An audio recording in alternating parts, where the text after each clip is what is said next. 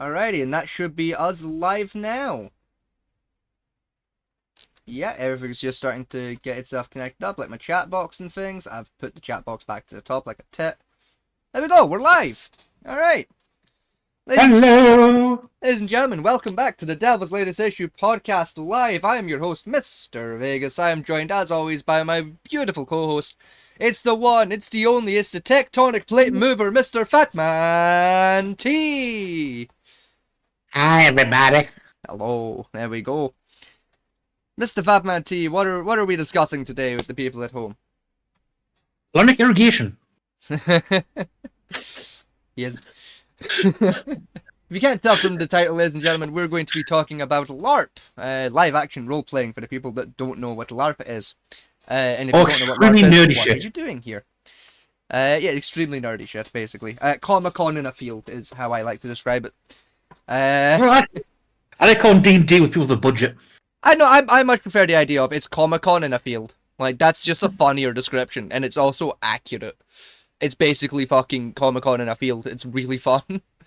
No, it's a good thing though. It is D&D with a larger budget. I mean, yeah. To be honest. I mean, you're not wrong, to be fair. I mean, I do airsoft, which is technically a version of, in a theoretical version of COD LARPing. I was gonna say it's Call of Duty, but like, again, a better budget. Yeah. No, it's weird though. I have seen kids come on the field and try and pull up. I saw one kid. Times, yeah. Came on with a sniper rifle, bolt action. Yeah. Come running because we're playing trenches. Come running towards us. Bear in mind, there's 10 of us there with full automatic rifles. And he's just trying to quickscope people. Just, Yeah. I've seen it too many times. It's always funny when it happens. Oh, my best one was I saw a kid try to do a 360 no scope. That was hilarious. Like I play laser. Like I prefer laser tag personally because it hurts less, and like I'm old. And like, I'm more than you, dickhead. yeah, but like I've got old people bones, you know. Like fucking, you know the gif of Optimus Prime from Transformers just fucking up a bunch of Decepticons. Yeah. Right? I honest to God, I saw like a fucking 14-year-old kid try to fucking laser tag once, and he got fucked on so hard. It was so fun. He was just like in the middle of the field with no cover, just fucking around with his friend who was on the other team. I just mean like 3 other guys just lined up, just like nah, just fucking open. We just held down that trigger to have to reload, stopped, hit the reload button, and then just continued. This guy just wasn't. He was just fucking about with his mate, not even realizing he's being shot at.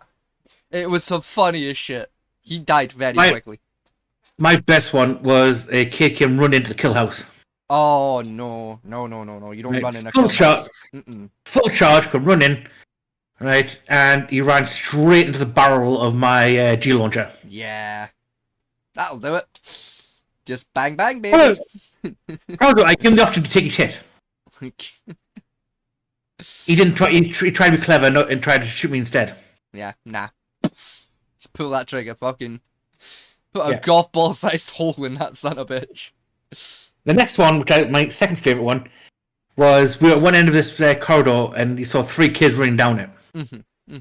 And we were rich that day, so we bought a load of Mark 9s. Oh, those who don't know what Mark 9 is literally a quarter stick of dynamite with a fuse, which you throw at each other. They hurt. They hurt a lot. It's supposed to be a fact bank, but they do have a very disorientating effect. They do. They fucking suck. We had 30 of those. Jesus Christ. And the same group of 5 kids kept trying to charge this corridor with no cover, and we just kept lobbing grenades down it. That's just bullying. That is actual bullying, Batman T. Jesus Christ. Probably they kept doing it. Oh, right. Very quick, before we continue on with the just funny stories, quick bit of housekeeping that we need to do. On Sunday just past there, we did a live show of the our D&D inspired show. The Ring of Fire. Yeah, Devil's Latest Dungeon, Reign of Fire. That's the one. Episode 2, the official episode 2, session 2. That's officially out. When it went out, though, initially, only about an hour of it was available. That was due to a behind-the-scenes fucky-wucky. That has been rectified, that has been fixed. You can now freely access that episode in its entirety. Once it's resolved, we'll be telling you all about it. Because we're going to name and shit the bastard who did it. Oh yeah, no, full-heartedly, yes. For the time being, just in case things go places, we're gonna Yep, shut the Cyberpunk. fuck up. But for the time being, uh, just in case, Kelly, we're looking at you. yeah. So it's fine. So yes, that's that. Any other housekeeping that we need to do? Is that a lot? The next one is at the moment. I know our streams look a bit different from what we used to have. Yes. That's because I changed it because my laptop is dying and I'm hoping to build my new PC by the end of October. Yes, Mr. Okay, Vegas done. it's the one handling the stream. Myself, I'm handling the stream side of things for the time being. I haven't ported all of the shit over yet for the show. I'll No. get to it. How am I able to hold the stream? I recently upgraded my Wi-Fi, so it's good enough to do the job now. I got that full fiber shit now, so it's great. We're also working on our IP still. IP? And that intellectual property, what the channel's going to be. Oh, right, I'm with you, yeah. Keep up with the times, my friend. I don't know. I thought an IP was like a music disc that the musicians do. Yeah, it's called IP first intellectual property. Like like the bands, they're like an album, singles, and then do an IP. EP, you twat. Oh. So what's an EP then? What's an EP then? Electronic production. Ah. Okay, that makes sense. That's when they release music straight like Spotify and shit, not to CD. Ah, I see. Okay, I'm with you. So what if, and hear me out here, they just called it a fucking single? Because a single actually refers to a single record that plays only one song. Yeah. When they release an album on YouTube, they don't call it an EP. It's not an EP, it's still just an album. They didn't make a new word for that. So why did they make a new word when it's a single? Because singles released physically, where EPs released electronically. Yeah, but it's still a single. It's the same thing. It's just published differently. So why has it got a different name? It's down to how the royalties work for it. Well, fucking just make the royalties the same. Make it the same rate. Fuck, it's so much easier. Just make it the same number. Make it 10% or some shit. I don't fucking know how royalties do. I don't care. I'm not a musician. Well, it's most down for things like Spotify, which don't give out royalties. The problem. Oh, so I think theirs is like ad revenue. Theirs is based on. Yeah, because I read you subscription based rather than yeah. Well, yeah, percentage of they basically purchase a licensing fee for a song for a certain X amount, and then they make their stuff back on the thing where most bands they sell a single on CD, they get a royalty for each CD that's sold. It's a weird. It's how the streaming CSP is working now. It's really fucking up how people make money in the sector anymore. Yeah, no, I can imagine. To be fair, because I can remember Black Widow. What's her name? Keira Knightley or something? Her name was. Oh, Scarlett Johansson. Yeah, she had a problem when she made Black Widow. Was she was getting all the royalties for 20% of the royalties from the cinematic release. Yeah, but she wasn't getting box office royalties. No, she was getting box office royalties and the cinematic release royalties. But what Disney did was instead of just I remember they released the movie on Disney Plus as well. Plus. At the same time, it was in cinema, and she wasn't getting the royalties from that. That was it. Yeah. Yeah, which completely fucked her over. Yeah, because most people don't go to the cinema anymore. Because let's face it, the cinema's a bit shit. Well, spend 30 quid at cinema or spend $7.99 a month to see the film you want. Yeah. Which I think everyone would rather just spend the $7.99. Now, defenders saying, well, it's during COVID, so we had to do something. It's like bullshit. Yeah, it was right at the tail end. Lockdown had finished up in that when they did it as well. Like, finished up, everything was getting back to normal, and they did it, and it's like, you dirty bastards. Yeah, effort though, Disney. You tried. Yeah. You gotta respect the hustle a little bit, but. But it's caused issues in this, say, Hollywood space now because of bullshit like that and how contracts are now written. Yes. Speaking of things being written, contracts and generalized trade, I have a prop here because this prop relates to a story. That's right, it's story time. You I did a thing a couple of days ago. I did a very impressive thing. got sex change. No, I went to visit my father. Because my dad's been looking after my dog Echo. He's been away on his holiday at my dad's for a couple of weeks. So you 'Cause finally got I the milk, did he? was, huh? So you finally got the milk.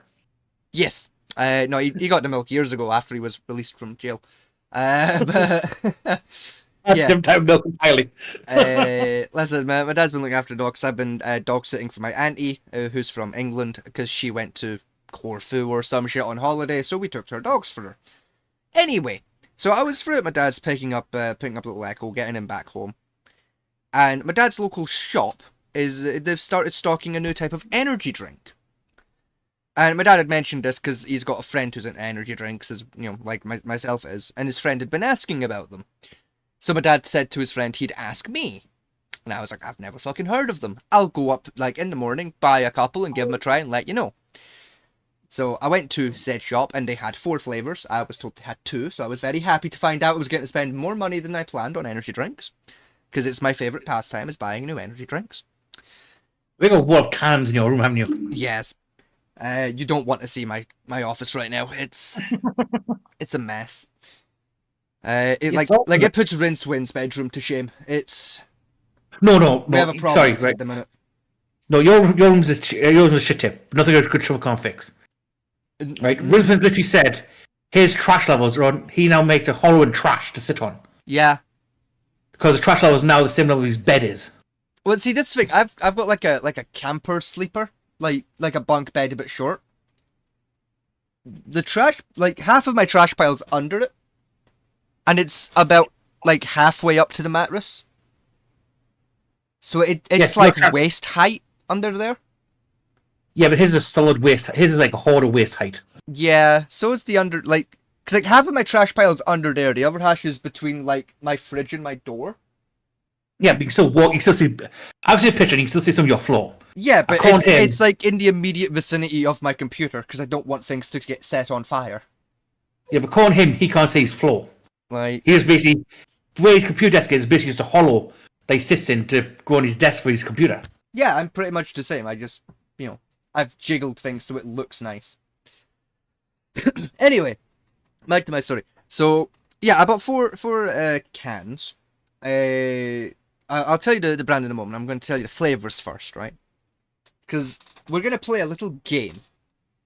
I'm going to tell you the name of the flavor, and I want you to guess what the flavor actually is. Okay? Sound good? I'm letting my dog out. Okay. Well, you let your dog out, right? I'll pick up the empty can that I need to pick up to do this game. Okay?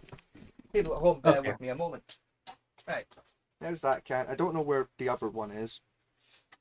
And the other one's over there, but I know what the flavour that one is, so it's fine. Alright? So, no, I don't, because they all have a funny fucking tagline to go with them. Bear with me.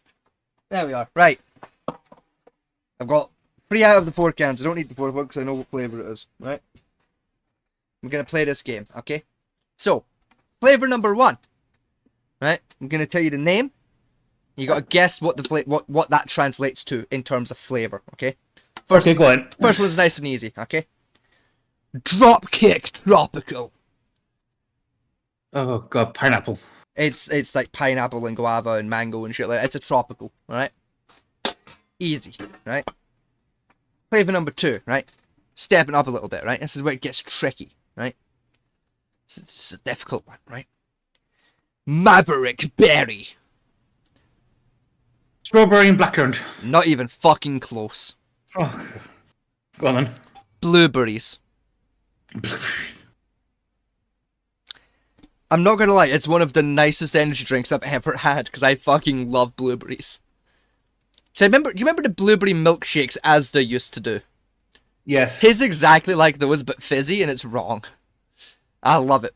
My weird little lizard brain is like, it's like a fizzy milkshake. That's illegal. I want more. Right? The third flavour, which I don't have on hand, but it's okay. I remember what it was called, right? Flavour number 3. Original.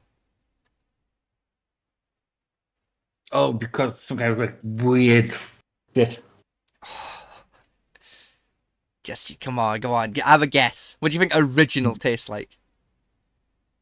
What flavor? Apple. No, it's not apples. Go on then. Iron Brew. I'm Because this energy drink, right? There's a fourth flavor. We'll get to it in a minute, right? This energy drink is called Power Brew, and it is the official Iron Brew energy drink.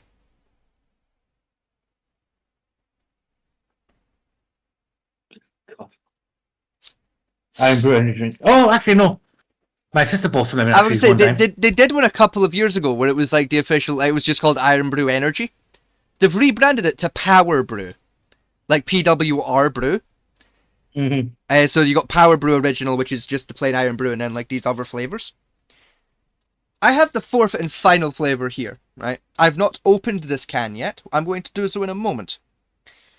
I'm going to tell you the name of the flavor, okay? And then I'm going to try it, and we're gonna see if it lives up to the name, okay? Because we know what the flavor's gonna be because of the name, okay? So we don't have to guess what the flavor's gonna be, right? Here's the name of it, right? Diablo Cherry. God knows him. I mean, I don't know about you, but I think it might be sour cherry.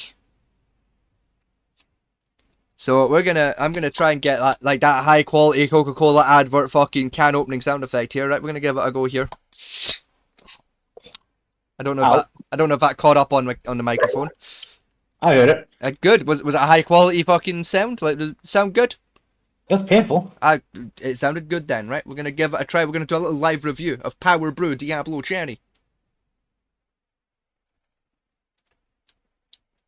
Holy shit! Whoa!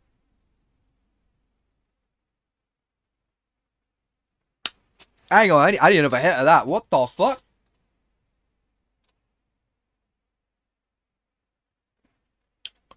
Oh! Oh! Oh! Oh! I don't know how I feel about that. Oh! You know, like the sour cherry sweeties that Haribo do that are just drenched in sugar and like will draw your cheeks together. Yes. It's that exact flavor. I genuinely think they've just melted those down, mixed them with some like fucking like some water and fizzed it. That is amazingly fucking sour. Oh. I tell you what, the after flavor is not too bad. The aftertaste it leaves in the mouth isn't too bad, but that initial hit, that's quite fucking... Oh. That's strong. Wow. Okay. Fucking... Well, speaking of fucking another customer review things I got this week, I bought the new D&D magazine. You did, but real quick before we get to that, I'm going to say... I'm going to give it a 6 out of 10. Alright. It's nice. Don't get me wrong, it's nice. I wouldn't go out of my way for it. Like if I went into a shop looking for energy drinks and there was other flavors on offer, I'd take those first. Like that. Yeah. It's nice, but it's a bit much for me personally. Although I will bump its score up to a 7 out of 10, just because I very much like the can design. I really like the can design on all of them. I think they've knocked out of the park with the can designs. Because they look like some of the monster ones and like Rockstar just look too busy. So they're trying to hit a vibe. It doesn't have that problem because it's just like a color that represents the flavor, and then like the Iron Brew logo with iron replaced with power, and they called it a day. Like it's quite simple and effective. I quite like that. Oh, yeah, that's a 10 out of 10. Just because of the can. Without the can, 6 out of 10. That was an unpleasant like 2 seconds when I did the very first hit. I was not ready for that. that was much stronger than I anticipated. The extreme Sour Patch Kids. Yeah, no, genuinely, yeah. Like Jesus Christ, I was braced for like, oh, it'll be a bit sour. I was not ready for like my cheeks to like draw inwards and touch. Like it took me off guard. Anyway, so you bought the new D&D magazine. I did, yes. Yes. Well, tell the people about it. You've already told me about it, but tell the people about it. Well, I'm going to tell you a bit more about it. I've sent a picture for you there. Oh. Of one of the items you got. Let me have a look. Where did you send that? Just how the Discord? Discord, yes. Where? Like in the server, or just as a DM? This is the DM. This is a DM. Ah, there it is. It's just come through now. Okay, let me have a little look. See. That's the dice set you got with it for free. It's a nice color scheme. I'll give them that. Like they look quite nice. It's a nice tin as well. I do like the tin. Like dice storage is a very important yet underlooked part of the game. So like, yeah, that is nice. Now we've got in the book. We've got the dices. You got a magazine type thing. You got the usual bits of crap like if you after like issue 2, you've got to basically order it from House Power Workshop directly. Yeah. So real quick, just for the people at home, because I've not put this up on the screen. The dice set is black black dice with red letters, and it's like it comes with a nice little metal tin that says D&D Adventurer on the lid, in black writing. It's quite nice. I mean, like this magazine cost me that's a nice set. It cost me like I think the magazine cost me $1.99 for this first one. Yeah. Right. Now, and they'll make the profit back from the subsequent fucking issues. Oh yeah, issue 2's like $5, and then issue after that's like £8. You better get some damn good shit with it then. Well, I'm sending you a link. I'm sending you another picture there now. This if you sign up for the mail order, you get this stuff. And that. Right, let's see. Alright, it's like little coupons to get like free isms, like dice jails. Wait a fucking tick. What's that? I know where they're getting that dice jail from, and that's ridiculous. That exact dice jail is on Amazon and fucking Temu. And I believe also AliExpress for like £3. It's one of the free things you get. Like, that's a piss take. I can get that off of fucking AliExpress and or Temu for £3. That's a piss take. But these ones I showed you here are specifically for if you like, you buy put it on order from the company itself. Okay. So you get to your door. You get them ones. Yeah. Think issue 2 you get more dice. Issue 3 you get like little figures and shit, like little plastic figures and that type of stuff with it as well. You then get what's called the Dungeon Dragons Adventure booklet, which is like a 4-page booklet about basically what's in the magazine, and then like how to roughly do a campaignish type thing. Then issue 2 you get more dice with issue 2. I'm not gonna lie, so far, not really seeming worth it to me. Like. Then after that, you get a introduction to combat guide. Okay, and you know what, actually, the divider is nice. I like the divider. That's a free gift when you order online. Like, I like the binder. Like, I would buy the binder. I'd pay a tenner for just the binder. Like, I always need more binders, so like that's nice. You get basically a rundown how combat works, and it gives you an idea of what a trial engagement would look like. Yeah. For the game, basic stuff like beginner players. Yeah. Then you get 4 character sheets. Yeah. Right, pre-made character sheets. They've already got characters built on them. Alright, and I'm going to give you the character sheets, the characters and the classes for it, as well as the stats. I was gonna say, are you just going to send them through? Like... I can read them if you want. If you just send them through, and like... I know it doesn't really help the people at home too much, because I can't pull them up on my screen, but like, we can tell... like, we can talk about them. You know? I don't know how else we can talk about the numbers, you know?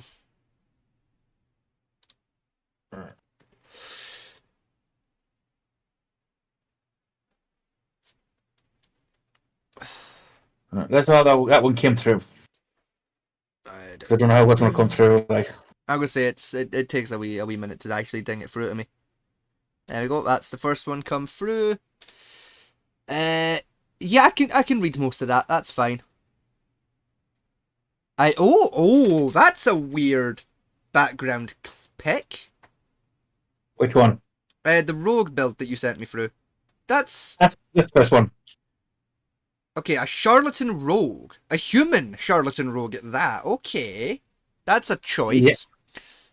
What stats Mm-hmm. did they give them? So is that what's that? It's a 10 for strength, 18 for Dex. 18 dex, 14 constitution, Constitution. 11 intelligence, 10 wisdom, 15 charisma. Okay, that's a decent build. That's a decent rogue build. I'll take Unpack that. 15, addition plus 4, 30 feet of movement. Yeah, that sounds right. Yeah. Hit dice 1d8. Yeah, again that sounds right. Yeah. Then weapons, you got dagger, rapier, and short bow. Yeah. Checks out. You got leather armor. You got a short bow. You've got some arrows. Yeah, that's perfectly fine. Yep. So that's not too bad, apart from the random 18 you get. Yeah. Which I get, like, to be fair, that's a pretty standard, like, stat distribution I've seen a few folk do before, so, like, that's fine. Mm-hmm. Don't mind that at all. The charlatan thing's what's got me hung up a little bit. Like, that's an interesting decision. I would never in a million years have put charlatan and rogue together, but okay. I can't read the personality traits in the other bits. I get the right there, but, like... personality traits. Flattery is my preferred trick for getting what I want. Okay, ideals. Checks out for a rogue. I'm creative. I've never run from the same con twice. Mm-hmm. Bonds. A powerful person killed someone I love. Someday soon I'll have my revenge. Flaws. I hate to admit it, and will hate myself for it, but I'll run and preserve my own hide if going gets tough. Okay, again, not a terrible setup for a rogue. Like, then the other stuff your side. You've got false identity, sneak attack, thieves chant, and expertise. Fair. That's a weird little build. Like, it's not the worst build I've seen. It's the charlatan thing that makes it a weird pick. Then languages, you've got common, goblin, and thieves chant. Which again, yeah, checks out. Next, we have a cleric acolyte hill dwarf. Okay. Yep. That's a fucking good AC for a cleric. Fucking hell. 18 armor class. Damn. And this is the problem, though, right? Here's the issue. That's getting the boost from the dexterity. That is, yeah. It's not. No, it's not. No, it's not. No, it's not because they're getting the chainmail. Hill dwarfs get a natural boost to armor rating. Do they? Yeah. Because they're only using chainmail, which I have for mine. So what have they got? They got strength 14, 8. Is that dexterity? The second one? Hang on. I'll get back in a second because I've got this little page to send you. 15 constitution, 10 intelligence, 16 wisdom, 13 charisma. Yeah, again, I've seen worse cleric attempts. That's fine. Dexterity 8. Yeah, so it's the 8 for dex. Common dwarvish. Don't know. Common dwarvish, elvish, halfling. Thank you. Yeah, checks out. Light crossbow, warhammer. What's that third weapon? Guiding bolt. Thank you. Guiding bolt. Then you got dark vision, splendid for life, dwarven resilience, dwarven toughness, spellcasting, and stone cunning. Yeah, that all checks out. Personality traits, you have nothing can shake my optimistic attitude. Ideals, I am charitable, always try to help out those in need, no matter what my personal cost. Bonds, I owe my life to a priest who took me in when my parents died.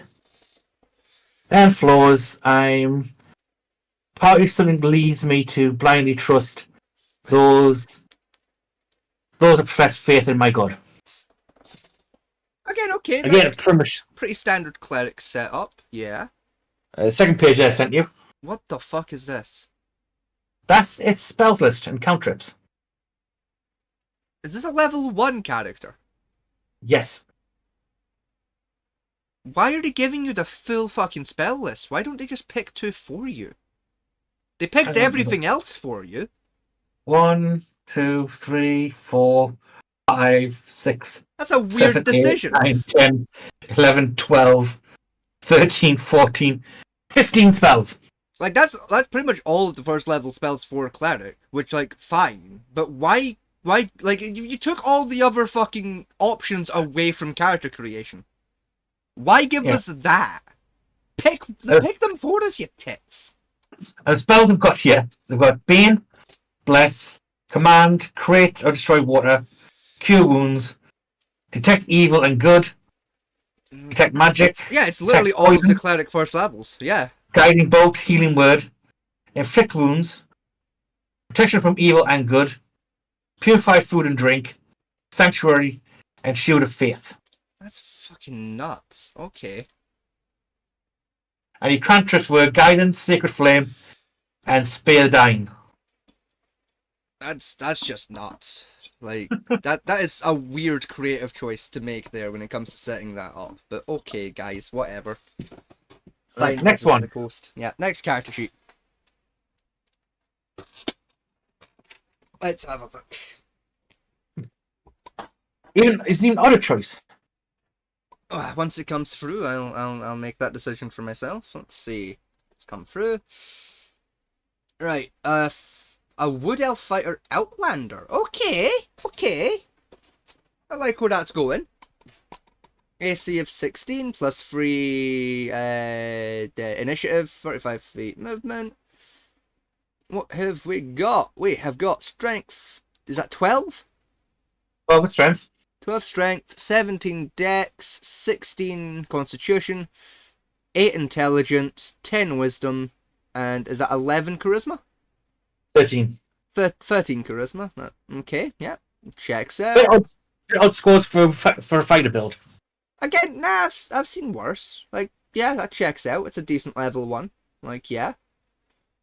What's his weapons? He's got longbow, short sword, and axe and quarterstaff. That'll be why he's going for a higher dex setup, is to take quarterstaff. Mm-hmm. Armor, yeah, that's fine. Where's his? There it is. Leather armor, yeah, checks out. Quarterstaff, yeah, He's got some arrows, Not seeing anything too unusual there. Not basic tank. Yeah, pretty standard. The Wood Elf is a fun little choice. Yeah. I wouldn't have gone with a Wood Elf Outlander either, but if you're going for a quarterstaff build, it's a decent pick. The personality traits you have, I feel far more comfortable around animals than people. Again, okay, for a fighter, that's a weird pick. Ideals, I embrace change. Life is like a season. Encounter change and must change with it. Makes sense. I suffered awful visions of coming disasters and will do anything to prevent it. That's bonds. Hang on a fucking minute. What? Wait, why? Whoa, hang on a fucking minute. I see exactly what build they're trying to make here. And they have done it in the weirdest fucking way. This reminds me more of a ranger than it does a fighter. They're doing a monk build, but they're using fighter. Yeah. Just use monk, you tits. And the last one, the floss. There's no room for caution in my life. My life's lived to the fullest. They're literally just doing a... Jesus Christ. Okay, that is a weird fucking pick. Okay. Then you've got, for the rest, the traits and feats. Dark Vision, Fair Ancestry, Fleetfoot, Mark of the Wild, which is a ranger, not a fucking fighter trait. No, Wood Elves can pick it up. Second Wind, Trance, Wanderer, and Fighting Style Archery. What? Yeah, Fighting Style Archery, which is in the Fighting Style list for a basic fight. Because in this is supposed for like, as far as I know, these are supposed to be like from the handbook. Right, so base handbook only. You're right. That isn't. No, it is. Fighters can pick up archery. It is not level 1 they can't. Yeah, they can. It's not, because I've got the player's handbook. It's not there. It should have done that. So why are they doing such a fucking... What the fuck? The only trait that could come close to archery would be crossbow expert. Archery is only for rangers. No, it is in the fighter list under fighting styles. It is there. What the? So what? Again, that is a weird little build. Like, okay. I've also got pictures of the character for you, by the way. Like you're right. That like you're right. It would make a much better ranger than a fighter. Yeah. It would be a much stronger ranger. It is specs for the ranger build. Like ranger and or monk either would be a stronger pick. Why did they do it like this? I have no idea. That is such a weird fucking choice, but okay. Alright. Last one. You get 4 of these. Yeah, final build. This one's gonna be the weird one. This is gonna be the real fucking out there option, innit? Yep. Let's fucking see. How out there does this get? Fucking. Let's find out.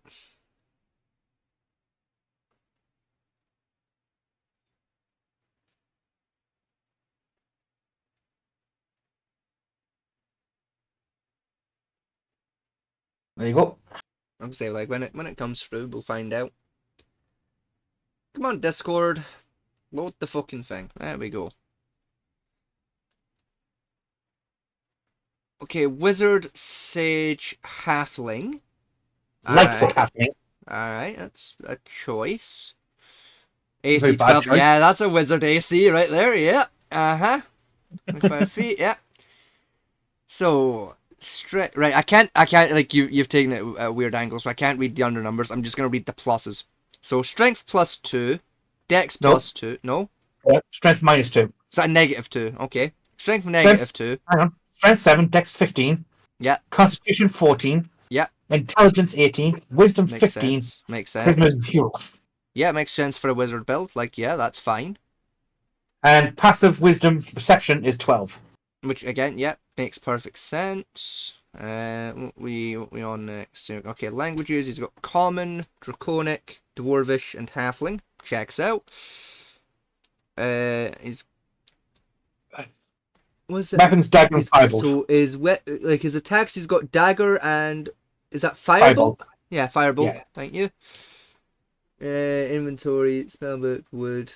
Wood? Wand, brain. Fucking... Come on. Yeah, that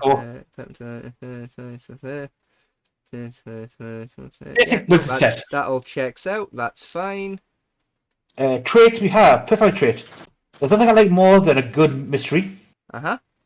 Ideals. I value my self-importance. The goal of my life is to study for the betterment of oneself.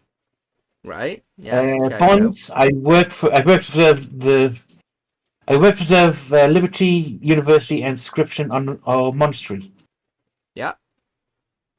And flaws. Most people scream and run when they see a demon. I stop and take notes. And it's autonomy. Alright, yeah, that's a fairly standard halfling build, like for a wizard. Yeah, that's fine. Then feats, you've got Arcane Recovery, Brave, Halfling Nimbleness, Lucky, Natural Stealthiness, Researcher, and Spellcasting. Yeah, that's just the first level wizard spell list. That's fine. Yeah. And the yellow picture of a halfling on the side of it. Yeah. Okay, that's not as out there as I was ready for. I was ready for something fucking weird. Makes a weird party mix to get together, to be honest. Oh yeah, the full party together. That is. But like, on their own, they're fine, I guess. That fighter, no. if I'll be honest, if a player rocked up to my table with that character sheet, I'd take them aside and help them optimize that to be correct. Alright. Now, that is the weirdest fucking way I've ever seen anyone attempt an archery build. Now, in the magazine, you've got basically a let's play, word about how D&D works. Yeah. Structure of play, that type of stuff, so not much. Then you got bits for the Dungeon Master, tell how Dungeon Master how to do their job. Again. Then you got introduction to playing characters. So these are sections that's in the game to explain how the thing works. For a character sheet. Yeah. Then you got introduction to species. And that's then classes. Introduction to that. Then introduction on equipment, basic stuff. Then you've got like a section on law. Now this one they've got Fandolin from Lost Yeah. Mines Fandelver. Yeah. Yeah. Give you a little map and tells you the map. Then at the end of it they've got what's called an encounter section. Yeah. Now this encounter Let me section, guess. Is it a roll table? nope. It's actual map and full encounter list. Okay. Alright, and this is no, for low-key, that is handy. this force called King Under the Hill. Mm-hmm. And hang on, King tell you of what. there's a very similarly named encounter in another campaign book somewhere. I think it's actually one of the Mines of Phandelver ones. It rings a bell. I've run a similarly named encounter before. Hang on, what do? I think the one that's with Mines of Phandelver is called King Within the Hill or something like that, or King of Winter's Hill. It's something along those lines. I double check, but like I don't know where my Mines of Phandelver kit is right now. It's in storage somewhere. So people at home, someone Google that for me. I'd Google it myself, but I'm busy. Yeah, it's been busy. I need to text my landlord quickly.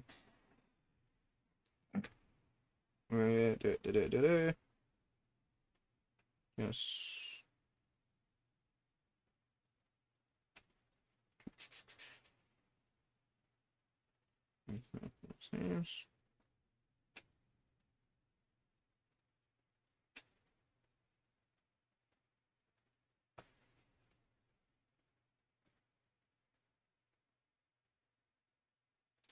I've asked my landlord if she can bring me some rolling papers because I've left all my rolling papers downstairs. Oh wait, no, never mind. My papers are right here. Hang on.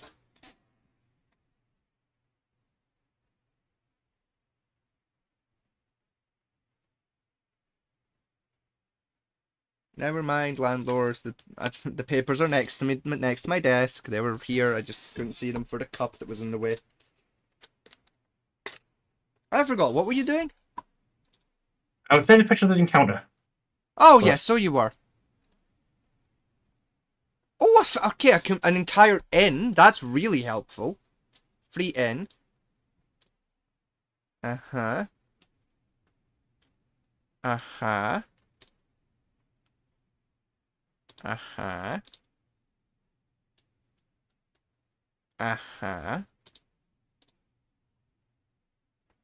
Cranium rats. Wow, okay. Fucking you lads dug deep for them. Okay. Uh-huh. Uh-huh. So, normally I've a stone hill and have a rat swarm. Okay. Alright, pretty simple, standard, just, yeah. Fucking arrive. I'm assuming you either get attacked by rats immediately or there's like a guy there to be like, oh, help, there's rats. I think it's the. If I remember when I read through the encounter last time, it's basically Hal Busman from Tower, Stonehill Inn, Woodhouse Pals, Trade Fork, Down Frontier. Yeah, basically a guy comes in. Probably supposed to take an hour and a half, an hour, 2 hours. Fuck Doesn't off. count. I mean, there's what, 7 scenes? Now let me double 7 check. scenes, yeah. Yeah, 7 scenes. And you're up against cranium rats. Hour and a half, my fucking left ball sack. Oh no, 7 key locations in it. Yeah, 7 scenes. Yeah. What's it? An hour my arse. Like fresh, brand new players who have never touched anything before. Yeah, about an hour, maybe 2. I think that's what it's geared towards. Someone who's at least played Skyrim. Like, half hour? 40 minutes, maybe? Maybe probably through 40 minutes. Like 7 scenes against simple fucking cranium rats. Nah, dog, that's not gonna be that tricky. That's not gonna be an hour of bullshit. Even with the shitty builds they send you, it's not gonna be that long. I think the magazine's not geared for anyone who's. Yeah, it is more geared towards like brand new players, but like even then, you have to give them the benefit of the doubt of they've probably played something like Skyrim at least once in their life. Yeah, so again, for the price point, it's hard to say. I mean, for the sake, for the later issues better be damn good at £10 a go. Like, the first issue for what, £2, you said? But it's £2. The next one after that is fiver. So issue 2, you get another set of 7 gold dice. Mm-hmm. An exclusive inventory map. Yeah, it's like issues 1 and 2, to the sound of it so far, seem like, yeah, for the price they're asking, like, fine.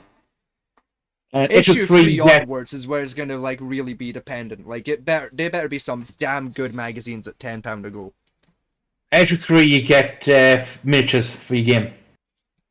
They better be some damn good miniatures. No, the busy bear. Like, they better be pretty. They better fucking look nice. They better not be painting them yourself kind of things. They better have been, like, hand-painted in the factory for me kind of pretty at £10 a go. There you go, that's the miniatures.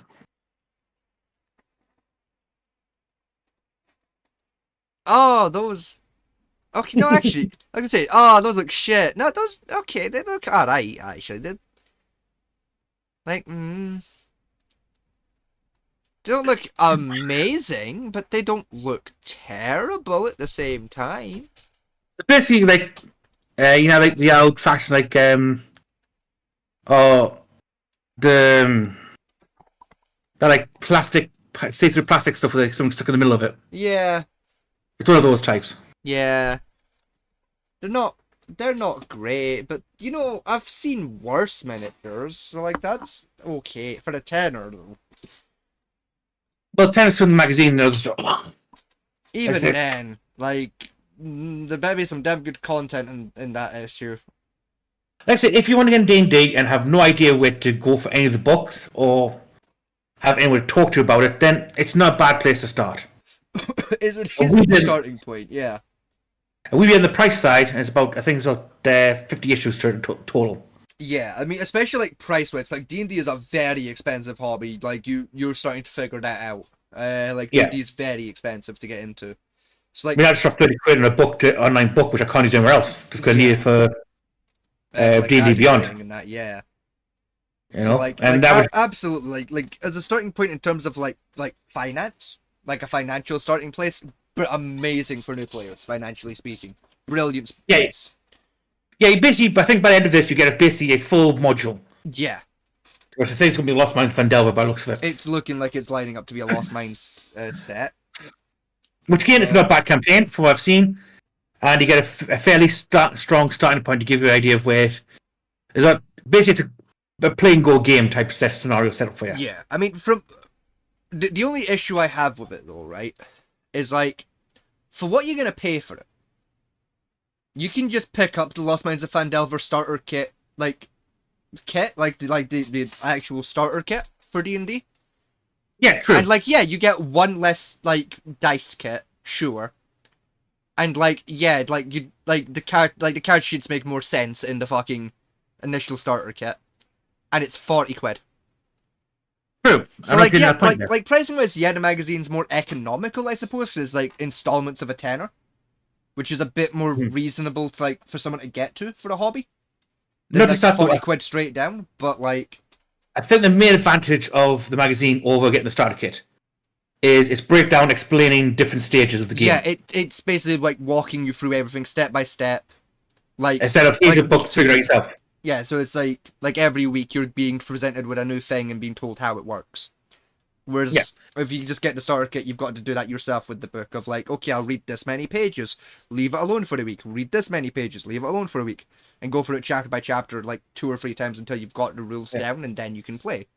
So like, give you tips on how to be a DM, how a DM should run it, that type of stuff. Which you don't get a lot. The Lost Mines of Phandelver like kit also has shit like that in it, like for the person running the campaign. Yeah, but remember, Lost Mines of Phandelver kit's written by Wizards of the Coast, which we've already experienced. Wizards of the Coast are about as good writers as a child with an AJ fit high on sugar. Mm-hmm. You know, you have a better chance of reading Doctor's handwriting than you have reading that fucking thing. Yeah, it's why, like, especially when I run Lost Mines of Phandelver, like depending on like what party I'm playing with will dictate how much I do this. But like, I will just throw those scripts out of the window and do my own thing with it. Like, I'll slightly change what order some of the quests are going to happen. Sometimes I'll straight up just skip quests. Where it's like, okay, take them to do this quest next. I'm like, no, we're not doing that quest. That quest takes 3 hours. No, thank you. We're going to skip it because it's not necessary for the story. You know, like... I'm watching like the hardcore playthrough from World of Isle. Mm-hmm. Mm-hmm. And they're basically on their campaign. What he's doing for his class hardcore mode, like say, got the character, everything's rolled for the character sheets. Yeah. Which is in the ass itself at times. Then what he's doing is he's not restricting them to where they go. Mm-hmm. He's not railroading. They basically choose where they want to go and what they want to do. But what he's doing is rules are as written. Yes. Which they would have read through any rulebook for D&D. Is a nightmare. It's absolute twat because none of the rules make sense. Yeah. It's a nightmare at times. Like Vegas' biggest one he has at the moment is crossbows. Yeah, no, the crossbow rules make no fucking sense whatsoever. Yeah. How does it become less accurate at point blank range? Someone explain how anything is less accurate at point blank fucking range. If I've got a gun 2 inches from your skull and I miss, frankly, I deserve to be taken out of the game. I deserve to turn that gun around and shoot myself in the skull. But much like 80% of your soldiers in fucking XCOM. He was 3 feet in front of you. You have a 5.56 fully automatic assault rifle. How did you miss the 6-foot-tall alien? I think my worst one for that one was fucking XCOM. You're sitting there with a high-powered sniper rifle. Yeah. Basically point-blank range to the guy's skull, and you miss. Yeah. Because the little percentage thing when you're playing as a sniper, this issue is still present in XCOM 2 today, by the way. Right? When you're playing as a sniper, at close range, you do get a debuff, and it explains why. It's because of the scope. He can't see through the scope probably because it's too short a range. It's not optimized for short range. Makes perfect sense. But when it gives you the little percentage idea for how good chances you are of going to hit that fucking shot, it doesn't factor that buff into that fucking percentage that it tells you. But it does factor into the fucking maths behind the scenes. So you think you've got a 100% chance to hit, but in truth, you've got a 60% chance to hit. Well, I get though, at point blank range with a sniper rifle, I don't need the scope. Yeah, but it's fine. You accept this logic and go with it, because it tells you about that logic if you pay attention. But also, if you're 15 hours deep into the campaign, you've forgotten that that's a thing. And you think, oh, I'm guaranteed this shot, I'll take this shot, it's basically a free kill, and then you miss. And then you get annoyed because it said 100%, but that's because it lied. It was actually closer to a 60% to hit. Because of the debuff. But yeah, everyone knows D&D, so... Fucking XCOM, I think for the new players who want to get into the game, who find it hard to read, understand Wizards' ADHD rather brain, and writing things, it's a good starting point. A little bit on the price side, but a lot of these magazines are these days. Yeah, it's definitely a good starting place. I mean, I probably won't buy any more of it, to be honest. Because, to be honest, I've got ADHD with brain anyway, and I'm already too deep in the rabbit hole. Yeah, which, that's, D&D is like that. It's a 50-50 when you get into it. You're either going to, passively kind of like it and not really get too deep into it, or you're immediately going to get the urge to buy 800 sets of dice, all of the books, all the figurines, and all the shit you can get relating to it. It's a toss-up. It's one of the two you will be cursed with. Now, whether you have ADHD or not. Now, one thing I will mention, right, before we move on. Have you read the rules for 5e crafting? A very long time ago, yes, but not recently. Right, recently I went through them because I was trying to buy armor for the Sunday game. Yeah. Right, do you know how much of my armor I can make per day? I remember correctly. Isn't it 2 pieces a day for chainmail, or is it 3 maybe? It's been a long time, so I'm not that sure, honestly. For 8 hours working on your crafting piece per day, right, you can make 5 gold worth of the total sale value of the item.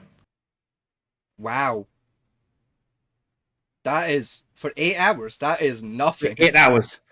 So basically, say I was crashing, there's a basic chainmail, which is 75 gold. That's 6-7 days. That's a full week of fucking smithing.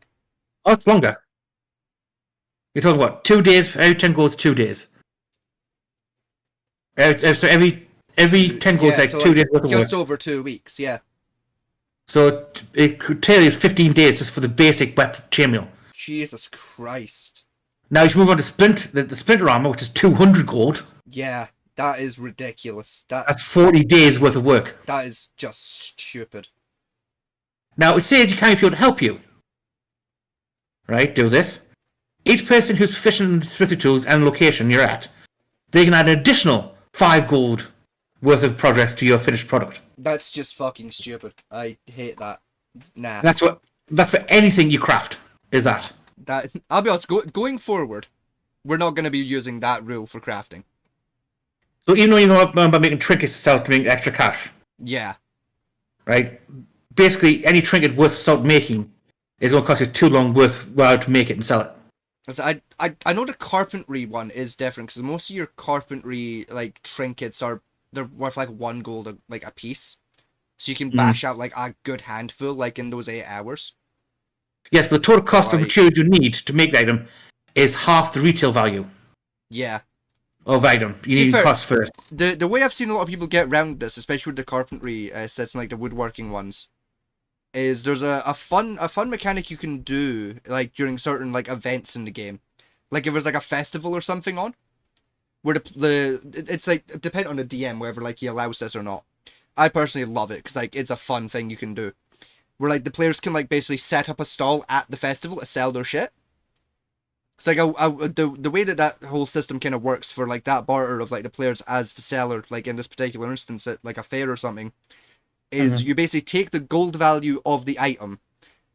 If I remember this right, it's the gold item of what you're selling. Plus, if I remember it, I think you roll like a D100 or something.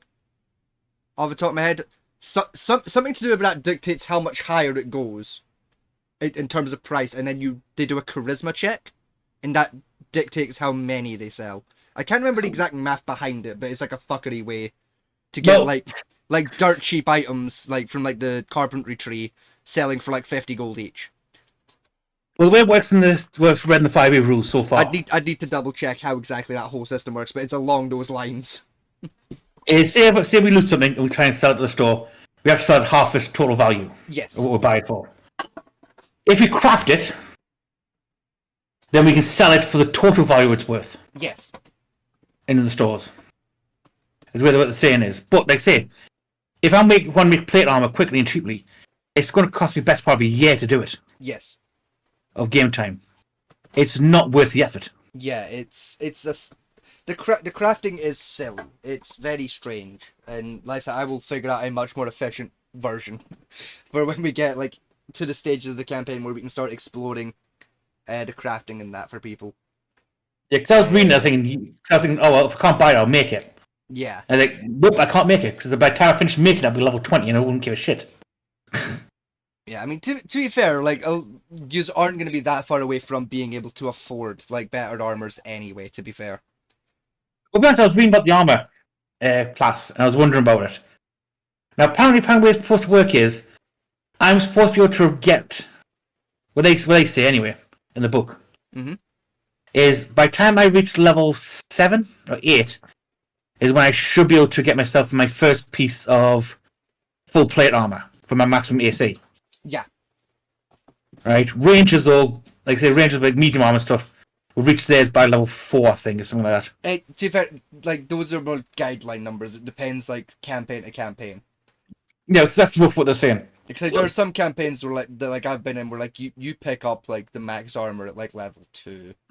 And you get it because you got lucky on a loot table. You know, like, it's why I don't personally like loot tables as a thing. Of like, oh, let's roll a dice and randomly decide what rewards you're gonna get for your time. It's like, no! That's how bullshit happens! Let's sit down and methodically plan out what they're gonna get for their time. Yeah, so that it's a fairly balanced reward. To say, I'm reading a small band hideout. Oh look, he's Excalibur. Yeah. Or like, even worse, if like you spend 6 hours killing a troll, and like rate his corpse and like his belongings, and he's got 2 cabbages and a carrot, and like 40 gold. And it's like, that took all day. Rapier. Yeah, and it's like, that took me all day to kill that, and I got like 100 gold out of my time. Neat. Oh, you kill it. Oh, wait, you kill it. I've seen that happen once. I was watching a video. You kill a trash and you get an iron dagger out of it. Yeah, yeah. It's why I fucking hate roll tables, and you'll never see me use roll tables for loot. Yeah. It's rare you'll see me use roll tables in general, to be honest with you. Even cause like I do like them to an extent when it comes to like random encounters like during travel. That can be a Yeah. lot of fun. But I agree with that one because they say you don't know what's going to happen when you're traveling like long distances. yeah, but I like mean, I'm not prepared to be short. like for me personally, like especially like again when I've got a party like you guys of like newer players, it can be kind of mean at times because like a lot of those encounter tables like even ones a DM will set up himself, like you'll purposely put ones in there for later in the campaign. And you'll pick like a weird number for it, so it's unlikely to happen, like a 14 or some shit, right? Yeah. And like it adds that like danger in there of like at any moment you Chuckle Fox could accidentally roll a 12 and then a Tarask turns up and you're all fucked. And I Yeah. don't like that. I don't like that danger's there. You know, like I'll sometimes set up like a simple like roll table for it of just like fuck, here's like 4 encounters I've pre-planned out of how they're gonna work, what exactly you're gonna be up against. I've got them pre-made, ready to run. If you roll for them, it's fine. You know, there's nothing too dangerous there, but like 9 times out of 10, I'm just gonna pre-decide like ahead of time, like okay, when we make the transition from like this location to here, at some point along the way, you're gonna get ambushed by this group of bandits. Let's set up the encounter for that and just like do it that way. Well, a lot of DMs Because call that it railroading. saves. It's not even about like it is technically railroading, but like for me, like it's because it makes my life easier. For one, it means like there's never gonna be a time where like a random encounter is gonna happen and I've got like 4 minutes to set it up, which like takes 4 minutes out of the actual game time because I've got it pre-ready to go. Mm-hmm. And like it's like for me, railroading is basically me taking the choice away from the players and going, no, you will do this thing. And it's like, like doing the encounters the way I do them. Like I will sometimes still get you to roll for it, but it won't be Yeah. like a roll table roll, whereas you roll like a D100 and that it'll be something like, oh, roll like a I don't know, like a D100 anyway, but like if it's lower than a 50, you get ambushed. Like I'll do it a way like that sometimes, or we're like either way, like no matter what number you roll, if it's under 50, you're doing this encounter, get fucked. So, like if it's over 50, we skip it, and like we save it for next time. You know, like it's I kind of do it that way because it is dirty and underhanded, but like it again, it just kind of makes life for the dungeon master easier. Which, especially when I'm running a campaign with Chuckle Fox like yourself in particular, Fatman T, Oh, the good more that do. the easier my life can be made, the better. Because like you have this nasty habit of complicating shit. Like Kid shit. I mean, you really do like springing on me randomly when I'm doing a quick shopping trip for you guys of just like, hey, I want to do like this thing and buy this armor. It's like, okay, you've put too much thought into this. You have a plan, and I don't like it. You're planning something, and I'm not going to enjoy what you have planned. So like, no. And then when I'm trying to like kind of like veer you away from it, being like, no, fuck off, I'm not ready for you to do this kind of shit yet. You spent like basically waste half an hour of trying to argue the point and be like, no, but what if I do it this way? And it's like, no, fucking go somewhere else. Yeah, but what if I try the door and like go talk to the blacksmith personally? The blacksmith has locked the doors. Leave. Go buy something else from someone else. Stop being a dickhead. No, but like, what if I tried a window? Fucking come here. You know, like, when I got dickheads like you in the party, you know, the easier I can make my life, the fucking better. Like, it's... But I as don't know well, who's like, it's especially like with Sunday session, because like you specifically brought up on Sunday session, like, oh, you're gonna do a roll table like for encounters. It was very much because you had a roll table in hand and wanted to show off, and which like I noticed, but like it's fine.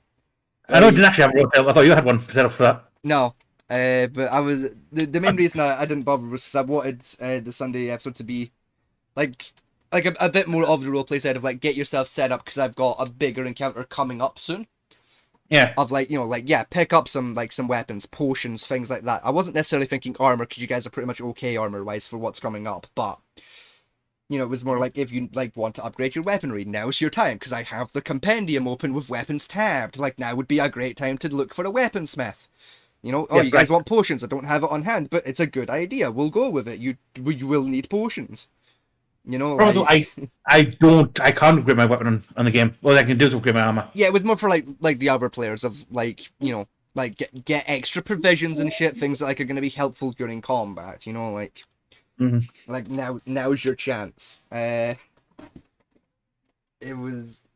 I mean, the only thing I found recently what someone's done, which I thought was quite a cool idea, Mhm. was one of the characters playing a very old character. Yes. I think he's a tiefling. He's about 120 or something. Yeah. So couldn't have life. So what he's done for that is he rolls the D100 every day. Yeah. So after every long rest. Now, depending on how the number is, depending on how well he's feeling that day, to how well combat works. Yeah, to figure out, like, do I get a debuff to, like, dexterity because, like, I fucked my back, or, you know, like... Yeah. And basically what he said it was, like, if he rolls a 1, he's dead. Yeah, he died in his sleep. He passed away Yeah. overnight, you know, like... Now, every day that passes, that number increases by 1. Oh. I really like that, actually, like, that is a really fun idea. Yeah, so, like, after two, like, I think it's about 4 days, yes, if it's a 1 or a 2, he dies instantly. Like, That just keeps I'd going up, take that particular bit out of it, like, the rule table, like, increase the chance of death, like, by every day. While it's a fun idea and, like, kind of makes sense, like, you don't want to be, like, really into it and then, oh, I'm dead. Because, like, your rule table got too high and you were guaranteed to die. You know, like, you don't want that. You know, it's like, personally, I'd switch that out, but, like, other than that, that's a fun idea. I like it. Yeah, especially like someone might say, "Oh, I'm being a smartass and playing like a 500-year-old wizard." Mm-hmm. Okay, then your choice. You have to do this every day now. Will you actually get out of bed in the morning? Yeah, will you be able to stand up today, or are you going to need like the group giant to carry you on his shoulders, like he's got a papoose specially made for you? Like how we doing today? Like, How senile are you going to be today? Mm-hmm. Like, has dementia kicked in overnight? Like, is it going to be a senior citizen kind of a day? Like, I think one of the mangas I was reading has got like a wizard who's the powerful wizard ever. He's lived a long time. The problem is what he keeps forgetting. All his spells are. Yeah, he's just got dementia or Alzheimer's or some shit. And he can't remember the spells. Yeah, so half the time he's been trying these powerful spells. Like, now what was that again? It's either like what's the words for this spell again, or what the fuck does this spell do again? And then he does it, and like just a city explodes in the distance. He's like, oh shit, that's what that spell does. Oh. Or one once is he forgets it again. One once the party's there, run against a load of undead, and they run away. He joins the undead thinking he's actually dead himself. Yeah, that sounds about right. Yeah. He's that ancient and type shit. It's like, what the fuck? The undead themselves don't even question. It's like, yeah, you look dead. Like, sure, you're one of us now. Sure, you look like you're about a 900. Fuck it. Like. Yeah, or he casts a teleport spell, gets it wrong, and ends up teleporting himself into a wall or something. Yeah, he ends up in South Dubai on accident. Like, oh fuck. Not yeah, what I was that kind of for. Fuck. Yeah, that's the kind of bullshit they've got their wizard doing. I think for a wizard, someone who wants to play a powerful wizard, it's quite a fun concept. It's a really fun idea, and I always appreciate it when like players do creative things like that, where they come to me with like a character idea like that, of like they've got a fairly basic standard character, but they have a weird little ism to the character that makes it more fun. Yeah, it's like with Glitter's character, with like the drug addiction thing. I love that concept so much.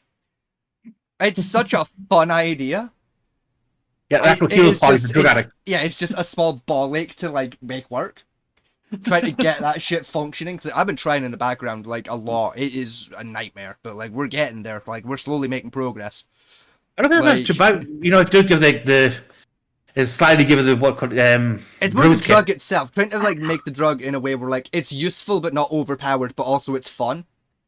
Where like the benefits and the negatives to it are like a hindrance, but a fun hindrance, and like not making it too overpowered, and trying to like balance it out has been a fucking nightmare. It's like someone made arcane vapes in the game, where if you took a hit of a vape, you get to do a breath attack of that type of vape. And he says, what happens if you have to roll Constitution save every time you do it? What happens if you feel it? Well, you get addicted, and they're quite expensive to buy. And if you can't get one, you have to roll I think it was like a mental check.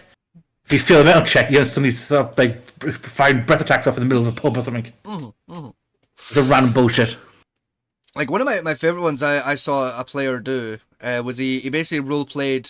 It essentially like the backstory to the story I heard about it was fucking like in real life he was he was either a cancer patient or a cancer survivor. It was one of the two.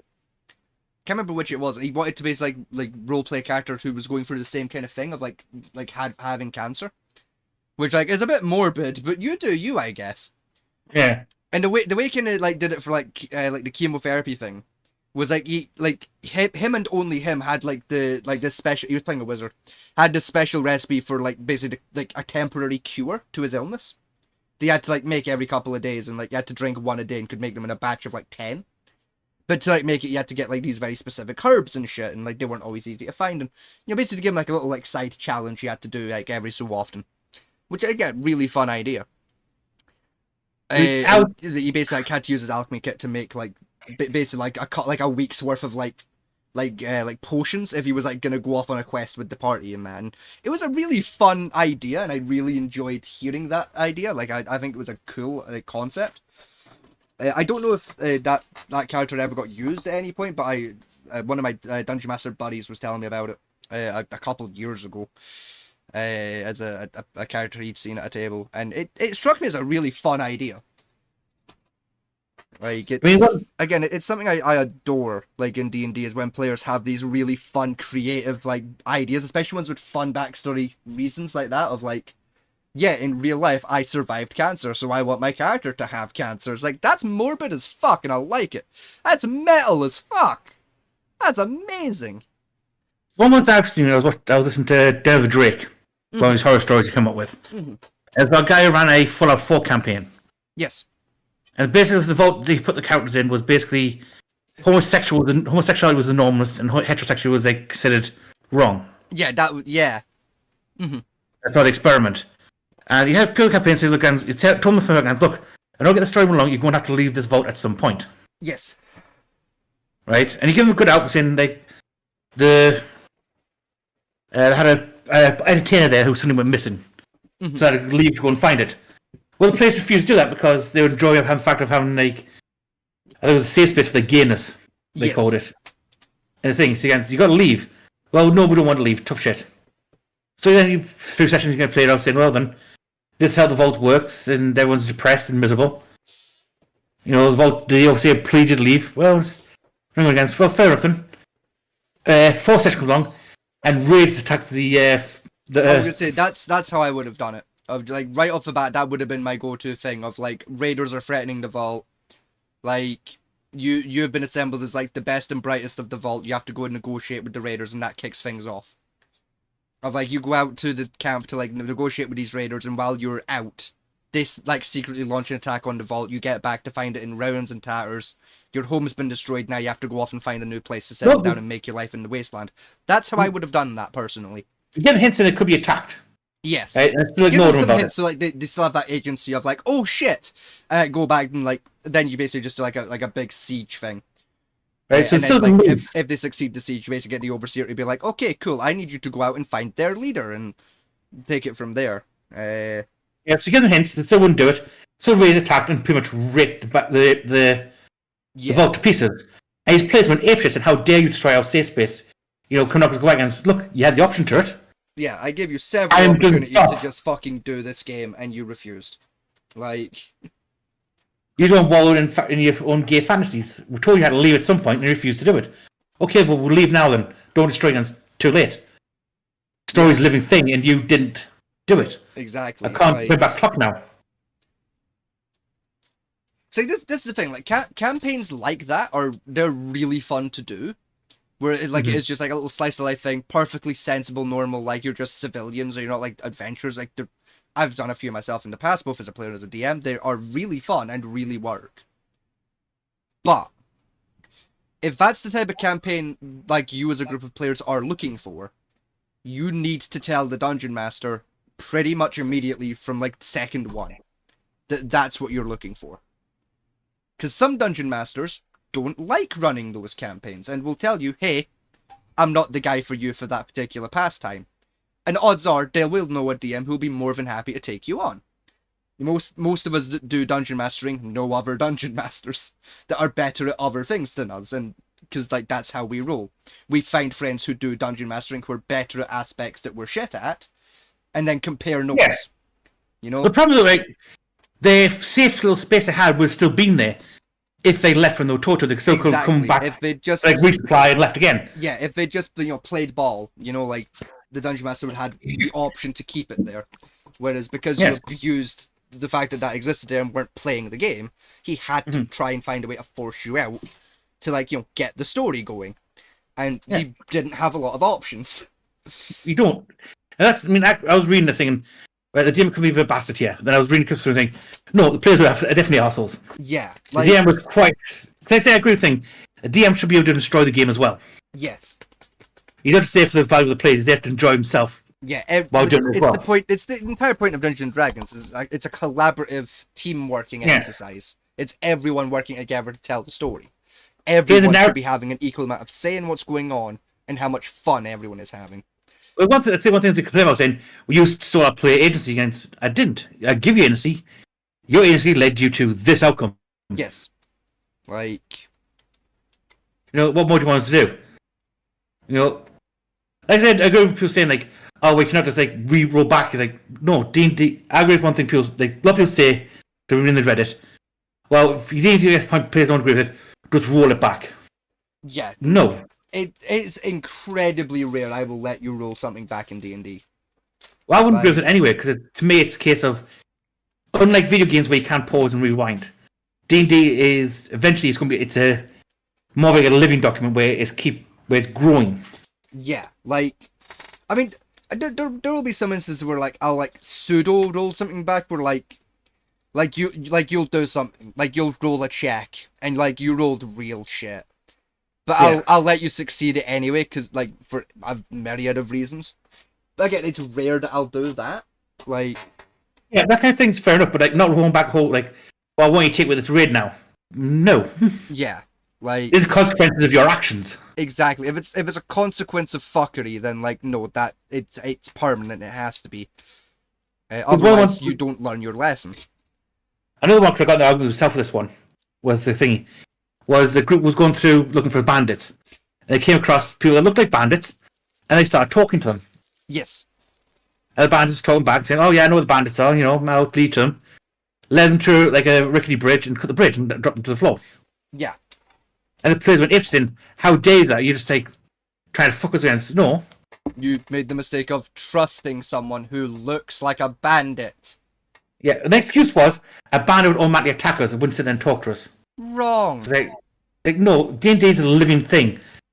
You know, haven't think that something in the game has intelligence. Yeah, like, cause that's the thing about bandits. They are bog standard humans. And they're bandits who are very opportunistic. If they see a party of fully decked out fucking adventurers with plate mail and shit... Yeah, they're not going to fight. Yeah, they're not going to draw... If there's two of them especially, they're not going to draw their swords and go, let's have a go. Because they're going to die. They're going to try and figure out what's the easiest way to kill this guy. Oh, I know. I'll take them back to the camp and then there'll be 50 of me versus him. Or better yet, on the way to the camp, there's that rickety old bridge. I'll lead them to the bridge and I'll cut the bridge as they cross it. They'll drop 100 feet and die. And then I can take the wee footpath down into the canyon, loot their shit and go home. Oh, fucking brilliant, that'll do. Bandits aren't thick. They even have like a perception check. Yeah. To see what they look like. They look a bit like rough, tumble, you know, scars, you know, dirty leather armor, chipped swords, you know, typical bandit look. Yeah, tattoos. And they still talk. And because they attacked them straight away, they didn't think they were bandits. I was like, heaven help, some kind of intelligence. Yeah. In a game where stats mean everything. It's infuriating. Like if it's a party like you guys, like you are brand new to like D&D still, like I'm not gonna pull shit like that on you anytime soon, because that would be really mean. You know, like anyway. I've done fall for it. Yeah, but like still, like I'm not gonna pull shit like that out of the gate, like this early in. Like I'm gonna wait till you've had like a decent bit of experience before I start doing bullshit like that to you, like as a party. Whereas like, the story. Like if I'm playing with like a party of guys who have played before, like this is like their third campaign. Yeah, I'm gonna break shit like that out. They should know. Yeah, I think their experienced players like the fourth campaign, and they're in like session 7, I think. They've got no excuse. They had absolutely no excuse to fuck that up. You know? I mean, yeah, talk to bandits, because sometimes you negotiate with the bandits, tell them to fuck off somewhere else. Yeah. You know, like, that's what's fun about not just D&D, but RPG games in general, is most of them will have pacifist options to every encounter, where You can talk down your opponent versus actually having to fight them and negotiate with them like, hey, see, instead of raiding this village here, you know, this little farming village that's got maybe 100 gold wealth between it. Rather than that, what if, and hear me out here, right? There's a guard tower 2 miles that way. The equipment the guards in that tower have is about triple the value of this town combined. And there's 4 guards on that tower. You're a bandit army of 50. Go raid that bandit tower. You get a shit ton of money and a free base. Make more sense, guys? Like, you can do shit like that. Oh, you're a smart outfit. Point me to reduce your target and I'll leave you alone. Yeah. Like... Oh, my favourite one is hire them as a city guard. Do you want to make easy money place to eat for 3 meals and hot? Certainly. Right then, take this village. They'll pay you and feed you. And you got a place to stay. No problem. Yeah, like it's... I mean, it's an outcome I was not necessarily hoping for, but like, or even expecting, but like an outcome I'd kind of planned forward, like you guys in session 1 of Reign of Fire, when you were fighting Hargreaves. I was honestly ready, like, at some point for, like, yourself and one of the other players to have that aha moment of, like, oh, these guys are raiding a brand new village, and that's why they're getting away with it, because this village has, like, nothing set up yet. They could use guards! These bandits are combat experienced. They could be the guards! And none of you took it. You just went, nah, we're just gonna kill this guy, fuck it. Like, you know, it's like, okay, sure. Like, I was trying to do, like, non-lethal damage to Hargreaves. You were trying, to be fair, yeah. But unfortunately, Frog's necrotic damage. Yeah, it fucked it. It fucked it. Yeah. Like, I was still, to be fair, because, like, this is a system, like, I somewhat introduced in that session. I'm going to be introducing a lot more of, like, as time goes by with different encounters. Where it's like, do you know like in the Assassin's Creed games, right? When you kill, like, one of the boss fights, and you get, like, a little cutscene of, like, your character talking to, like, the evil man. Which makes no sense, because you've just, you know, stabbed him clean through the fucking skull after jumping on him from a building. But, like, somehow he's got a little bit of blood in his chest and he's talking. Like, it's, those scenes. I'm kind of introducing a system a bit like that. Or even, better example, it's Fable. Have you played the old Fable games? Remember Fable? Right. Jake in Fable, you beat, like, some of the bosses, and it'll give you, like, a let him live or kill him option. Yeah. Like, I'm basically, like, doing that system a little bit with some of the boss fights. Where like it'll kind of have some effect on the story, like we're like, oh, like with Hargreaves, for example, tell you exactly what the plan was going to be with Hargreaves if you had spared him. He was gonna like basically go away and end up becoming a guard captain at one of the cities. Yeah. Because he would have like been found like horribly wounded, like out in the deserts and picked up by a local patrol, taken back to the city and healed up to health and that, and like they'd figured out, oh my god, he's like that bandit leader we've been after. And it'd basically like make a deal with him of kind of like an FBI deal of like, hey, you come work for us, looking for bandits because you're a bandit leader, you know how to find bandits, and in exchange we'll give you a full wage and we won't fucking send you to jail. Like, and you were gonna meet him a little later on down the line when you went to said city, and you're gonna be like, oh shit, it's him. He'd be like, oh shit, it's you guys. What's up? You know, it was gonna be like a fun thing. And there was even going to be like a whole quest with him where like you help him go track down like his old employer and shit. It was going to be a whole thing. And then you guys didn't do that. That whole thing's still going to happen just without Hargreaves involved because it's a fun quest I put too much time into designing to like just let go. I would let him live, but... As an even with the necrotic damage, like if you guys had made the decision like, nah, we'll let him live, like we'll like it's fine, we'll just leave him here. That like yeah, that would have been what would have happened. He would have survived. But if Frog hit anywhere other, he hit the leg or arm, I would have done it. Yeah. But he hit him in the chest. Yeah. Which, like, your logic for why you killed him, like, made perfect sense. You know? Which is why I'm not too upset by it, because, like, by standard logic, like, if you'd let him live, A, it would have been cruel, and B, he would have probably died anyway, so it's fine. I was really past that, but that damage in the chest is pretty much zero. Yeah, I mean, I absolutely would have like added like the detail of like he's got like he's all fucked up, you know, like he took necrosis to the chest, you know, like, he's gonna have like an open cavity wound still or some shit, you know, like. But it was a little sad to see him go because I had plans for the guy, but hey ho. I mean, poor Frog needed to win at some point. Yeah, he needed it, you know. I mean, 7 rounds with the same guy and he's still not dead. Yeah, it's painful when that happens. You know, like that. Speaking That's of the problem. But speaking of plans, Wesley fucked my plans so hard just by joining this like the game. And this in the did he? session he particularly chose to join us in. Joining a session. That fucking threw me for such a loop. Like, cause I had like an hour to try and figure out how am I fucking introducing you, like, into the game. How am I getting your character with the party? Fuck, you know, like, Especially the build he picked. even with that, it just like normally introducing like a new player is like simple. There's like a myriad of ways you can do it, but because of like I didn't want him waiting an hour to get in. Yeah. You know, I was there like there's like one opportunity for a new character to come in right now. I already have a character who's supposed to come in, and is gonna like be the reason why you do the next quest. I guess I'm just gonna have to slightly jiggle how that's gonna work then. Bollocks to it. Like, Maybe not how Spectrum play like Random Adventurer B. yeah. Could he come in? Would be they say it's turn up the thing looking for work. He's having to join our party because what the class he picked and his background. That was I was more expecting meeting him at what do you call it? At like Lupus than anything else. Yeah, to be fair, no, I really like the character itself that he built. Like, I think it's gonna be a really interesting character when he gets like into the flow of things and kind of figures it all out again. It's not bad build. The background's a little creepy for ultimately. Yeah, unless even with like the background thing, like it let me like re-explore some old mechanics I've not touched in years. Yeah. Like setting up like the noble class. 'Cause, like normally you wouldn't bother for a player who's a noble, but like I thought it'd be fun to like play around with that whole mechanic again. And because I'm introducing the banking system, it means like that mechanic's gonna be easier to manage because I can just put all the money into the bank rather than like trying to explain how it magically ends up on his person every day. Like fucking do all that. Like it made more sense.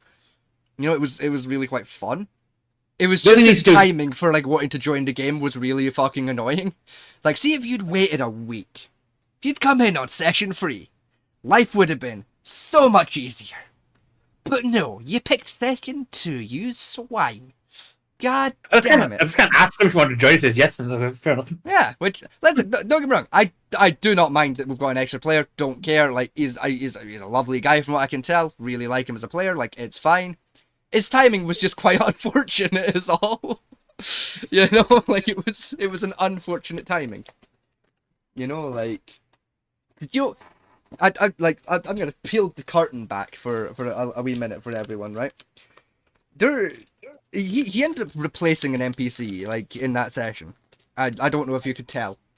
Yeah. He ended up having to replace one of my NPCs for that session. And do you know which NPC he ended up replacing? Is that your cat person? One of my oldest NPC characters I have. It's a character that I'm porting over from an old campaign. Funnily enough, a Mines of Phandelver run I did a few years ago. That this character's getting ported over from. I'll tell you who the character is, and then I'll give you the backstory like for why they exist. So it's the character that he ended up replacing is a character called Runs with Rivers Deep, right? And they're a tabaxi, right? And the reason this character even exists, right, is it comes from the very first time I ran Mines of Phandelver as a campaign, like a few years ago when I picked up the starter kit for it. Because funnily enough, I was running a very similar like campaign to what I'm running now with you guys. Of like it was pretty much all new players. Mm-hmm. There was one player at the table. It wasn't myself who was, previously experienced, and it was a player I taught to play the game, which made things slightly awkward. Namely, because like every once in a while he'd call me out on a thing of just like, that's not how that rule's meant to work. You told me it works like this, and I'd be like, oh yeah, shit, you're right, and it made things kind of awkward. Because like the student was becoming the master, and I was not okay with that. But like, anyway, we were doing that, and the first like little like settlement you go into in Mines of Phandelver. I think is that Phandalin, if I remember rightly. Phandalin, yeah. The very first little village. In there, there's like a handful of like buildings that you never use them. They never get used, and I always fucking hate that in a campaign. Where you you put the time and effort into designing a map, and then like half of the buildings never get used. Like, because I'm kind of half doing it with this campaign when I'm designing maps where like some of the buildings I already know what I'm doing, and like the other ones I don't know yet. But that's more for like when you guys arrive at like a summit, like we did on Sunday there when we arrived in Lupus. And I think it was Keats had said, "Oh, like we want a potion shop." I was like, "Okay, that house can be the potion shop. It's like the right kind of size to be like a little potion selling shack. That's fun. I can make a little character go with that just off the top of my head. Like that works. That's just how I like to build my cities up and like my villages of like just put the buildings there. We'll figure out what each one is as time goes by. You know, as when needed. Yeah, exactly. Like I don't want to like build a village and like put like say like a restaurant there, and then the players never want to like go to that restaurant and get food, and it never gets used, because that's like a whole like thing that never gets touched ever, you know. So anyway, I was doing that, and I knew for a fact, because I was talking to some of the players like before the session. One of them had mentioned like, oh, like at some point like I'd like to try and get like a little companion like for my character, like a little side character. You know, like a little fun, zany little guy to just hang out with the party, kind of like a familiar or a pet, but like a humanoid, essentially a second character. So I'd made a deal with them of like, yeah, okay, that's fine, right? But you don't get to play the character. Like I'll play the character. You dictate the decisions and do the rules and shit that the character's gonna do. But like in terms of like voices and things like that, I'll handle it and I'll make the actual character sheet, right? Just like so you can't power game with it, right? He was like, yeah, that's perfectly fine. I was like, perfect, right? Makes sense to me, like, that's fine. So it did that, and I was trying to figure out a way to, like as early as possible to give them it, right? So, it was during our first session of that campaign, like, we were in Phandalin, and one of said little buildings that doesn't get used. And I was like, Ken, what? I've got a fucking great idea, right? Like, this like, before the session, like, I'm trying to figure it out in my head still, right? Got a great idea, right? Took one of the buildings, I turned it into an orphanage. Oh yeah, you told us one. Yeah, and I remember. I think I made like 4 or 5 character sheets. Yeah, you mentioned it on stream. Yeah, even so, I'm gonna finish the story because I've started now. I made runs of the rivers deep, the Tabaxi. I think I made like a wood elf. It was a handful. There was like 4 or 5 like kids like to pick from, basically, right? And while the party were in like Phandalin, I can't remember how exactly I did it, but I got them into. I think they were just randomly checking buildings to see like what was there. And they saw the orphanage and went, oh, let's go inquire. Like, if a child is cheap, we might get one. And it was like, yeah, it's adoption. It's free. Oh! We'll take one child, please. It's like, okay. And like, I'd had this whole scene where, like, the children all come down from, like, rafters and, like, under beds and shit. And just, because, like, their kids being rambunctious as fuck. You know, fucking, like, end up lining up, like, fucking, oh, take me home. And they ended up picking the little Tabaxi child, because I made the Tabaxi the saddest one.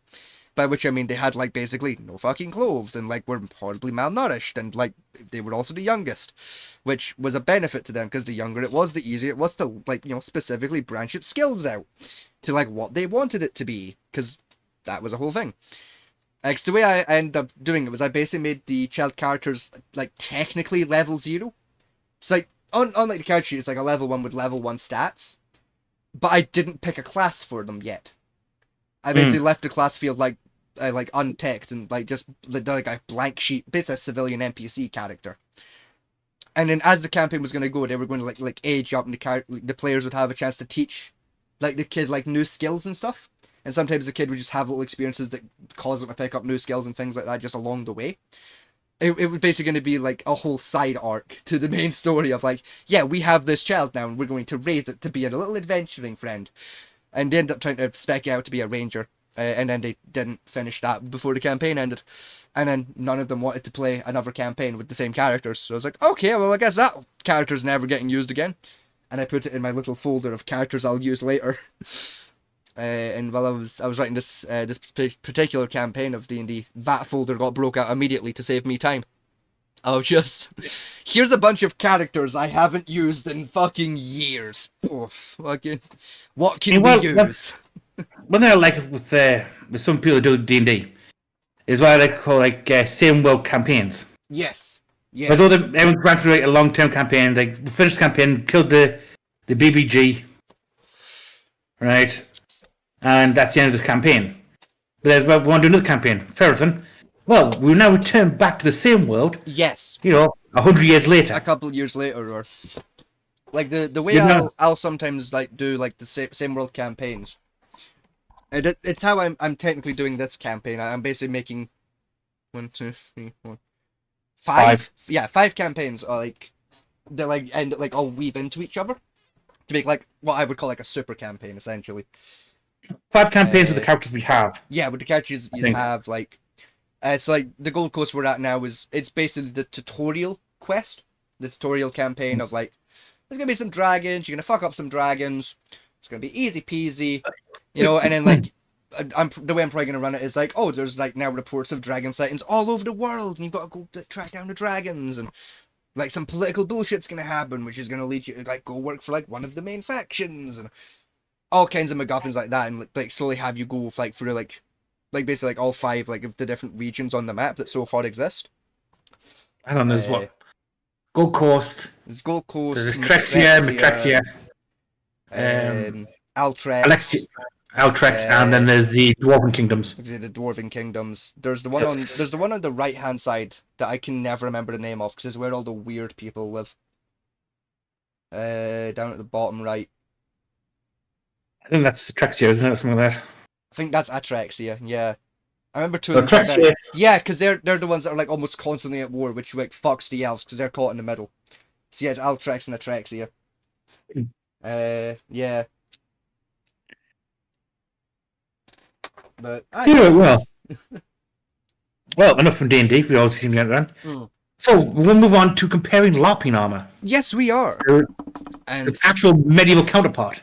Yes, and to do that, remember, I just click the scene and it like jumps the stream to the correct scene. Yes. Like on OBS. Yes. Yes, I just click on scene 2, and the people should now see my Google. Yeah. Yes. Yeah. Okay. Cool. All right, people at home, you should be able to see Google. Remember that mini screen in front of you is what the scene is. All right. Cool. If you see it, they see it. Right. So that activates. Right. Okay. Nice. Now the question: did they hear my voice over that? They should have. Yes. I set it up so they should have been able to. I will check later. But yeah, that's basically once whatever scene you want, you click on change scene and it's changed that scene. So whatever you see in that mini screen is what they see. Fab. So yeah, I have up here the YouTube channel Skill Tree. I believe we've checked them out on the channel before. I think we've talked about without actually watching the videos yet. I believe we might have. Yeah, there was like that 2-month span I went where I just binged most of their shit and got kind of addicted to it. First off, what we want to do first off is bring up the Google page. We'll go for that, some of them bits of things first. Do you want the LARP one or the historical medieval options? We'll go for the LARP first. Pick a LARP armor first, then we can find the medieval equivalent, shall we? So, where to begin? Oh God. Actually, I kind of like that one. That's quite nice. Oh, so what's that one? That's the basic leather armor. So that's actually, from what I can see, that's basically Geralt's armor, actually, from The Witcher. Looking at it. Yeah, it's similar style. We have there is wrong for a start off because you wouldn't have leather over chainmail. I have actually seen a couple of examples of historical armors that were designed for that usage. They're just very rare. Very rare because we've got you got short sleeve chainmail, which is idiotic in the start point.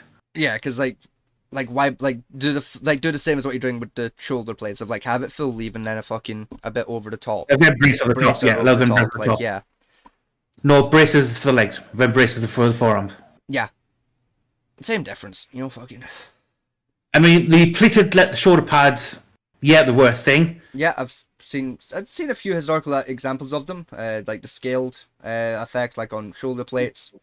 It's usually metal scaling, not leather scaling. Yeah, and either way, whether it's a leather one or a metal one, I don't personally like them myself. Like aesthetically, I'm not a huge fan, and they're designed to give you better movement. Personally, I find they're more cumbersome. I don't know if that's just a me thing. I find them more uncomfortable. You're right. The problem we've got is he's put pauldrons over top of chainmail.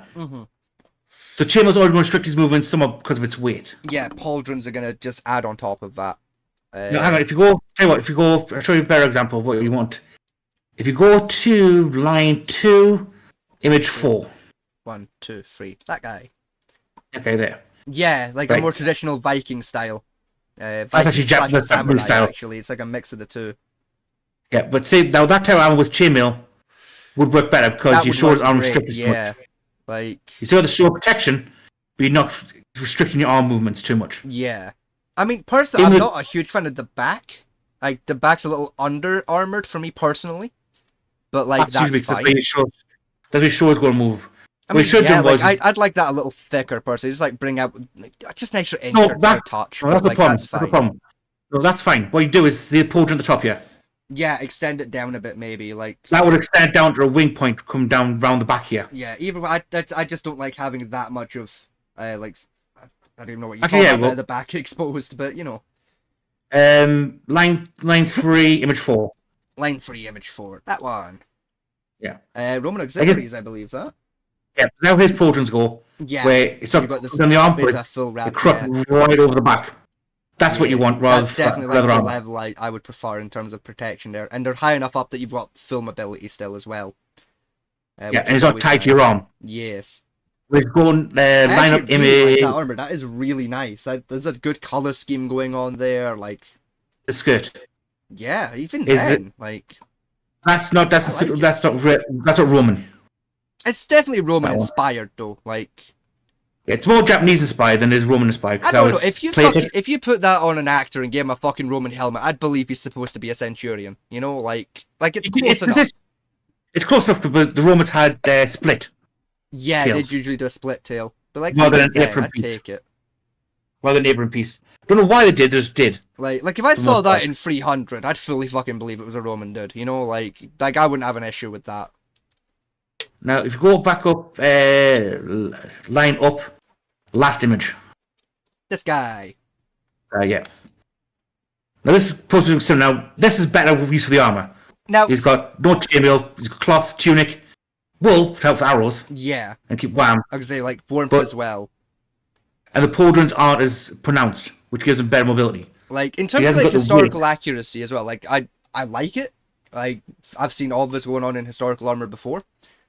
But only problem is the cape buttons.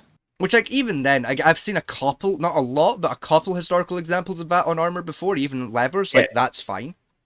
Yeah, I've seen that, but they're on the tit. They're generally attached further up the shoulder. They're normally like up here, like on just under the pauldron itself, usually, or like closer to your collarbone. But like even still, like it's fine. As for the plating of it, that's quite historical compared to the other version we saw. Yeah. In terms of like personal taste, though, this is more of just a me thing, right? If I was like getting armor made and this is what I was presented, the only thing I would have with it, right? The only thing I would say, like change this on the armor for me, please, Mr. Blacksmith, right? Is the wool. Like, I mean, yeah, like don't get me wrong, great solution for that, but again, this is a me thing. I find wool tends to irritate my skin quite a lot. Like, it's why I very rarely wear a jumper, and if I do, I'm wearing long sleeves under that bitch. Like, it fucks my skin. Yeah. Like my face is fine with wool, but, like, everything else hates wool on me. So, like, it's, like, it would be fine, especially, like, if I'm in winter, I'll put up with it, but I'm wearing a long sleeve thing underneath there, like, under the gambeson and everything to really make sure that's not going to touch my skin. You know, which, like, is, again, that's extra padding, extra layers, extra weight. You know, like, depending on what exactly I'm wearing can fuck up my mobility. So, like, personally, I'd like to, like, have the wool removed and have that as more of a summer piece. You know, because like, it's lightweight leather, it'll be nice and breathable. But outside of that, not a problem with it. This one's actually very unique, because this is a very unique style. Now, if you go... line 3, second image. 3, second image. That one. Right. That one, right. See how it's got basically... It's like simplistic, which I really like. I really like when armor is very simplistic. And also, again, quite historically accurate. The kind of flaring there, like at the ribs, I've seen a couple times. Again, not A, a fan, and B, not that common a thing in armors. To have like your now, what the difference is there, but outside of that, this will be accurate. This is generally very light to low medium armor. Yes. In terms of when we go game talk. Now the old image we had beforehand, go back to that one. This guy? Yep.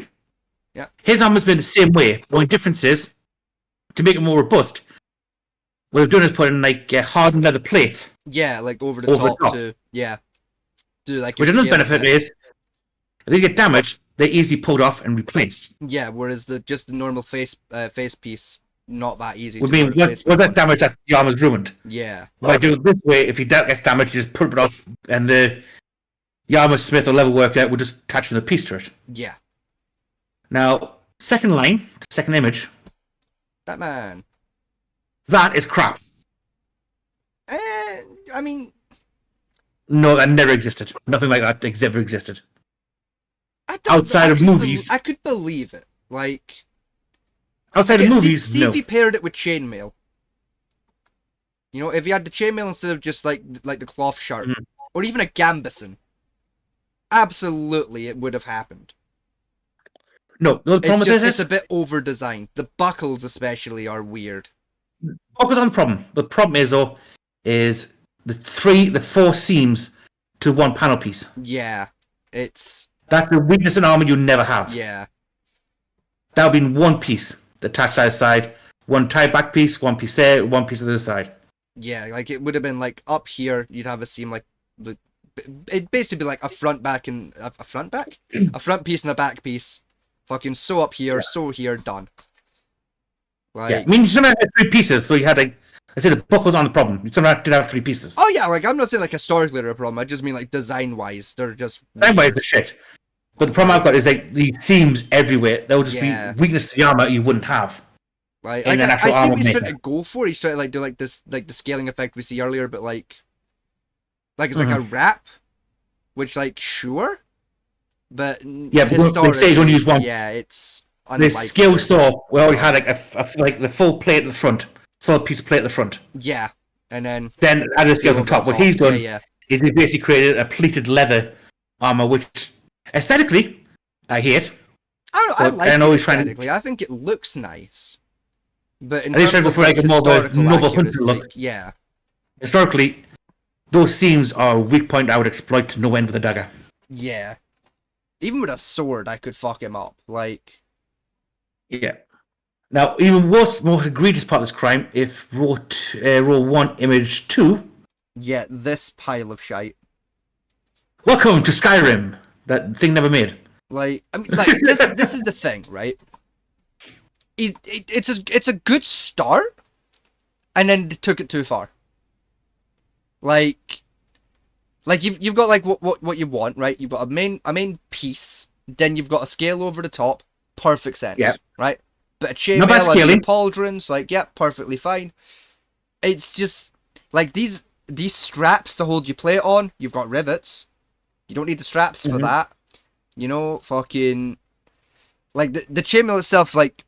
Doing it as like shirt, then armor, then chainmail, then pauldrons. That's weird. No, what they've done is they've created chainmail under the armor, which again, if you can afford chainmail, you don't put leather armor on. Yeah, you just wear the chainmail and like maybe a leather chest piece just to give you a little extra padding.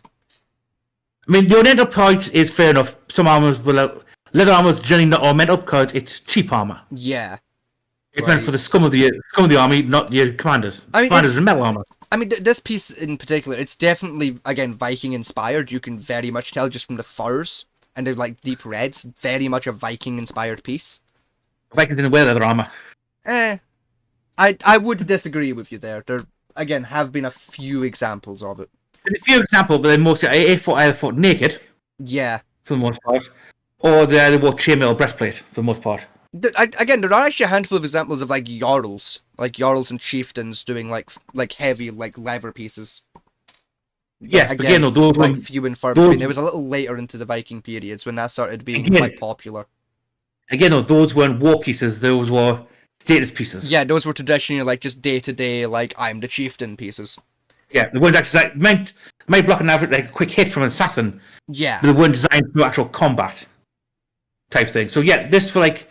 Oh, I'm a rich bastard. Or even like as a tournament piece, actually. It like I could see it in a tournament.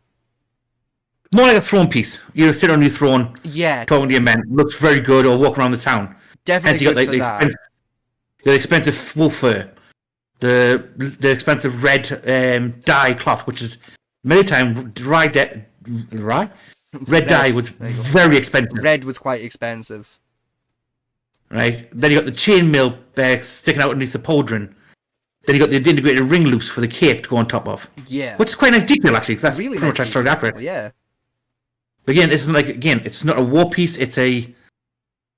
Like I say, I'm sitting on a throne with some armor on, so my gut doesn't poke in the face. Yeah. And I could definitely see it as being like a tournament piece. Of like fucking... There's like a tournament in town, you know, the chieftain wants to partake. It's blunted weapons, so like... You know, he's not that worried about taking like a deadly wound from a sword because it's a blunt sword. Like maybe, or more like a case of like it's an armor you wear because your village is at war another one. You're at a war moment, but the chance of attack's high, so you know you want to just in case. Yeah, you know, like it's not the worst piece I've ever seen in terms of a LARP armor. Like it's not. I mean, like there are a few arguments you can make to say, nah, like historically I could believe it existed. But it's unlikely. Like you said, it's definitely not been wouldn't be a piece you would wear into like an active battle where you know you're going to battle. If you're wearing that in combat, something went wrong with your day, you know? You've been created. Mm-hmm. Now, another one that's egregious skill like that is image 3. This one. No, that's image 4. This one. That is egregious, actually. Go back that one. That one. What? Whoa. That is horrible. That is... Don't get me wrong. The make the build on it looks nice. You know, I'm going to put my mouse cursor over there, right? People at home, what's wrong with that armor? What mistake have they made? They give them horny titties. Like, what's like people at home?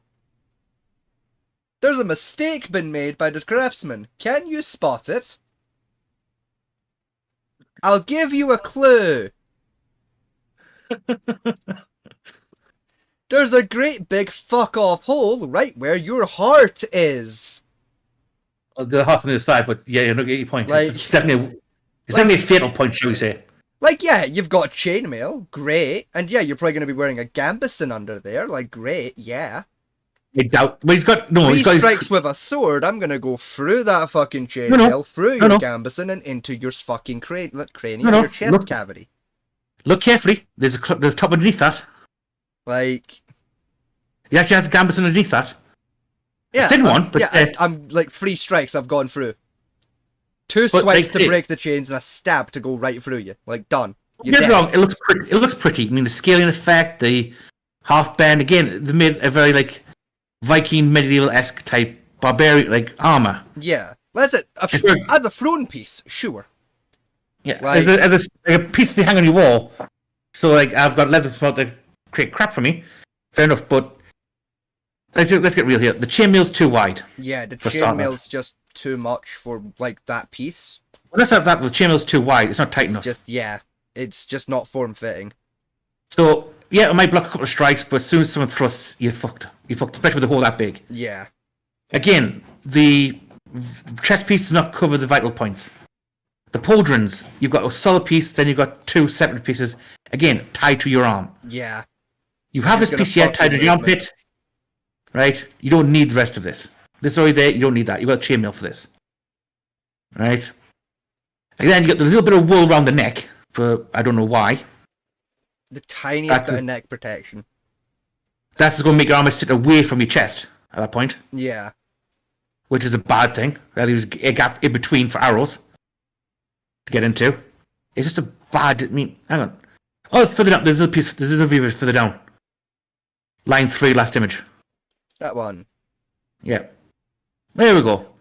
That is the same piece, yeah. Okay. See, now with the fur undershirt, right? Like those become a little bit less egregious and like less of a problem. Still not happy. The pauldron's now gone, and he's put the fur there to try and hide the fact he's got 2 gaping holes out of the side of his chest. Yeah, I mean, he's not got it sat right. Like, give it a wee adjust. I'd be a lot happier with that side, but like...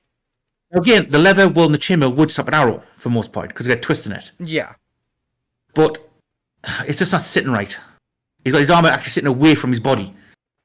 Yeah, which I think he's going for like shock absorption from the wool, but instead what you get is a gap in your armor. Yeah, which is just a Which problem. is, Like, things are gonna go through it easier. yeah, I mean, you just go up the side, go pokey. Like, You know? yeah, like.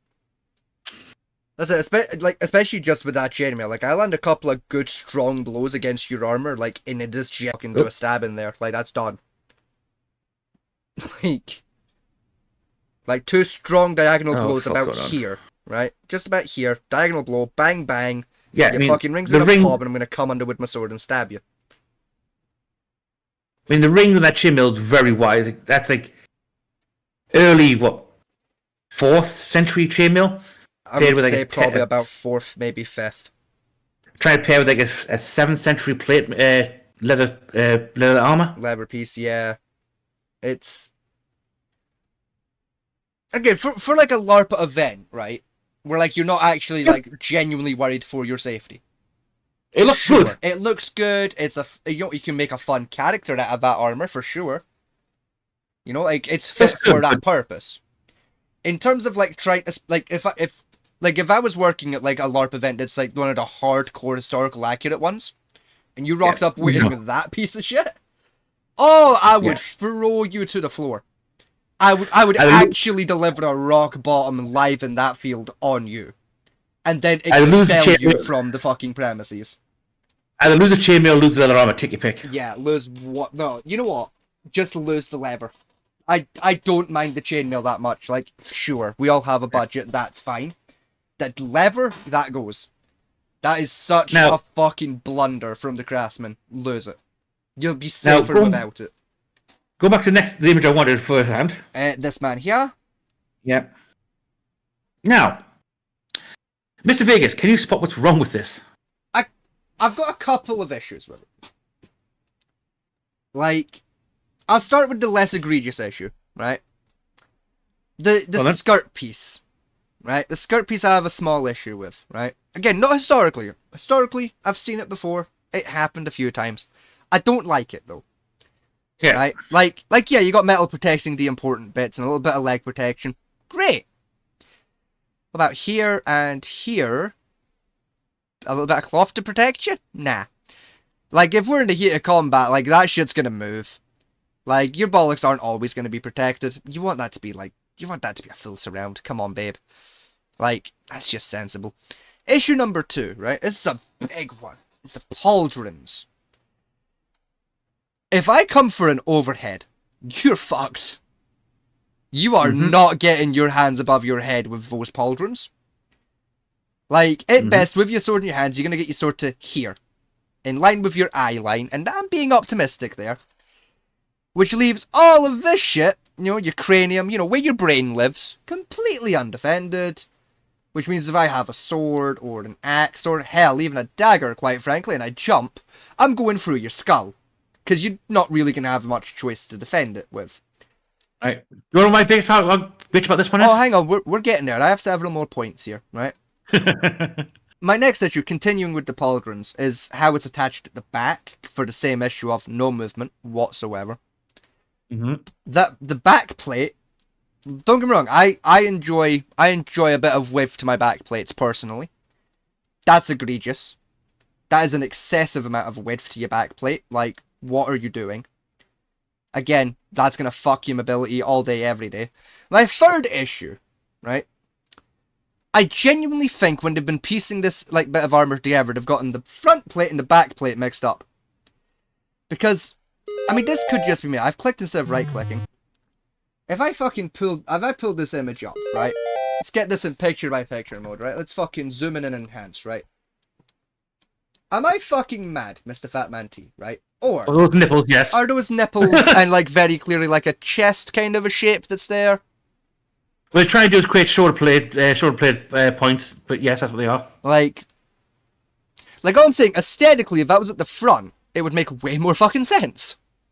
And if that, like, that piece there was at the back, because that's the bit that's got the, you know, the least amount of design on it, looks a bit ugly, and frankly, size-wise, is probably better suited to be your back plate. It would make more sense, is all I'm saying. Now, should I start? Yes, please, feel free. Right, first thing, this is not ground armor. Yeah, it's... Like historically, if you were gonna see armor like this historically, do you know exactly where you would see this? You would Jousting armor. Yeah, jousting, a jousting tournament, especially with like your leg sleeves. Absolutely, No. this is jousting armor. First big giveaway. Those 2 giant discs. Yeah, the discs as well, like to be shock absorption. Yeah, Right. that's a Also, point. I didn't even think of that. Yeah, you're right. That especially with how tight it is, because you don't need overhead to worry in jousting. So yeah, no, it would absolutely be a jousting piece. it's a jousting armor. What it is, because you can also tell if you look at the waist, see the lip, Yeah, he's got the lip there. Yeah, which means that the Gucci piece, yeah, it's not supposed doesn't need to be there. the cup. That's been add on. Again, what other problem I've got is again the pauldron here is fire enough. Although in this image it's a different pauldron entirely. Yeah, but like it's fine.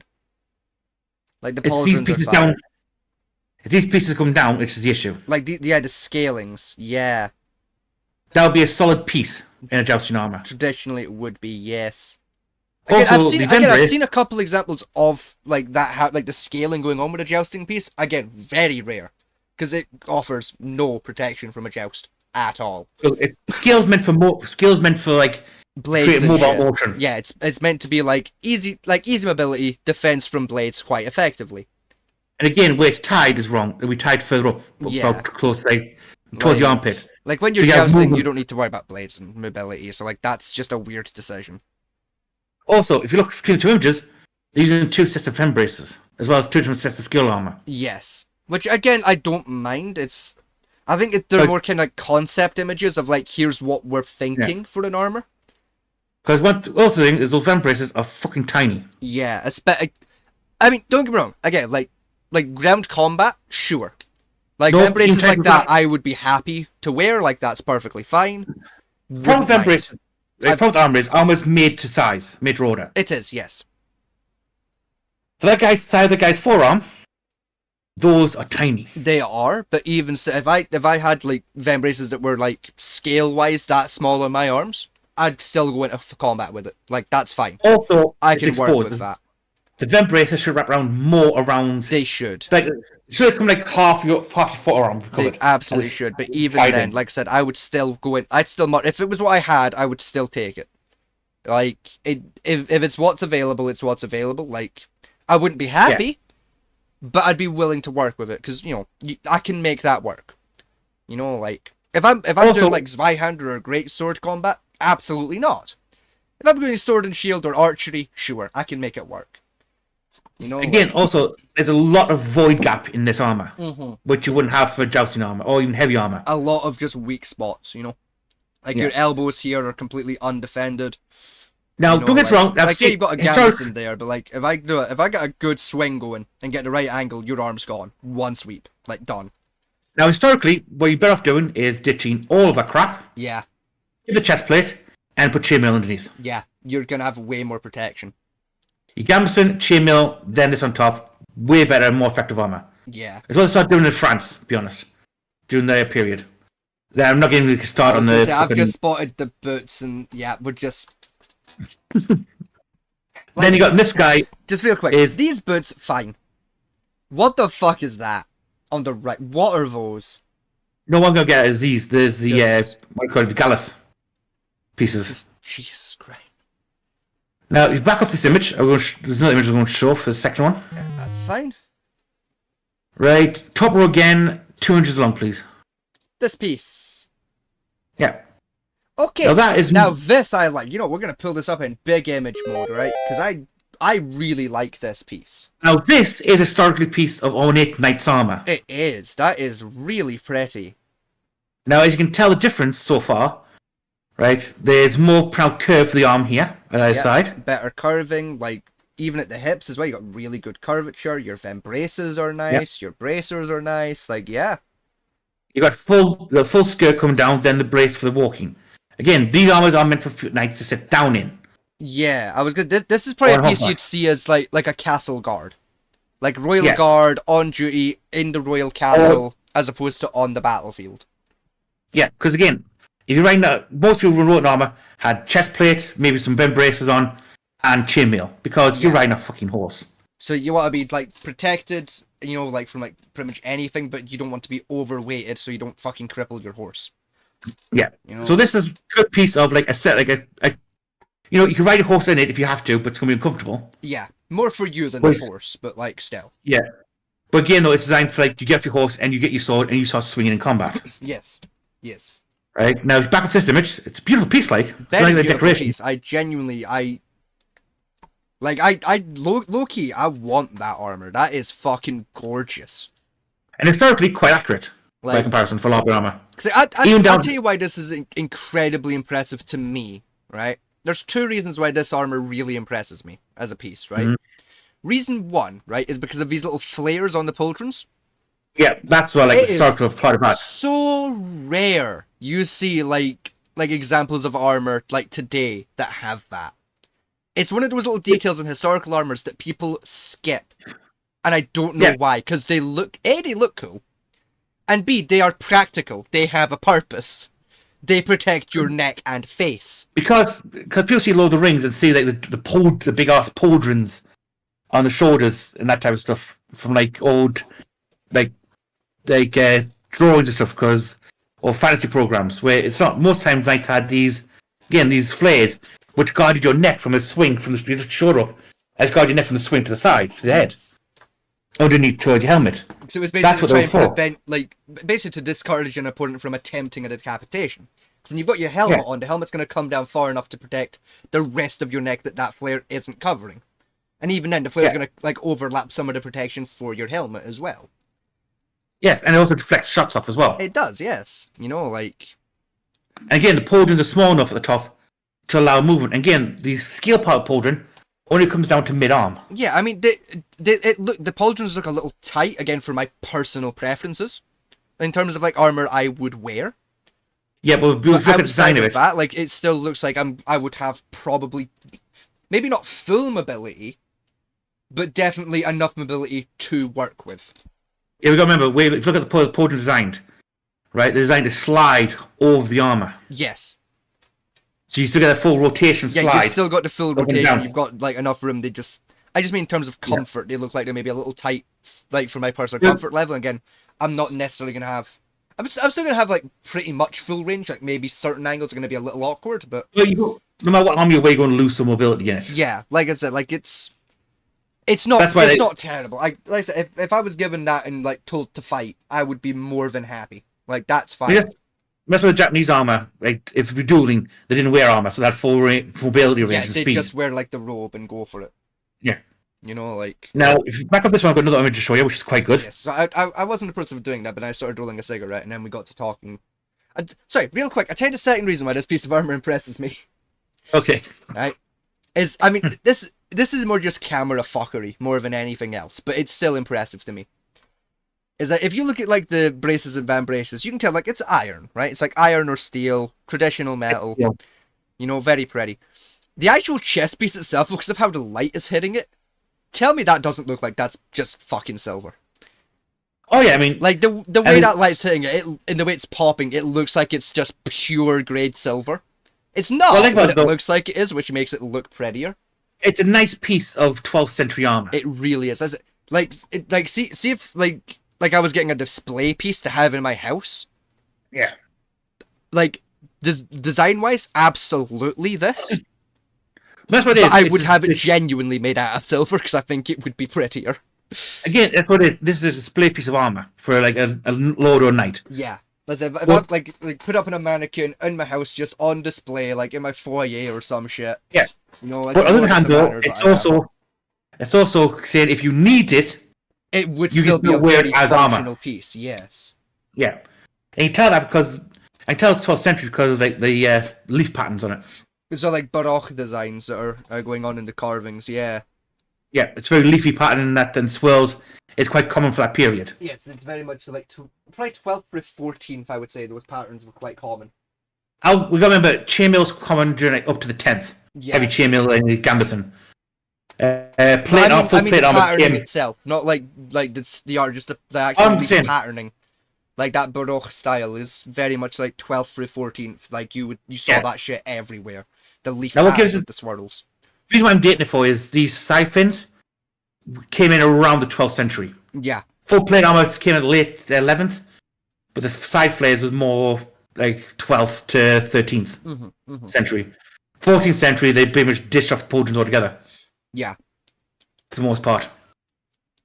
I mean, to be fair, even, like just like with the carvings again, like you still saw like quite a lot of like that like French Baroque carving style, like engravings and that going on like even right up to like the Wild West. You saw it quite a lot in like terms of like painting, wallpaper design, some guns. Like there's a display piece, like a historical I think it's a Smith and Wesson revolver, from like the Wild West days. It's on display in a museum out in America somewhere. I believe it's in like Las Vegas, or it's somewhere in Nevada. I was trying about, yeah. I was trying about. And it was I can't remember what gunslinger it's supposed to have belonged to, but it was one of the famous ones. But Buckle Bill, I think it was Buckle. Yeah, I think it was Buckle Bill. But it's been very like meticulously like hand carved with like that Baroque design with a silver inlay metal in it. It's one of the most well preserved historical artifacts I've ever seen. For the record, that shit looks factory new. Like, it's amazingly well preserved. If I can remember it, I'll bring it up later, or like I'll bring it in next week, like with a picture, like because it's a beautiful piece. Also, like, give you an idea of history here. I don't know if you'll see like Crusade films where you see knights in full armor, plate armor, run battlefield.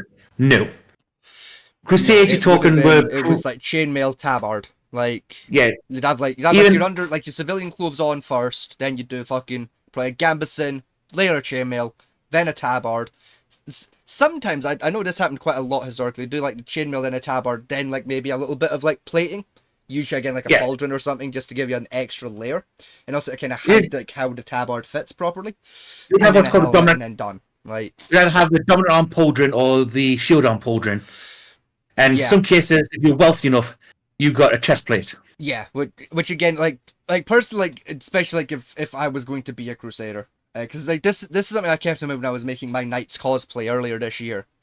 It was I was very loosely like kind of inspired for it from like the look of a traditional Knights Templar, where you've got like the chainmail, then like the tabard. Only I couldn't afford chainmail and didn't have anywhere near enough time to make my own chainmail.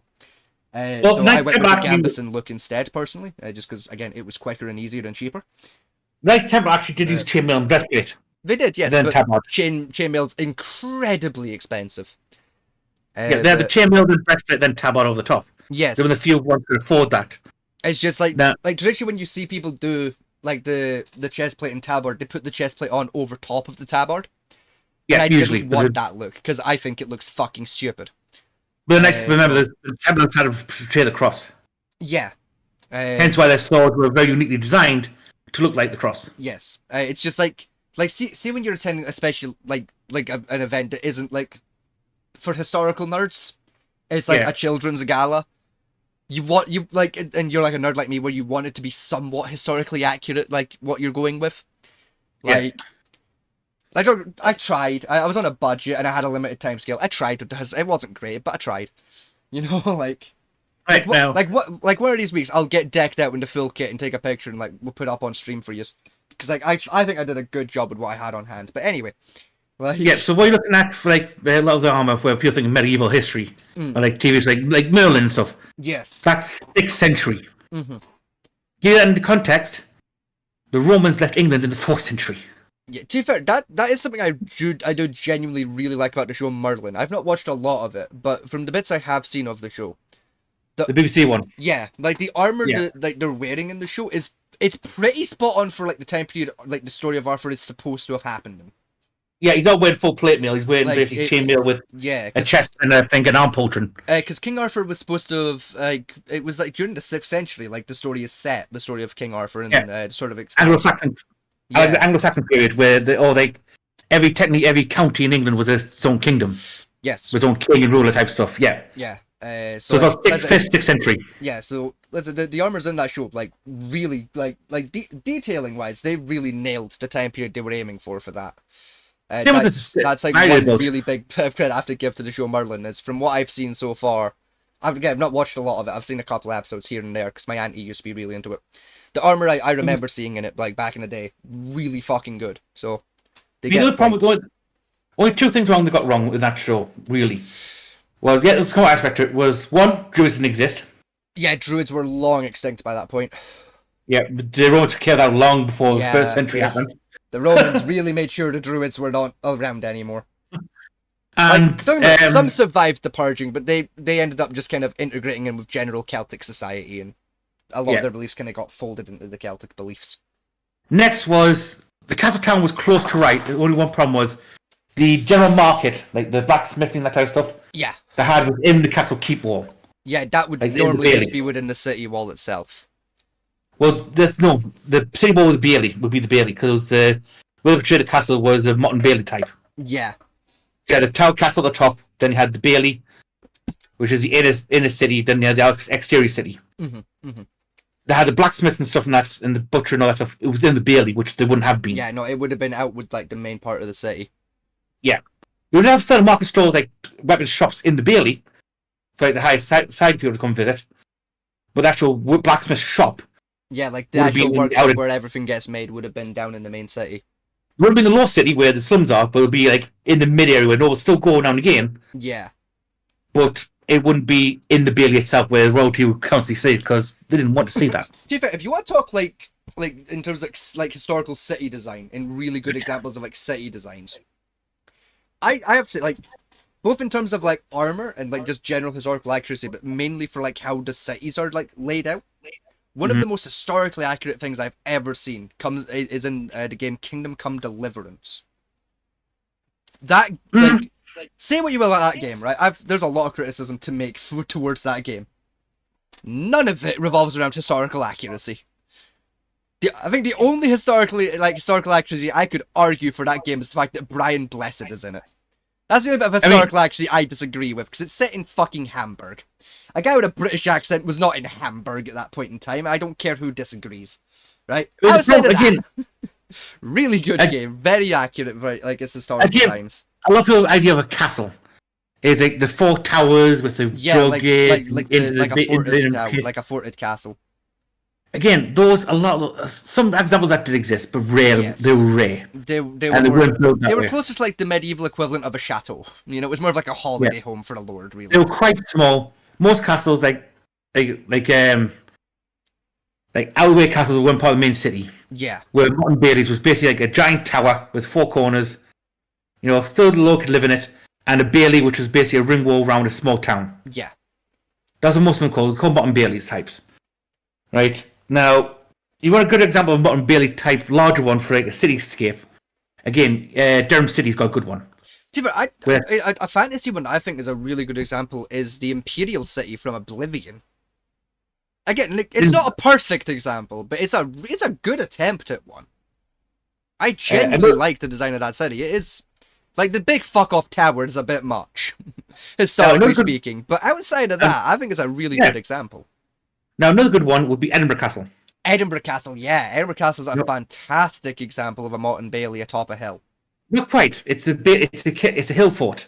Yes. The difference with Edinburgh Castle is, within the Bailey wall, there isn't any civilian facilities. It's not. No, it's all military or royal.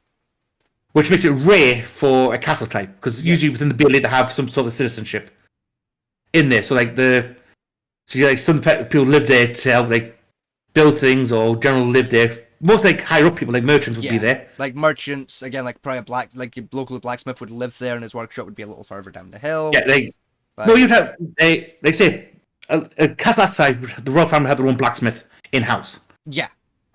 So the other general blacksmith, he'd have his own bit under there, traditionally for a time period. Even if the royal family themselves had a blacksmith on hand with his own workshop in the Bailey itself, the local blacksmith would probably live up in the castle anyway, because he's still quite an important local. You know, if he dies, the civilian populace is kind of fucked, because where are we gonna get our hose? And now another thing people don't realize is the stables were generally part of the castle complex. Usually, yes, they were usually actually like rather than what you see in games like Skyrim and Oblivion, where it's outside the city wall, right at the castle, the city gates. No, usually I'd be up right next to the castle, up in the Bailey. Where the nobles can very easily access their steeds. Yeah, because horses were a status symbol back then. They were incredibly expensive. Anyway, we're going to ramble. We'll move on to the next piece of armor, sure? Yes. Before we do, very quickly, I need to pee. All right. So I will be back in 2 moments. Please entertain the people while I pee. Entertaining, entertaining, entertaining. So yeah, it's. Oh, fuck's sake, what the shit's this? Never mind. So yeah, so good examples, you can see got Durham, Edinburgh, good examples. Now a lot of people go say, oh, what about Buckingham Palace? Buckingham Palace is not a fort, it's a palace. It's designed to be opulent and showcasey. In fact, I'm trying to think. I think it's what's the Royal Family going to go? I think it's Barnard Castle. No, not Barnard Castle. Oh fuck. Vegas might know the answer to that one, but I think. But yeah, Buckingham Palace is not a military fort, so per se. It's designed to be, basically a diction measuring contest at the time. But yeah, we'll move on to another set of armor when Vegas is finished relieving his microbladder. Any more now?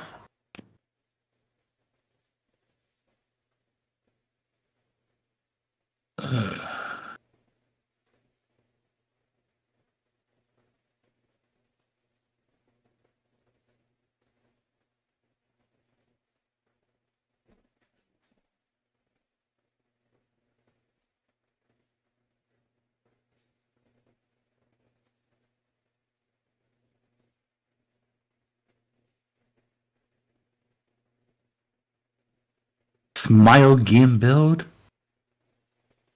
Brick Ridge free something or other. Shopping cart ultra, probably condom. 4 rolls, 300 piece. Cheap new 15mm. Power lead wireless. Yeah. Oblivion News mini RC quadcopter. Okay, I'm back. Welcome back. Oh, my apologies. That pissed Right, up on me. right. Here's a question for you then. I was Yep. trying to work out. Yeah. I don't know about Buckingham Palace not being like a fort, more like it's a dick measuring contest. Yes. What was the royal family's residence? What, historically or like today? Both, because it's the same one. Well, okay, so today, like normally, like the royal family do live on the grounds of Buckingham Palace, but not in the palace itself. There's a small apartment at the back of the castle that they live in. That's traditionally like day to day where you're like the king and queen like live. Where they go in the emergency section, with the actual main house when the emergency. I think it's It's not Buckingham Palace. I think it's Scotland. Balmoral. I was like traditionally like this even today the royals spend most of their time up at Balmoral. Yeah, and that is a castle, by the way. That is a fortified. It's a fortress castle. It's not too far away from where I live. On it, it's maybe an hour and a half drive from where I live. Nice example of a fortress castle. It's deep in the forest. It's near a coastline. Like it's like in terms of like the general terrain doing half of the defending job for you. It's amazing. Yeah. Like archers are fucked because there's trees in the way. Cavalry's fucked for the same reason. Footmen are fucked because just the ground is really sodden. Like it's a beautiful example of the terrain doing most of your job for you. Yep, hit for one side, so you're throwing one side of attack, which is directly in the sunlight, so you blind yourself. Also, again, because of the woodland area, getting siege edges up there is going to be an absolute ball ache. Yeah, like it is a beautiful example of a castle. I mean, no more for it, but what I do have is it's built on top of a hill, so you have plenty of way to roll shit down at people. Yes, it's like there's I think it's like an estate house or something, like right near where I live. It's like around the corner from my house. And like it's a similar kind of like thing of like it's one of my favorite historical buildings in the area, for the reason of if like an opposing army tried to siege it, like it's not the most well defended thing in the world, but like an opposing army is still gonna have a challenge, because like it's atop of a hill, right? On one side of the hill, it's a sheer drop cliff, so you've got no chance. The only other way up it, right, at least today, right, is through a very narrow road Right, that is just flanked on either side by woodland that is so thick even I can't get through it. That's how, like, and that's, I grew up in the forest. I can get places in a forest people only ever dream of seeing in the forest. I can't walk through those trees. It's just too dense. You've got no chance. Now imagine trying to do that in this type of armor. Yeah, like, I'll be honest, stark bollock naked, I still wouldn't make it through that density. Like, there's just too much shit there. You know, the trees are just too tightly packed to really comfortably get through. There's jaggy thorns everywhere, there's nettles and shit. Like, the general shrubbery that's there makes it a bitch to try and get a foothold anywhere. It's a nightmare, right? You'd be at it for weeks trying to get through it. Also remember, back then, still talking around the 5th, 10th to 12th century, we still had a great population of wolves, bears, and wild boars. Yeah. Now, if you've never seen a wild boar before, imagine a very large, angry pig. I've seen a dead one before in real life. Even then, the ones we have now, the ones we have food, are still quite small compared to the historical ones we had. Yeah, like up here in Scotland, like the wild ones you see up here are, again, small, like historically, but like they're still fucking big. I mean, an original wild boar we used to have, you could roll that fucker into battle. Yeah. They were that big and powerful. Like, they were monsters of the field. They are fucking huge. I'll actually tell you what, imagine something a bit smaller than a dairy cow and you get an idea what you're looking at. Yeah, like there's a reason they had to specially invent a new type of spear to hunt the fucking things. Yeah, very angry, very thick-skinned, very pissed off animals. It's pissed off. It's basically Britain's answer to the honey bear. Not honey bear, honey badger, sorry. It's a really pissed off thing that's basically bulletproof. Well, further, there's a story about honey badgers on the news. Which one? There's been a couple. Well, but the zoo had the honey badger. No? I'll tell you in a bit. Anyway, go back to the right. Line 3, picture 3. This one. Little woman with little spear. No, sorry, line 2. Wrong line 2. This one. Yeah. There you go. Now that is very close to what historical ground armor would look like. I like it. I have one just ism, right? One thing I don't like.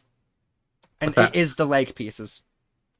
I don't personally like leg pieces with that lip. Again, yes, they happened historically, not a problem with it. Personally, for personal use, I wouldn't want those. That's the green space then go over your shoes. That's all. Yeah. Even still, I'm not a huge fan of that. I prefer my legs to cut off up here, so they basically stop where the boot stops. That's my personal preference, just in terms of comfort and mobility. But I know why the lip was there. It was to just give you that extra fucking protection. Historically, not a problem with it. Just in terms of personal comfort, not a fan. Let's go to what I really hate now. And I can say it quite clearly. Line 3, image 1. Yes. Now... Wow, it gets worse the more you look at it. Okay. I know it's made of leather, but it's supposed to represent steel. Alright. Here's the thing. You're gonna hate me. I don't hate it. I don't like it, but I don't hate it. Like the scaling effect that they printed into the lever there, like with a lever tool, and like dyed blue. I personally, I really like that. No, that's a print in they're stitched on. Even then, like just like as like a design idea, just to like give it like a bit of character and pizzazz, I like it. Right, it's a cool idea. You know, like that on its own, that's fine. Even the pauldrons, like those are okay pauldrons, like that's fine. The chest piece is where most of my problems are. I mean, right, it's always definitely designed for a woman. Definitely designed for a woman, yes. The name of it should have given that much away. It's called the Dragon Queen armor. That should have given that away. Even not going to go for the name, just looking at it, you can tell it's meant for a woman, female design. A womanly figure. Yeah, because like say half the armor's missing from the fucking chest piece. And that as well, like the chest has got the extra kind of curvature to better accommodate for cleavage. But yeah. But look at the waist. I mean, half the armor's missing from the waist point.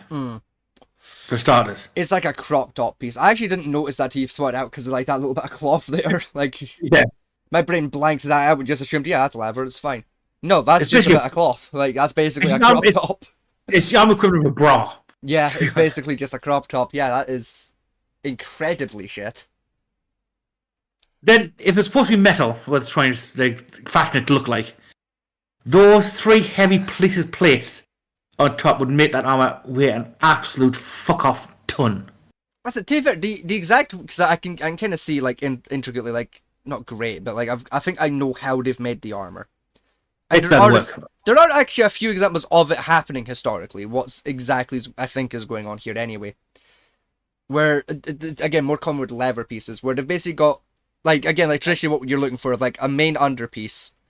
Mm-hmm. And then they've got like a second underpiece that like basically gives you some extra protection at your vitals, and a third one to give extra protection at your harder vitals.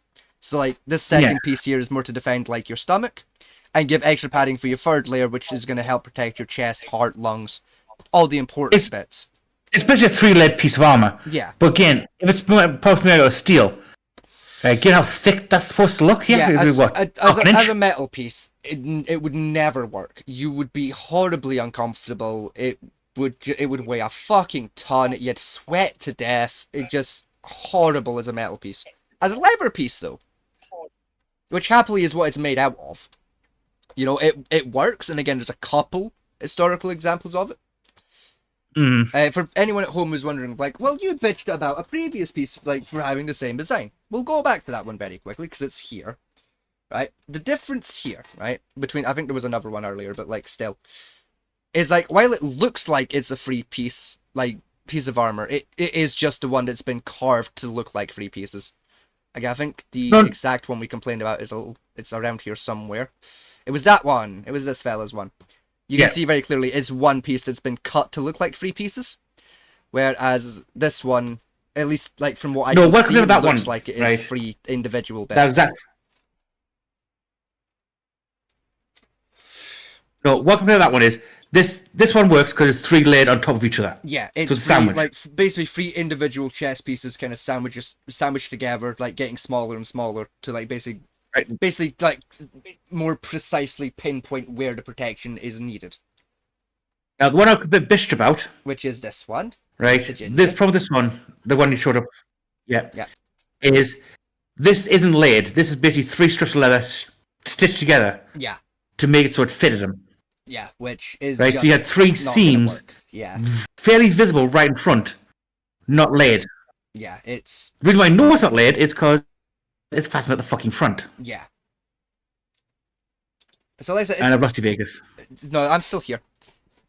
See, like listen, in terms of like historical, actually, again, it's not a brilliant piece, but there's not a lot wrong with it either. Like this Dragon Queen piece. It's not functional as well, I would say.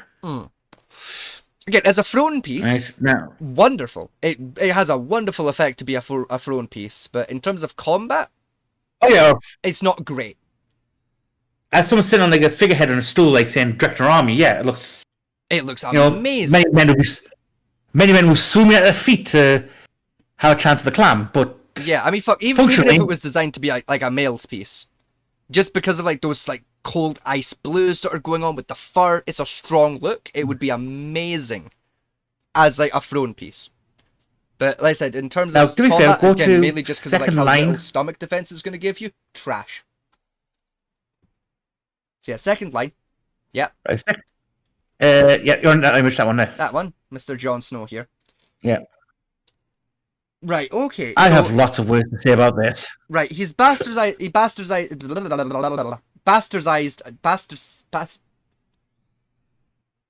Right, bring this one in full image, will you? Give me a second. Hang on. Let me just hang on. Let me just hang on. English is bastardized a Gambison. That's the word we're looking for. Is it bastardized or is it bastardized? It's bastardized. Bastardized. Bastardized. Thank you. He's bastardized a Gambison for that. No, you know what? I'm not even. No, go away. I'm not even pulling it up. We're not going to talk about it. It's trash. Set it on fire. No, I don't have the brain capacity. Let's go to the next one because I'm interested. There's so much wrong with that. No. That's the worst. No, actually, like, nah, I kind of like it though. It's worse. It's slapping all through and through. Like the pauldrons are a problem, right? They're, again, far too tight. You've got no fucking mobility. It's going to collide with your neck flare. But you got your neck off your neck flare. No, honestly, I think the neck flare's okay, frankly. I think they're fine. You're down by your side, you cut your own head off. I think they're okay. Like the helmet's going to fucking protect you from that much. The problem is they're so small that they are pointless. Your helmet's going to cover almost all of that, so they're worthless. Your arms are bare, your vent braces are fucking size of a fucking portrait stamp. Just dinky. I like the belt piece, because again, there's a good handful of examples of a belt piece, basically like crop top belt piece. It happened quite a lot historically. I don't mind that so much, it gives you a lot of extra mobility. It didn't. It did. I'm telling you, there are actual historical examples of that happening. The Romans were actually quite popular for doing it. I fuck you not, it was very common. Again, the Romans' armor was different. I mean, they used pleated armor. Even still. That's a very small chest piece with a massive gap between it and the belt piece. Yeah, like I said, it's not great. Right. Like, you are out into combat, you've got a massive weakness there. But, like I said, historically, it did happen. Yeah, historically, I have no problem there. I've just seen a worse thing, but... Like, even in terms of, like, personal use, like, if I was given that to wear in a fight, yeah, sure. I can work with that gap being there. You know, like, that's fine.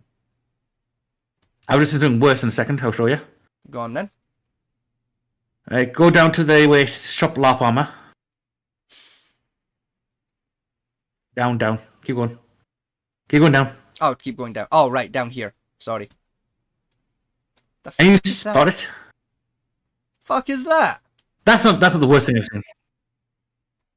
I don't know what that is. I'm not. That's just shit. No, okay. Can you see it yet? I don't mind those pauldrons. They're not too bad. That's okay. Straight up, that's just a monk's robe. That's not even armor. Go away. I like that. That's a really nice piece. That's I'm gonna. That's full set. I'm gonna bring that up for a second. I'm guessing you're referring to these. Yes. These red levers. Let's pull these up as well then, right? Let's have a look. That's the wrong one. It's this one. Here we go. I Retro Vintage Renaissance 17th century armor warrior. No. Don't you dare to Viking outline that.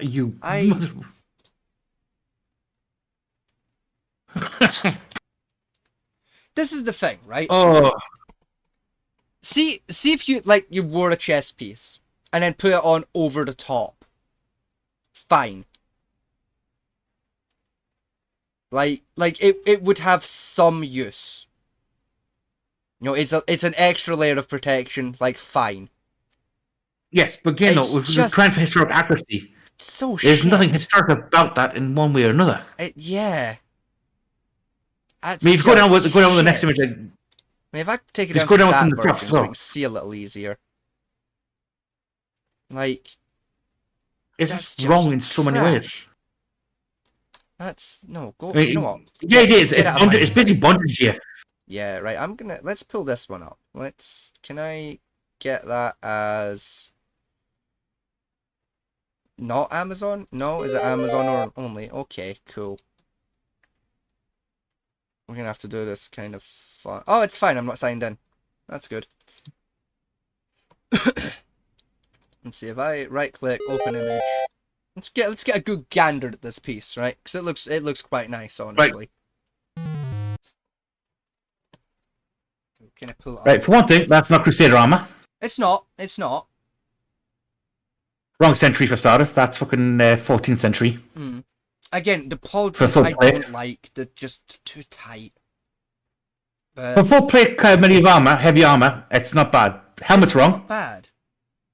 Shield's wrong, and the cape's wrong for starters. Everything else isn't too bad for it. And the sword's wrong. Again, like, historically the cape is wrong. The way he's got the cape. Historically wrong.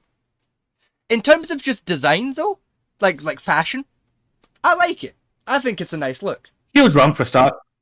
You know, Shields wrong for a like, start as well. That's way too small for that armor. yeah, that's just even for a heater shield, it's a little small.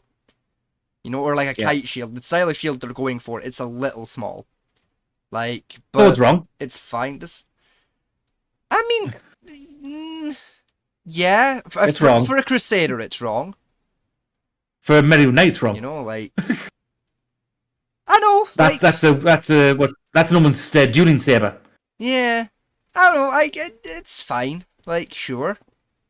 I could Almost believe Crusader-ish, but I could believe like a full plate knight used it. I could believe it. You know, like, sure. probably most people in that plate armor would use their use like a two-handed longsword, Yeah. not a short sword. Like, Basically, if you went full armor, you wouldn't have a shield. yeah. For one I mean, thing. personally, I would, And but that's just because I'm more comfortable with sword and shield. But And you then use the hand and a half longsword yeah. rather than a one-handed short blade. For one thing. Helmet's wrong for the armor, but it's right for Crusader-ish. Yeah. You know, bit of Definitely flair there, wrong but for the armor, but yeah. you can see from how it sits on the armor that it's just they weren't made for each other at all. No. So actually, to Crusader helmets, a little off, but not too bad. I don't know. It's a really good example of a Crusader helmet. Like, I have seen way worse attempts. Like, that's fine. Oh, it's a little off, but not the worst one I've seen. Like that's fine. So moving further down. I would say we pulled this one up earlier. Let's have a quick talk about this one. Right, little lady with the spear. We're gonna ignore the fact she's wearing sandals, okay? We're gonna ignore that because I don't think it comes with the sandals, right? Like,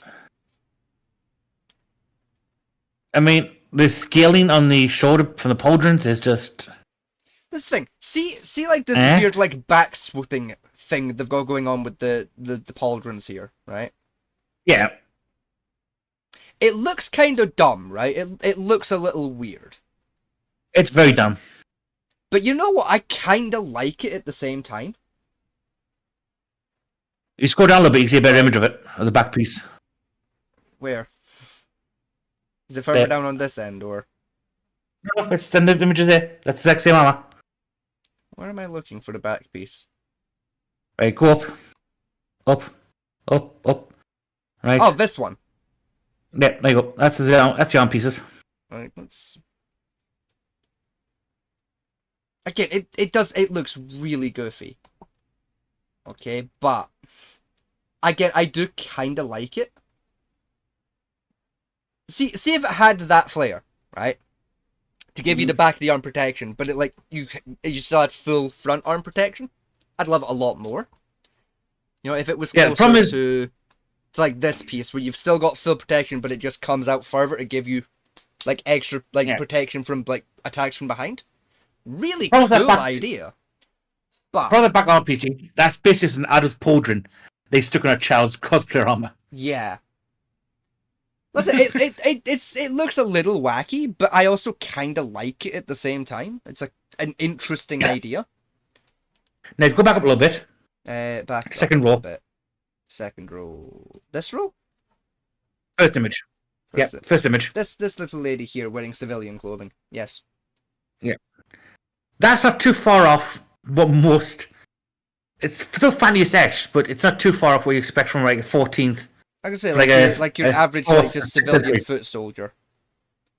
Or it's like mercenary type soldier. Yeah, just like padded armor, piece, you know, just basic padding, sword, call it a day, done. That's pretty much what you expect from most mercenaries. Maybe if they're a rich mercenary, bit of chainmail. Yeah. Or the Gambazon, if you're lucky. You know, like... But that's pretty historically not too far bad off. Yeah, like, especially it's definitely designed, like, it says right there, it's a child's LARP costume.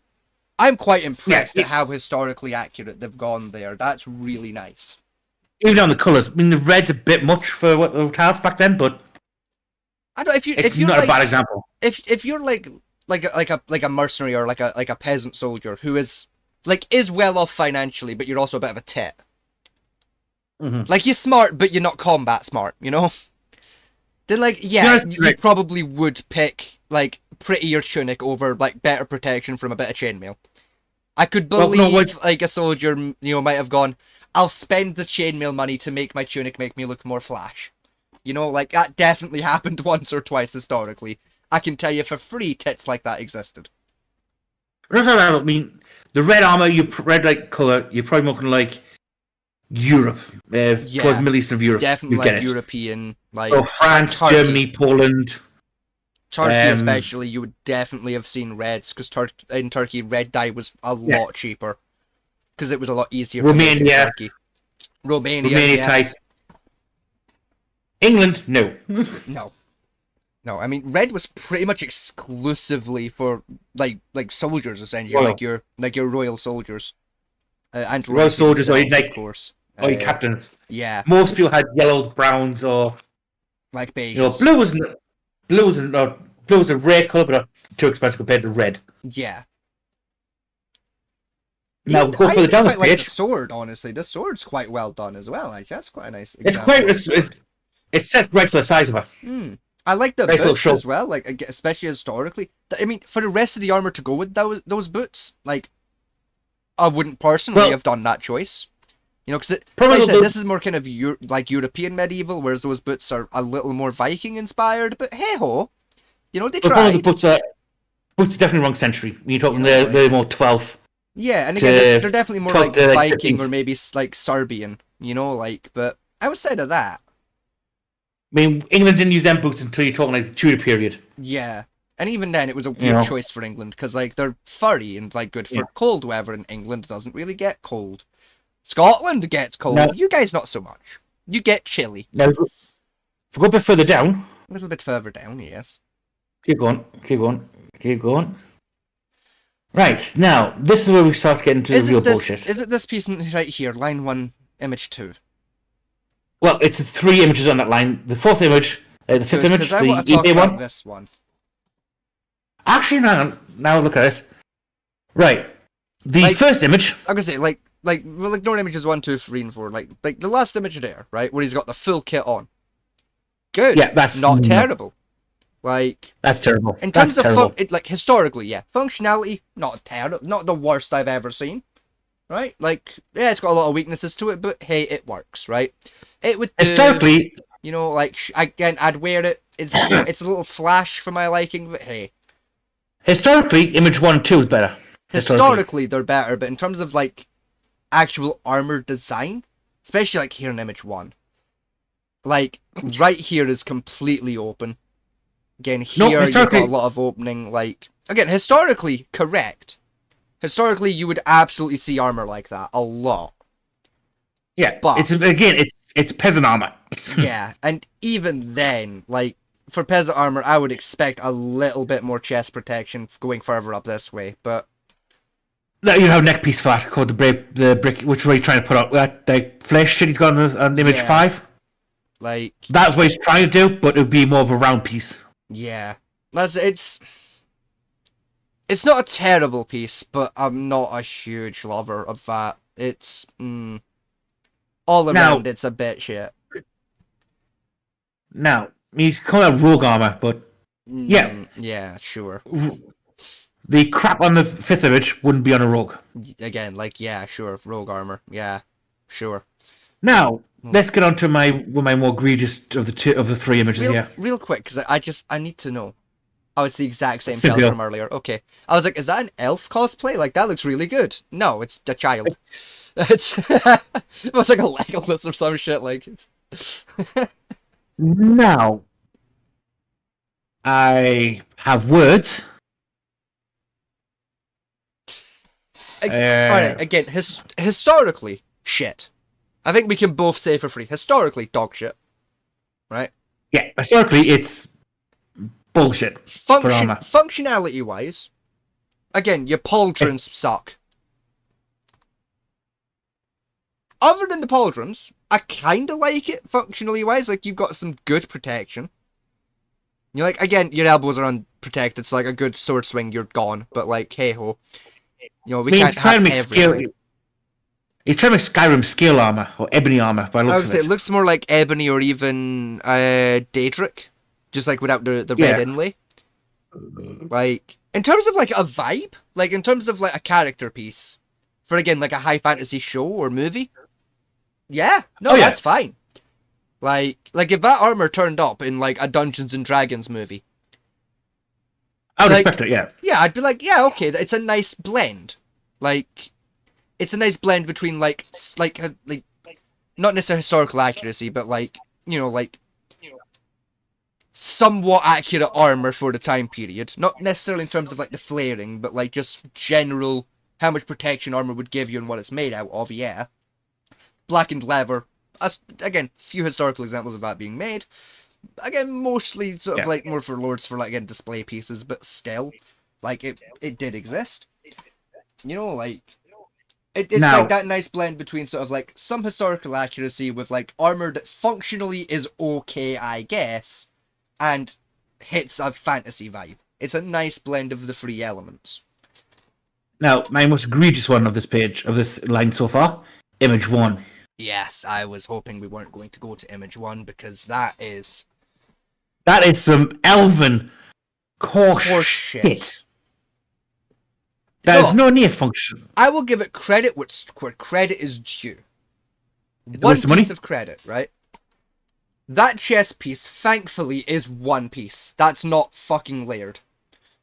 Oh yeah, that's like one piece, which is good. But the weakness of having those ridges in for a starter would be annoying. Yeah. Then the fact that your belly's exposed, like entirely. Your stomach's completely exposed. Then the guys have a weak. The guy has. You've got again no defense like for your head. The vambraces are fucking ludicrously big. No, they're not vambraces. Are those just? Oh no, you're right. Yeah, I see the lip now. Those are braces. These your vambraces are okay. Yeah, no, they're fine. Apart from the pointy thing, we're going to stab yourself with the ribs with. Oh, like here. Oh no, to be fair, they'd probably go more to the outside to be like an elbow flare, by the looks of them. I mean, again, you want to they're like small elbow protection. Like a small elf child, then get killed. Be my guest. Honestly, I'll be honest. Like the vambraces, they're actually my favorite piece. Like they're fine. I'd be more than happy. Above it, I can live with the vambraces. The rest of it, no. Yeah, no. I mean, the skirt, I don't mind the skirt piece. That buckle can fuck off, but like the skirt piece is fine.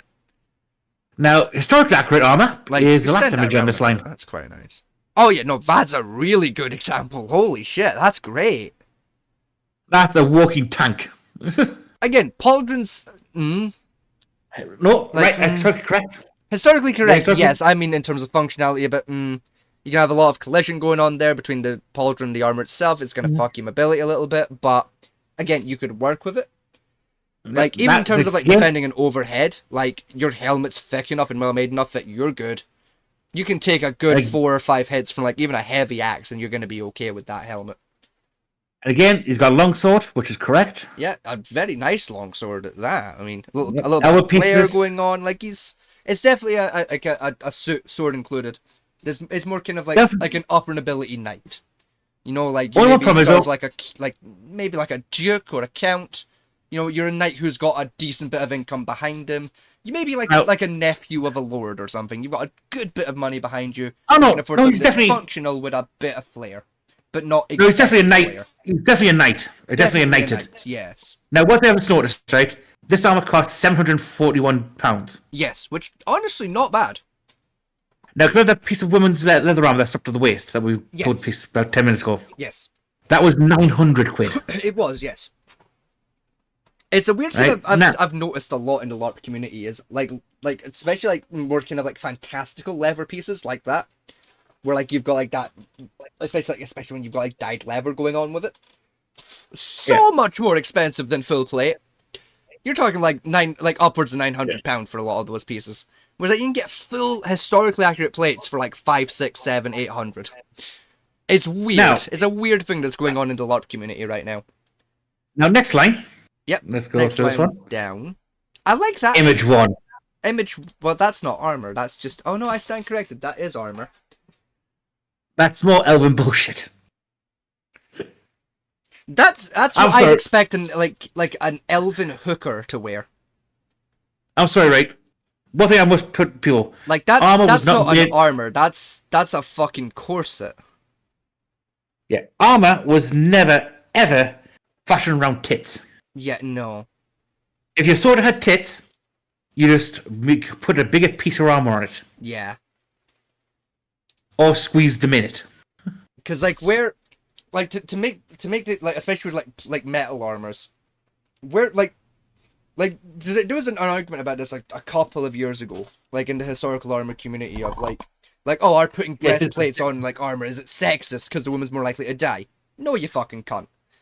Like, because the argument people were making were like, oh, well, the gap in between the breasts, like, it's going to be easier to pierce through that. That's not how metal works, you dumb fuck.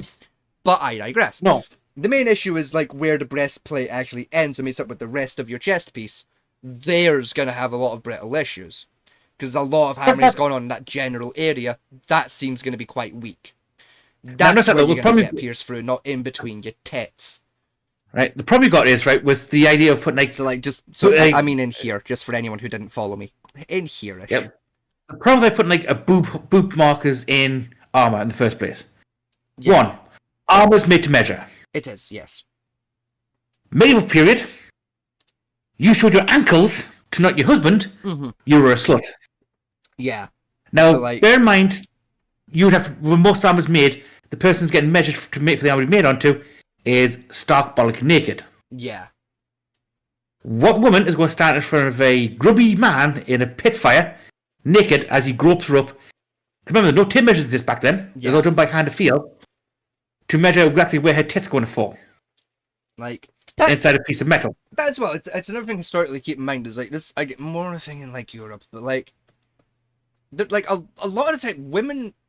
I don't think it was explicitly like women aren't allowed to fight in the army, but it was certainly frowned upon in most cases. There are very few, especially like medieval European countries, where that was acceptable behavior for a woman to join the army. Like, they wouldn't stop you because a soldier's a soldier, but you're gonna get that happened. Again, that happened later in the century, so you're talking again. That was more 12th to 14th when plate mail came in majorly anyway. 12 through 14, where like it was a lot early, like 4th century, like in 1st to 4th to up to like the 9th century, women fought quite well in the army. Yes. I mean, historically, Britannia. Yeah, Britannia didn't really give a shit. The female Celtic warrior who beat the Romans over the head several times until they eventually surround her with 1,000 soldiers to kill her. Oh fuck, I remember this because this was in the episode of fucking Horrible Histories I watched last night. It was Boudica. Boudica, yes.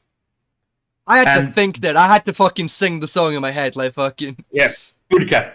It was also known as Britannia, which is the woman with the spear and shield on our British coins. It's a Ludica, it's Boudica. I had to sing that shit in my head to get there, fucking... And she's also where the Romans stole the idea of the chariots with the blades in the wheels from. Yes. That was one of her favourite tricks. It was a surprisingly effective one. It's a trick that still works today. Like, you can get that done to your car with a custom kit. It's like $1,000. And, like, you can fuck a car with that. It is so good. Like, if you're doing demo derby, get that kit for your demo car and fuck everyone's wheels. It's funny. Now, let's go to the next piece. Next image. This piece here. The sort of, Right, another step down. What is it called now? The guys in Lord of the Rings. You know the guys I mean, like the humans. Yes. The Rohan? Soldiers of Rohan? Is that them? Yeah. Very much that kind of an armor style. Very similar. Very historic accurate though. Yes, historically wonderful piece. For basic 6th century knight armor, like 6th, 7th century knight's armor, that's spot on. Yeah, the helmet, again, historically not a problem with it. Personal taste, not a fan of that helmet. Yeah. I would be switching that helmet for something with a light that comes a little further down. I don't mind open face. I just like my helmets to come a little further down to give me the extra neck protection, personally speaking. Like, that's just, I don't want to be beheaded in combat. Like, that's, that's not... Historical-wise, though, it's pretty well made. Yeah. It's about what I expect. I mean, the pauldrons are small enough to use, they're tied right, the chainmail's underneath to give you extra protection, you got the chainmail skirt. You've got the greaves on the legs, come up to the knee, flare from the knee a bit, comes over the shoes. You would have gauntlets on, or at least some kind of chainmail glove. Yeah, something just to protect your hands, like. Vent braces are rounded correctly. Yep, nothing wrong with that. Admittedly, you probably more. That's the type of army we would use a shield with and a bastard sword rather than a long blade. But apart from that, it's pretty accurate for a horse-mounted, like semi-horse-mounted knight. Yeah. In fact, I just like back on the topic of helmets. Just like if I was wearing like a helmet, like again, like along these kind of lines, right? Like a I believe that's a bassinet without the drop. Like the face cover. Yes. Like if I was wearing something open face like that, I would much rather a helmet along these lines. Again, like I want a little more face protection. Like there's again historical examples of helmets like this where you've got like the under padding comes down further to give you facial protection. But like just a general idea in terms of like what like your face covering wise is. That little nose bridge, perfect. A little bit of cheek protection, brilliant. That's all I really need. Whereas like this particular example, the bassinet, where did it go? You kicked off it. It's up there. The bassinet, it just like it's not how far, it's just how far it wraps around with the face protection. It's a little much for my liking. You know, personally, I wouldn't find that helmet very comfortable. Eyesight wise, you're fucking good. You can see pretty much everything in that, but that's it. It's just comfort. I'm not gonna like it. Again, that's more like a Lord's Knight armor. Yeah. I'm just talking in terms of like just like comfort to wear in battle. Helmet wise, like the armor itself, perfectly fine. That would be more than comfortable and acceptable to wear. The helmet itself, it's gonna be a little tight. It's just, you know, I've got like quite sensitive eyelids, so like having metal that close to my eyes, that close to my skin is gonna fuck with me. Not gonna like it, you know. But outside of that, not an issue. Next one is a piece of standard leather armor. Mm-hmm. Not the worst I've ever seen. But a chainmail, like you've got that again. That I mean, again, it is very clearly just one piece that's been kind of like carved out to look like you've got the layering effect going. But like, sure. Again, it's a Larp piece. Like, historically wise, you know. Historically wise, it's not far off. I've seen worse. Next one, Mr. Game Man. Yes, the man with this. I mean. Color wise, again, blackened leather existed. Wasn't used very often, but it's possible. The pauldron, okay, I don't mind the pauldrons. You're gonna have decent mobility with those pauldrons, so that's fine. The gambeson, love it when people wear gambesons with their armor because it makes sense. Like, honest, I've seen way worse examples today. Historically, though, you can definitely tell this has been more for the idea of a fantasy idea of a bandit or a rogue type character. Yeah, it's definitely more kind of rogue. Maybe even like a highwayman. Like. Now, next one. From Red Dragon Armory. I've heard of these guys before. These guys do some really nice pieces. Like, Knight Errant, so Squire. Yep, that's about right. Like, yeah, really good piece. Again, actually, that helmet, I thought that was a face drop. No, that's actually a really good example of a helmet I would wear. No, that's definitely a Squire helmet. Like, give it a nose bridge, see, I would adore compared to the Cathedral Guardian one, is you can tell the chainmail's just on the head and around the neck, and not across the. Yeah, like I said, like. Right, so you got the cheap chainmail around the neck and the head where you need it most. Mm-hmm. The rest is not very protected. Then you've got the plate, pauldron, vent braces, greaves. Then you've got the cloth pleated skirt, so which knight you're fighting for. Yeah. Again, for an Elrondry, like that. Like for Knight Errant, not far off. Yeah, Knight Errant, even like a high nobility squire. Yeah, perfection. Even the cape's pretty good. Well, Knight Errant would be like a knight who's been knighted, but it's got itself on a journey to improve his skills to get really lesser armor. So for long distance walking, that's so tired. That's what it's designed for, and it's cheaper as well. That's it. See, so you don't get rough your armor on that helmet. You know, I would wear that armor every day of the week. Give him a wee nose bridge every fucking day of the week, every battle I ever entered. I would wear that. That would be perfect. Also that reminds me of mention is women in armor, right? The reason I didn't punch the tits out for is they wrapped the breast stuff. Yes. Also, historically, tits were small back then. Yeah. titties were much smaller. It's why, like, especially like in fantasy, because it's one of the few things a lot of fantasy things do take from historical accuracy, is like normally like your larger endowed women would be barmaids and hookers. That is true. Yeah. Like for Kids the getting time away period, fighting. yeah, getting away fighting, but also like larger women were very much more the sexier women of the time period. Just like how, bigger, fatter men were the sexier men. Was because if you had that much BMI, it showed you had a lot of money. And that made you more attractive. Yes. So that's why gout was fashionable back in the medieval period. It was, yes. That's why like your barmaids, your tavern wenches, your hookers, they would have the big teddies historically. Was because they wanted to be the sexiest example of a human woman they could be. This one. Right. Image 1, the black one, is right. Yeah. A little bit of mark for the titty, but not by much. Second one's a bit exaggerated for the titty. It's a little exaggerated in the titty. I'm not a huge fan of whatever's going on there. Like, they're trying to make a padded scale. Yeah, I'm not a huge fan of that, but like I don't know of any historical examples of that, but I mean, I could believe it, you know. Also, the double sword belt loop weird. Didn't exist. Yeah, the double swords didn't exist. Wasn't a thing. Like, get the very heavy. There is very weird. Well, a lot of people who like Larpers, I think people say, "Oh, this did exist." Do you have any idea how much a sword weighs? Yeah, it's a lot.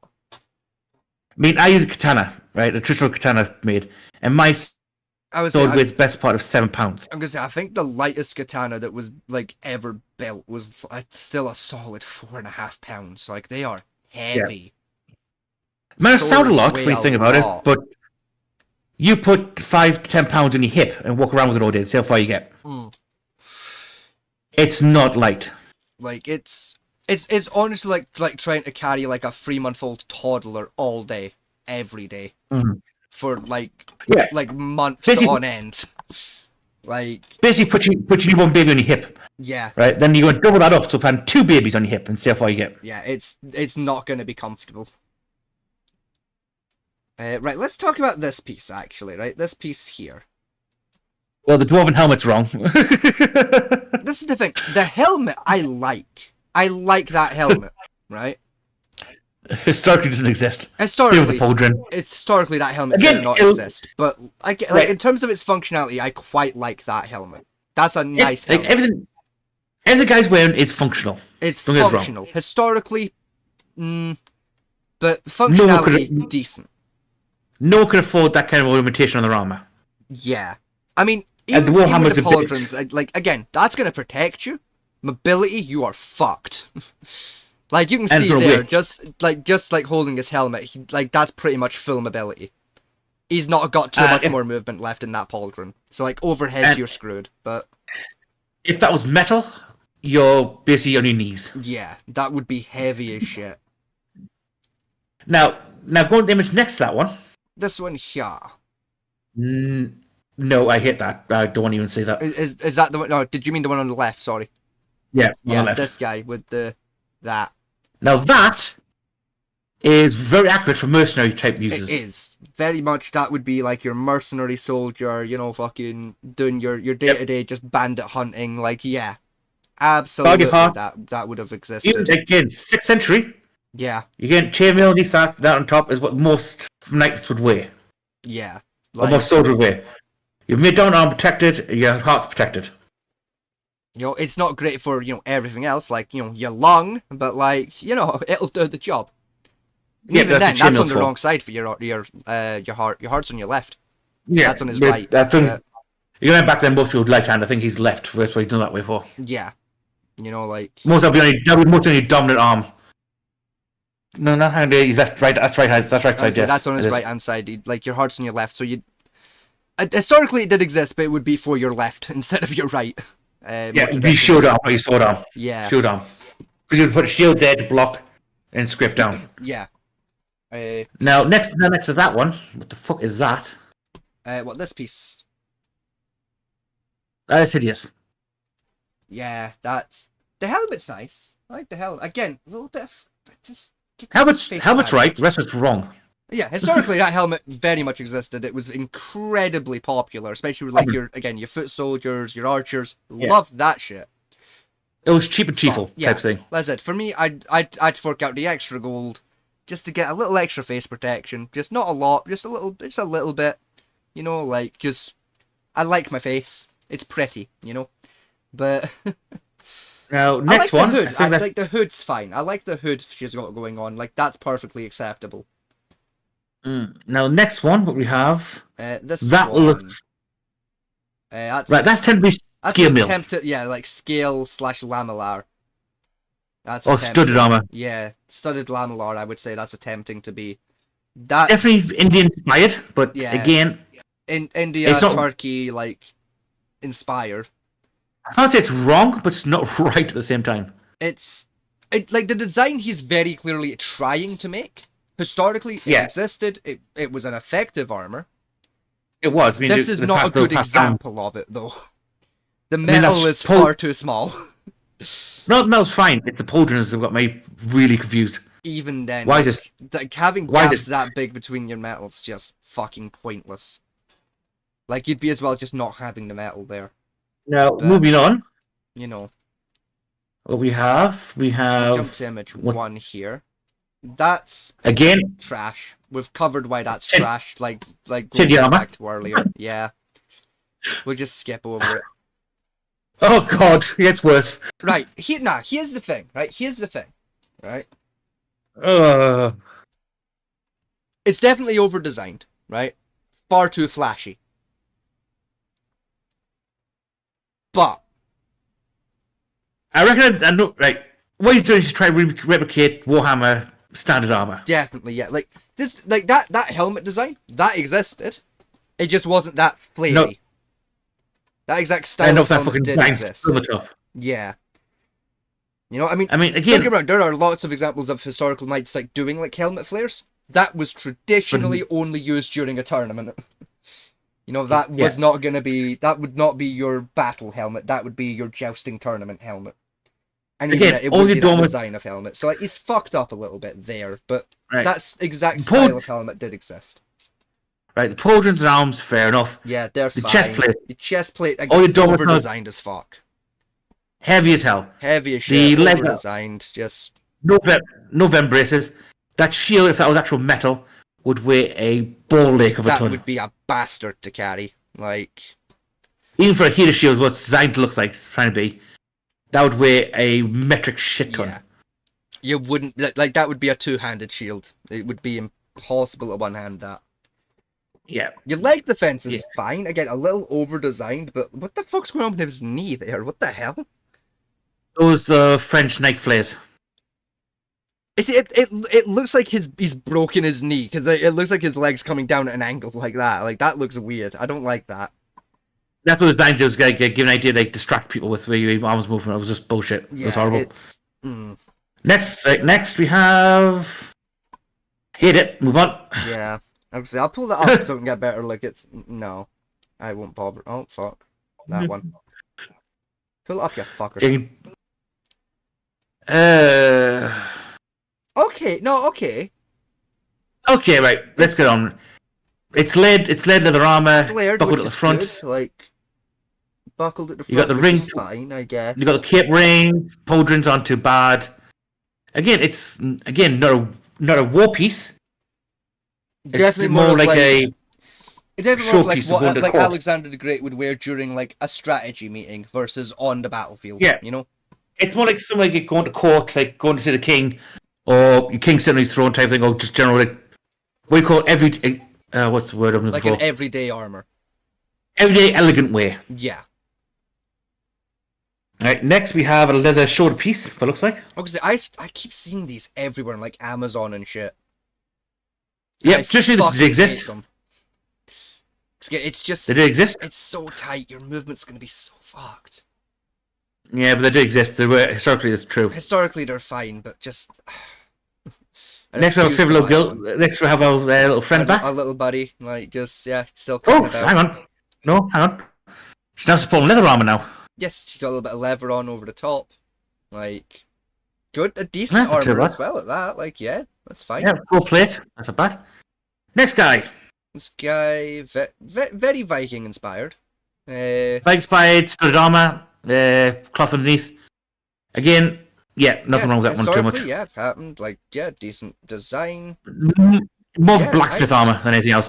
You guys Even work then, in the forge. I definitely wear that, like, into combat. Like, that's fine. Like, that's I sort want of a bit fine. thicker than that. Right, what do we have next? We have this piece next. Historically accurate, not bad. 2-piece chest plate, correct. Shoulder flares, verb braces, fine. Yep, no problem with that. Like, That's squire armor. again, historically, it existed. I wouldn't wear it just because of, like, this seam that's connecting the two pieces. Just, nah. That's not seam though. Remember, that's lead. Even It's then, lead piece. I just... Nah. I wouldn't trust that belt to hold. You know? Next up... Again, yep, existed. Yeah, Basic existed. leather. I have no issues with that, honestly. That's a really pretty piece.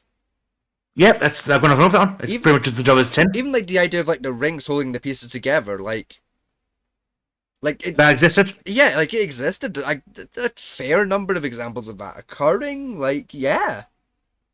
And That's if I gonna was run that like, one at all. see, because like I mean, it's not real leather. I can tell that is pleather every day of the week. I'll tell you that for free here, right now. It's Chevron. Yeah. But, like even if we pretend for a minute it's real armor, right? I really like it because of just how bare bones it is. There's like no flaring and shit going on there, which, especially like if I'm buying a new piece of armor, that's what I'm going to look for as a key quality. Of no flaring, no fucking shenanigans, because then I can customize it. I basically take the armor as like a starting point, like a base piece. I take it to a leather worker to get it customized with some flarings that I like, that are of, you know, like I can get my house's insignia put on there, maybe like a little dragon design, maybe like, you know, get some scales artificially pressed in, you know, little isms that kind of make it my own piece. I'll put a sheet metal on top. Yeah, a little bit of sheet metal over the top to give me some, like, give it like some more protection. There's a lot you could do with that. Like that is it's a bare bones armor that did exist. Yes. Now, before we get to this next bit of plate armor, I want to skip one and we'll come back to that bit of plate armor, right? So we'll talk about this piece. Oh, no, hang on. Look, put it on a second because I've got some quick about that one. Right, it's not going to take much for that one. All right. Yep, historic accurate, no problem. Move on. The vent braces are a little skinny, but other than that,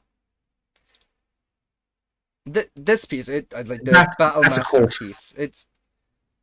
I'll tell you what it puts me right in mind of, though. You know the College of Winterhold in Skyrim? Yeah. You know the Archmage robes you unlock for like finishing that questline? Yes, that's really similar. Really similar design, and I kind of like it. It's not armor; it's going to protect you for squat. Like, yeah. Like if you were doing like Comic-Con and wanted to be like a wizard from Skyrim, that's a really good option. That's a wizard or a jarl. Yeah. Oh, definitely a jarl. Yeah. Yeah, definitely more of a jarl type outfit. It's like it looks nice, but really historically, some lords had robes like that, but armor wise, it's not armor. Yeah, you wouldn't wear that into combat. You would die. This piece. Next piece. Yeah. French. No real issues. Musketeer. French musketeer. Definitely musketeer piece. Like definitely more kind of designed for rapier defense. Like yeah. Yeah, belt front piece, so they deflect bullet shots and rapier strikes. Yep, no problem. Listen, I don't like how exposed this area is, but pauldrons, you know, like it's fine. Next is this. This piece. Rajputs. I would say that's that's very clearly from an actual Larp event, and yeah, I'd say Turkish inspired based on the helmets. Yeah. Nothing much too wrong with it. Not too much wrong with it, to be honest. Like yeah, like that's again, if you played Kingdom Come Deliverance, like that's what most of like the late game enemies look like in Kingdom Come Deliverance. Like yeah, historically, not a problem with that. Yeah, that's fine. Yep, definitely Turkish using sabers. Yeah, definitely Turks. That's the people I'm looking for. The Turkish. Yeah. I think more Rajput because of the face chainmail. Yeah, like the face mail. I have so much wrong with this. I have so much wrong with this. I don't know where to start. It's just too busy. You know, there's too much wrong with it. hang on, you got heavy line right, stitch into gambeson. Yeah, you got titty bumps, whatever the fuck Then you got that's supposed to be, that sash I think thing. that's supposed to be a Straffy backsword, which is way too big to be a backsword in the wrong place. That's... You've got leather pauldron, then you've got metal pauldron on top of your leather pauldron. Then you've got leather sleeves, then followed by more gambeson, then some type of... And then vambrace. Like... Vambrace, it's... Yeah. It's wrong in more ways than I can say it's right. Let's move through this piece. Hit it, but... Yeah. It's trying to be layered leather. Again, but it's... I can see what they're trying to do. All the seams historically, just... Yeah, no. It's... Like I said, I know exactly what they're aiming to do. They fucked it. They completely fucked it. Let's move on. That's, yeah, it's just some antique vambraces. Nothing too interesting. Alright, we'll go back there. Oh, okay. That's it. There's nothing no. interesting there. Like, They're not vambraces. No, they're not vambraces. Are they not? No, they're your top of your legs. Oh, of course, because that's a knee. Yeah. Oh, right. Yeah, that's jousting armor. Sorry, you're right. That's a knee. My head was telling me that's a fucking elbow joint. No, that's a knee. Yeah, sorry. It's like God in the fucking description, man. Oh, fuck, so it does. I only read as far as fucking antique nautical part. Steel. Like, that's as far as I read and went, yeah, that's okay. Yeah, that's jousting armor for mounted knights. Again, Helmet? I really right. like these styles of helmets. Again, I prefer the ones that have, like, a little bit of cheek protection, but, like, again, I'd be more than happy to wear that style of helmet. But this is the type of helmet I keep referring to, where the chainmail comes around a little bit further. That's more what I prefer, where the chainmail comes a little further around. It's a perfect that's definitely a Viking style. Talking about. Yes. Yep, again, historically, existed all around the world. Next, we have this. Right, okay. Jousting armor. Yeah. Jousting armor. More jousting armor. I like that. That's a nice piece. Again, that's plain. Why do you call it Gothic for? Yeah, again, it's half armor. Just half piece, lead piece, just your chest, and some general. 3 lead pieces. Yep. Yep. That's about right for half armor. Not bad. Yeah. Good attempt. Yeah, I like it. I like it. Hit it. That shit. That's trying to be too many things at once. Yeah, even in terms of functionality, that'd last maybe an hour and then you're dead. Like, that's just shit. Oh, Red Dragon, here we go. Horse Lord armor set. Yep. No problem with that one? Yeah, I kind of like it. Again, I don't trust these fucking welts to hold. Other than that, perfectly how fine. we want, though. Like, that's fine, yeah. Now, I like this. That's studded part armor. It's a really it's rare you see studded part armor nowadays. Like, that is a wonderful example. Thank you very much. Good leather armor on top, chain underneath. Like, yep, no problem with it. Even the blue, bit off. It's like you said earlier, like blues in like the historic period were like incredibly rare, but also quite affordable. Yeah, for a mid-range knight and nobleman, yeah, looking before blue, no problem. And they're more likely to use studded armor as well. It's definitely like a thing that's kind of reflected in the LARP like community, of like blue armors are quite rare in LARP, mainly because it's quite an uninteresting color. So a lot of players don't really know what to do with it. Like maybe you see like a Viking-inspired player wearing it for like what we saw earlier with was it the Dragon Queen piece with the blue like inlaid like on the scaling. You'll see shit like that be done with blues a lot, not full pieces of blue, which I think is quite sad because it looks really good. Tell me that doesn't look gorgeous. Oh, it looks nice. But tell me what the expensive type was one called Tappa Blue. Tappa Blue. It came with one village in between like France, Poland, and Germany. Yes. It's one tiny village. And it was ridiculously expensive. It was ridiculously expensive, but beautiful. And for some accident reason, if a war happened, that doesn't do with them, and no one wanted. And all countries agreed not to touch it. Yes. That village because they all liked the clothing. It was accidentally wiped out by a rogue siege strike from all 3 sides. That sounds about right. Yeah. Because they forgot where the village was. Again, yeah, that sounds about right, yeah. All three generals command the army forgot where the village was. Thought each one was an enemy base camp there, and all three attacked it and wiped off the map. No more top of blue, and no one's ever recreated the colour ever since. Mm-hmm. Guess what happened to those generals? They were all fucking shot against the post. Fucking. That's where military execution was invented. You know, they tied a prisoner to a post and shot him with muskets. That's where that was invented. Was that day, where the generals were lined up against posts and shot with arrows. Just. Well, let's just say they definitely weren't generals anymore. Oh yeah, no, they got sacked. And let me tell you, in the medieval period, getting sacked meant something very much more painful than it does today. All right, next we have not Viking armor for a start. But I've very much seen that, like, this style of armor get used a lot in, again, like Viking inspired TV shows such as the show Vikings, and also there's one on Netflix. I think it's called The Last Kingdom. I think it's called. Yeah, that's not Viking armor. There's a couple examples of like Vikings in the background wearing armor like that on the go. That's Rajput. Yeah, it's Rajput. You wouldn't Anyone doesn't know really Rajputs have are? seen a Viking wear it, but they're basically historical medieval soldiers from India. Mm-hmm. And if you want to give it terms what how good they were in terms of equality to lethality, equal to the samurais or your like Gurkhas type people. Mm-hmm. You told them, like, these people handed armor down from Fire of the Sun all the way through it.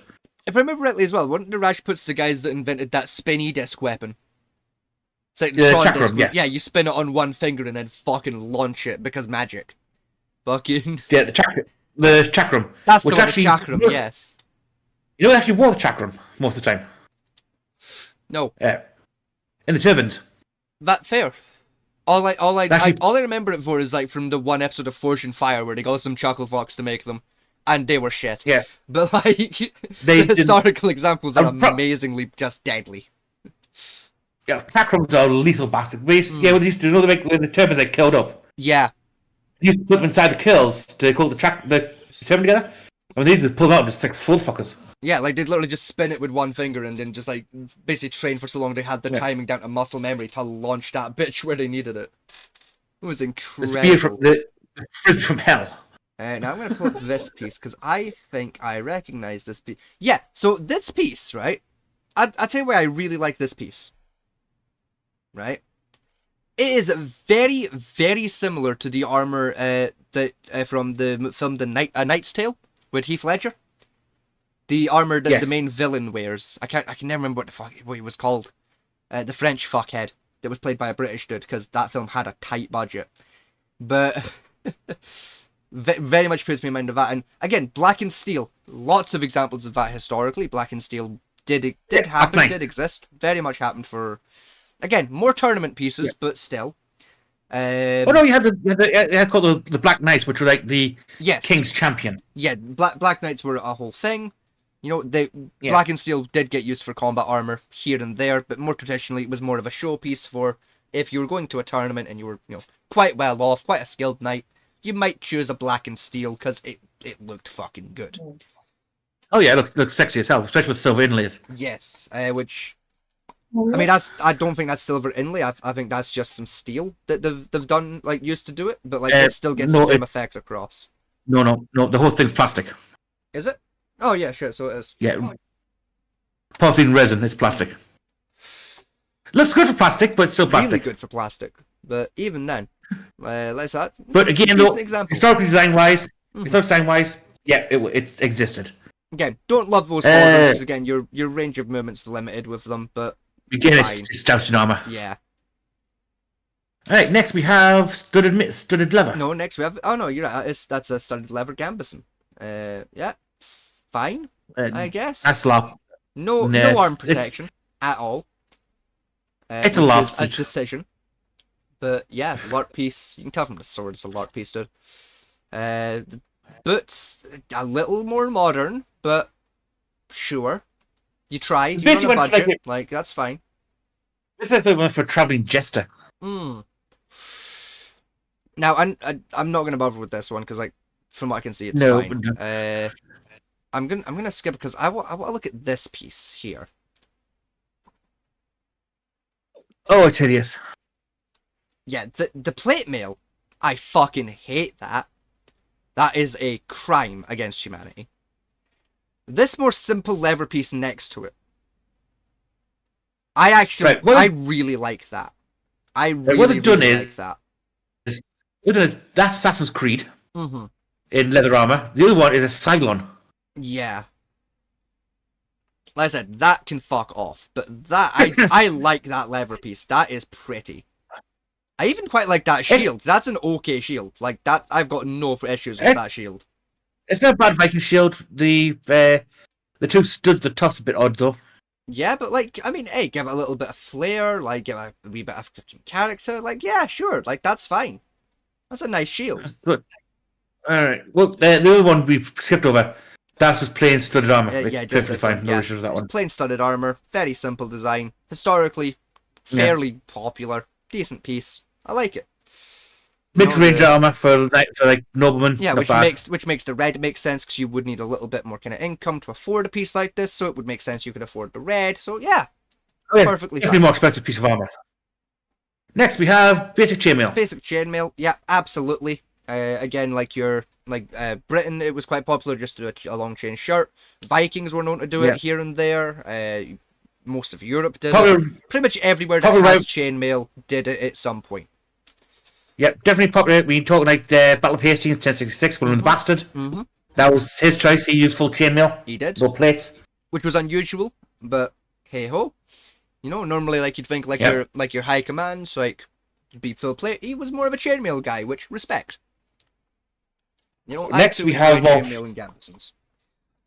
Next we have more fantasy bullshit. Yeah,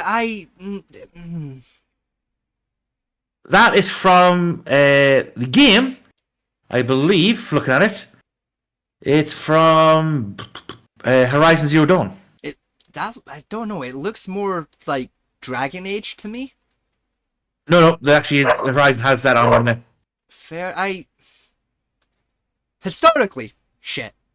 It's shit. Functionally, yeah, I guess. Like, I'm not seeing too many issues. It started with trying to make a lot of scale meal. Yeah. They're not right, good job, but like, yeah, sure. Show what scale meal is, then like small pieces of like scales look like like fish scales. Yeah. Layered together in a downward pattern. Yeah. Like not in an upward pattern as got here. Yeah. It's like I've seen worse, but I've seen worse.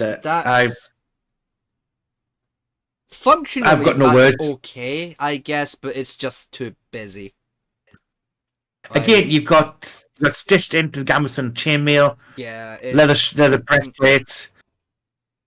Again, there's just so many just faux pas going on there. Just no, get out of here. No. We've seen that. Shit. No, I don't even want to look at it. That's fine. I like that. That's basic plaid.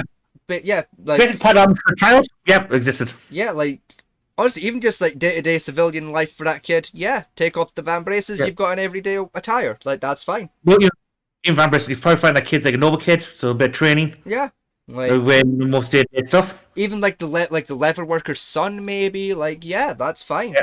Like next leather. Straight up, that's Roman armor. That's supposed to be leather armor from Rome. Tribesman.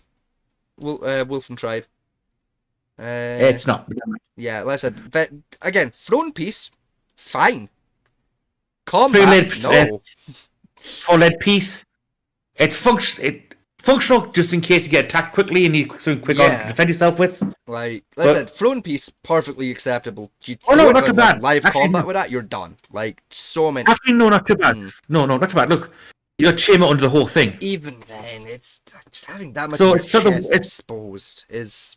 I mean, what next? Next... Steel mat, what the... Have that... Is that... Hang on, let me pull that up into a bigger image for us. Looks like leather apron armor. Yeah, it's like a... No, it's chainmail. It's like a gambeson with a chainmail vest. Yep, historically existed. No problem. It's like a double up gambeson. He's got like an under gambeson, then an over gambeson vest, then a chainmail vest, which is odd, but yeah, sure. That's No, it. Historically, absolutely I've seen happened. historical representation of it. Even like double gambusing happened quite a lot historically. Like that's fine. Especially for like archer combat, when people were firing arrows at you because they're twisted in the arm and the gambesons.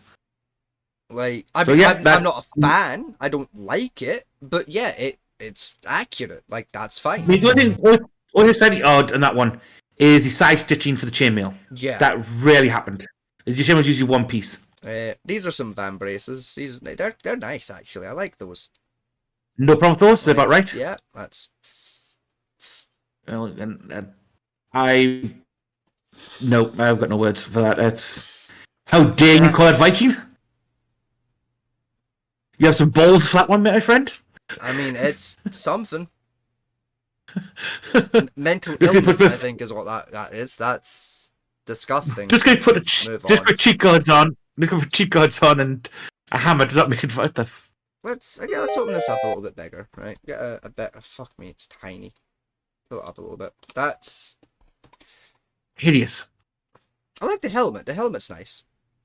Again, give that a nose bridge. That's a perfectly acceptable helmet. The rest of that can fuck off. They're going to try some kind of like cross between elvish. I mean, right, that second did happen in some armors, especially in India. Yes. For like a belly protection on. You like tie that to yourself after you put your armor on.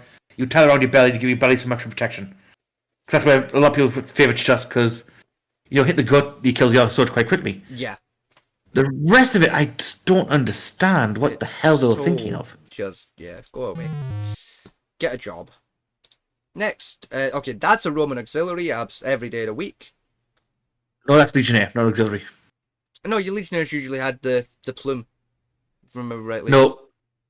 Auxiliaries didn't have had the chest plate, but they didn't have the skirt or the pauldrons. You're right, yeah, auxiliaries were further down. Yeah, you're right. That's Legionnaire. What you're thinking of is Legion, which has had the You're right. head yeah. It was auxiliary, foot soldier, Legionnaire. You're right. Legion. Sorry. Yeah. Yeah, that's a Legion. That's a Legion armor. That's your Legionnaire. Yeah. Again, no issues with that. That's a pretty accurate Legionnaire. Like that's fine. Yeah. That's very accurate for a Legionnaire armor. Yeah, that's really good. Again, just the type of helmet I'm on about of like fucking head protection, face protection, back protection. Again, I'd prefer a nose to there, but hey ho. Right, what next we have? That's okay for a spearman. That's fine. You don't need a lot of movement as a spearman, so like that's okay. I wouldn't go for a spearman. That's definitely more of like a jousting piece. Just from how missing some like short points there, but we see his legs. Legs good way as a jousting piece because it's a solid piece of leg. Definitely designed more for jousting. These pauldrons. That's missing pieces. Yeah, mind. That's fine. Yeah, that's remember the leather armor you saw before that had like the big gap in the top of the neck. Yeah. That's where you put over the top of it usually. That's it. Not too much. Again, the pauldrons that you're not gonna have a lot of up moves. Again, you're gonna have a lot of fucking collision here, but that's fine. Yeah, the buckles need to be moved further towards the neck piece. I like that. Vest. That's really nice. That's a good piece all round. That's good. Really like that. Now, what next we have? Okay, real quick. That's literally just the armor from the show The Mandalorian that the fucking blacksmithing Mandalorian wears, and I just want to point out that that's there for some reason. Moving on with our day. It's that's perfectly fine. Studded gambeson. Perfectly fine. Yeah. Happened all the fucking time. Yeah. Perfect next piece. I would say that's literally from Game of Thrones. So historically, horse shit. Yeah. Functionality. If we talk functionality for a second. Okay, functionality. I don't. Pauldrons are reversed. Yeah. Pauldrons reversed. The scaling on the shoulders and the skirt piece, fair enough. The problem I've got here now comes in the chest piece where it skims down towards the waist. Yeah. That's going to nip the waist like fuck. That as well as if I come in and like with a blow, and like get caught by that glancing and my sword gets forced down, I'm gonna have your leg. That's up though, right? You want that to You kind of remember, swoop out a little bit further, so like when when my blow gets glanced off, I'm gonna come away from you rather than just into your leg. that's But that though. that's The fine. biggest problem with that is, right, you remember Warhammers were a big thing back then. Yeah, If I hit you in the Warhammer that side, that one's going to crunch right into your ribs it and your is, floating and ribs you're area and just your kidneys. you're fucked. But listen, it's Next, feeling piece, like sword on sword or even up against a spear, it'll do the job. But yeah, like blunt weaponry, you're done. Next we have, piece. okay, this one's a bit more awkward. It's a little awkward. The helmet, again, that's quite. I can't remember the name of that style of helmet, but did exist. Perfectly fine. Yeah, more towards 14th century compared to the rest of the armor. Now, the Claymore. Yeah, that sword, I have a lot of problems with that sword. And I'm not going to talk about that. I'm going to pretend that sword isn't part of this image. Yeah, I am as well. Because that is, like, what the fuck is that? What's with the spikes? What the fuck's going on with the fucking crossguard? I've got too many issues with that sword to make... Mm. Again, it's a mismatch of armor, but it would work. Yeah, functionally it's fine. It's just odd. This piece, I get that would be heavy as fuck. You would not want to wear that into combat. It would be far too heavy. Historically existed though. Yeah, like no, that it would next. That's training. That's perfect. That's training armor. Like yeah, basic training armor. But again, I more than happy to wear that into combat. That's fine. That'd do its job. Basic training armor for like practicing with swords. Right. Next up, we have this. Die. We're not going to talk about that one. We're going to just skip straight to image 2. Again, we have a leather bra. Yeah, just a leather bra, like with nipple rings included. Like a gladiator, yeah. Roman gladiator, sure. Everyone else would not touch that. But that's literally what it's designed for. It's designed to be a gladiator piece. It says right there. Even I think gladiator. But a gladiator, sure. I think even the gladiator. Thanks. I'll just go topless. Thanks. Yeah, I'll just be naked. Right, next. Oh, again, the helmet's nice. I like the helmet. Functionally, it's fine, but it's so busy. Again, it's a lot to. It's a lot. He's trying to be a spearman. Spearmen are cheap soldiers. Yeah, and they wouldn't afford such expensive armor. Too expensive for a spearman. Yeah, we've seen that. Again, yeah, that existed. Seen that one. It existed as well. Right, we have seen that piece already. What's next? This is what we've seen that piece. Seen something similar. Basic chamber of leather armor. Yeah, we've seen, no problem. We've seen the general piece. It's perfectly fine. I'm not going to say a word. Okay, now hear me out here, right? I don't want to hear you out. Historically, dog shit. We can agree to that immediately. Historically, that didn't ever happen, right? Functionally, not really an armor. You're no protection from any of that. Oh, those steel feathers. Even still, like it's trash as an armor. But again, as like a throne piece of something for like an upper nobility to sit and like hold court while wearing. Brilliant. Like it's pretty. It's very fucking ornate. It definitely serves that purpose. Not gonna really help you against an assassin. Not really something where like even if like some like a small band of bandits came in and tried to attack your keep, you're gonna get changed. Again, just see if it was like a bit of basic leather armor and then like the like feathering thing and like the. Like, if that was more of a tabard with, like, the feathering for a cape, but again, a bit of leather armor, would be a brilliant piece. As is, it's an okay example for, like, a throne piece. What we got next? Seen it. I was glad we've seen that one, and my thing's gone fucky again. This one, we'll do it to this one.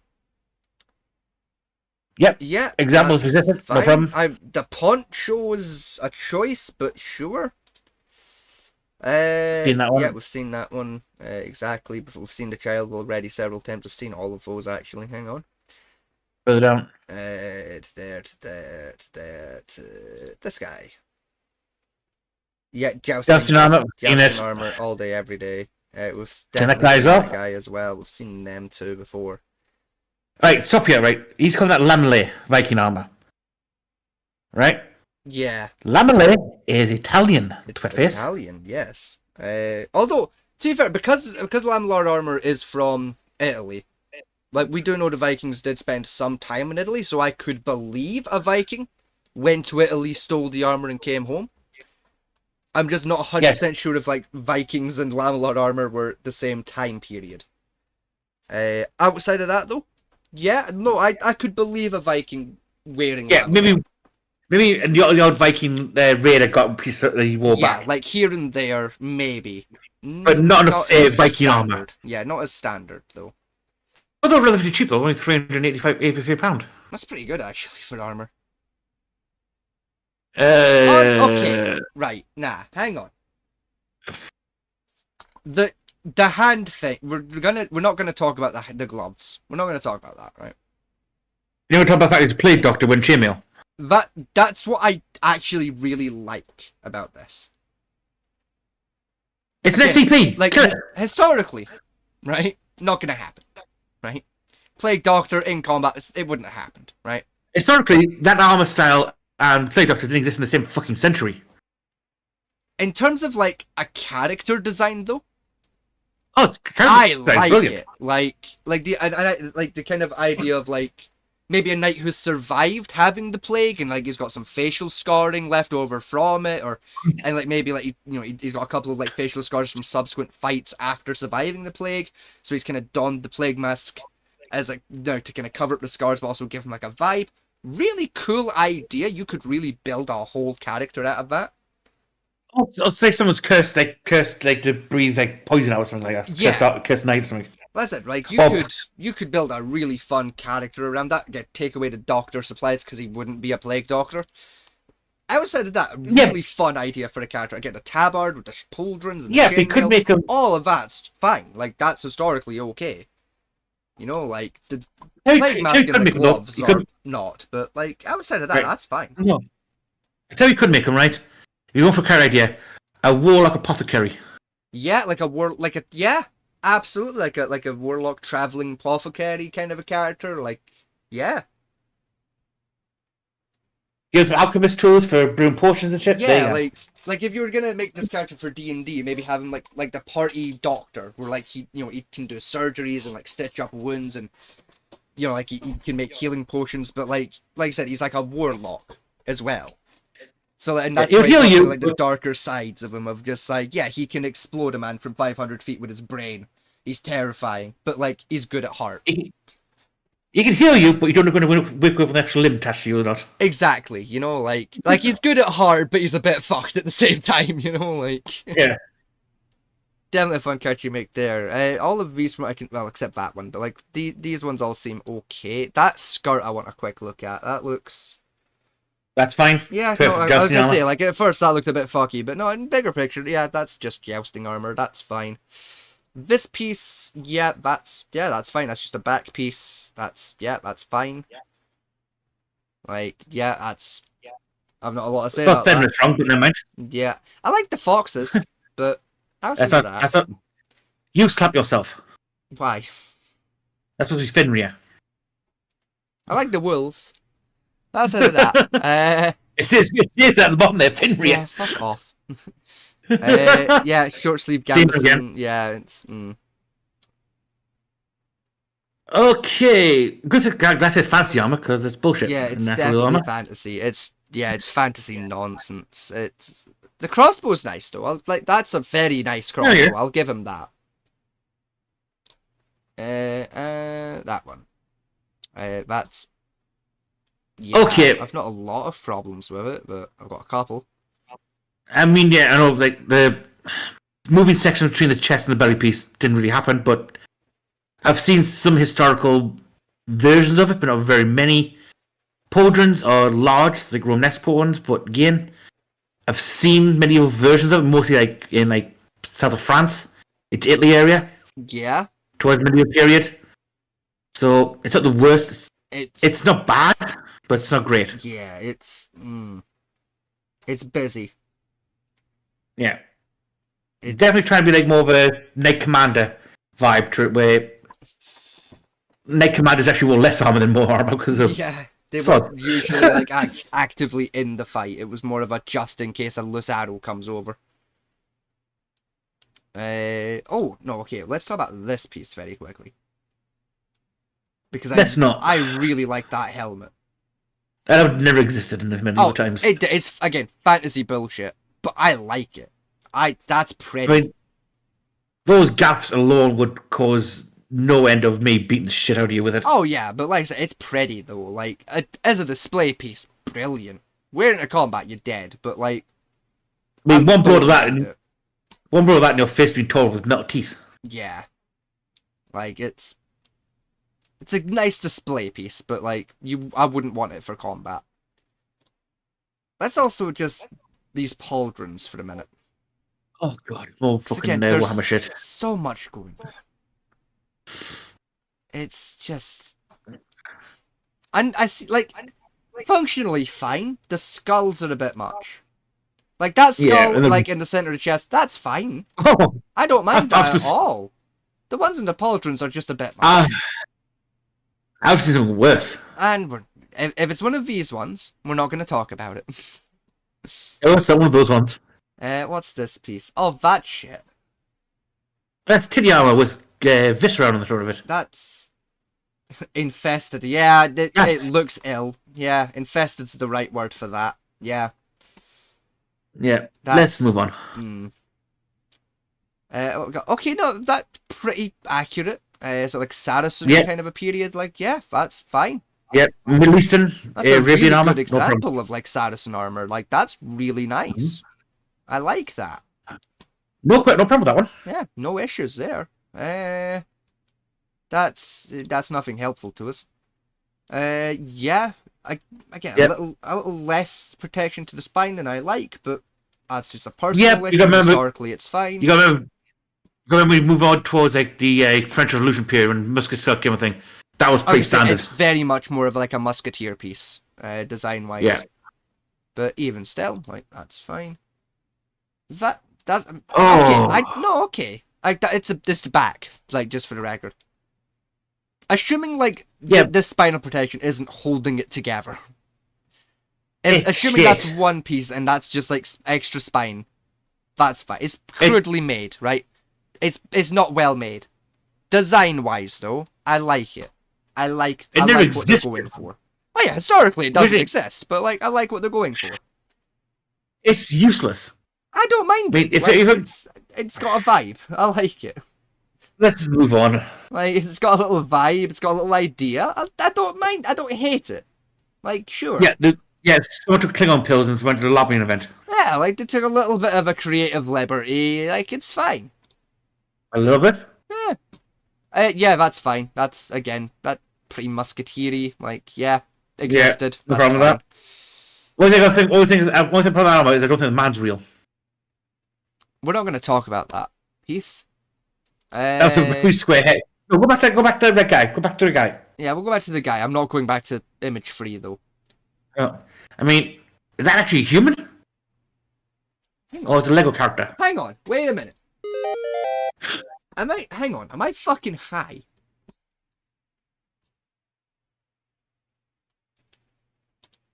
Oh no, okay, it's the color on the bricks. For a minute, I thought he had elf ears. I was like, what the fuck? No, it's how his. Because if I bring it back to like 100%, you know what I mean? Like how where that bit of brick is there, kind of fucks with the eye. What problem is though? I think that head is photoshopped in. Oh no, that's 100%. That's photoshopped, yeah. Because there's no human looks like that. That as well. Of it. That's just like that as well is like look at the angle of his face here. Look at his reflection. They don't line up at all. That's what I mean. Look at the neck, right?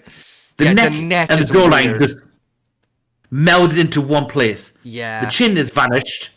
It's like it's a stick of meat on top of the armor. I think he's just had like an unfortunate lighting situation there, you know? Unfortunate? Like I've taken photos of people in real life where like that neck thing's happened and like it's 9 times out of 10 it's just dodgy lighting, you know? Remember the angles, ladies. Yeah. Yeah, that's fine. Yeah. No Again, problem with that one. wouldn't really trust that that seam to hold, but other than that, yeah. Next. Next, don't like it. No. Historically, yeah, I've seen things around it, so not too Yeah, bad about it. it's definitely an amalgamation of a handful of historical designs, but yeah, it's We're talking like a mercenary or a corsair who's like picked up bits and pieces you could find on the road. That's the one I spotted.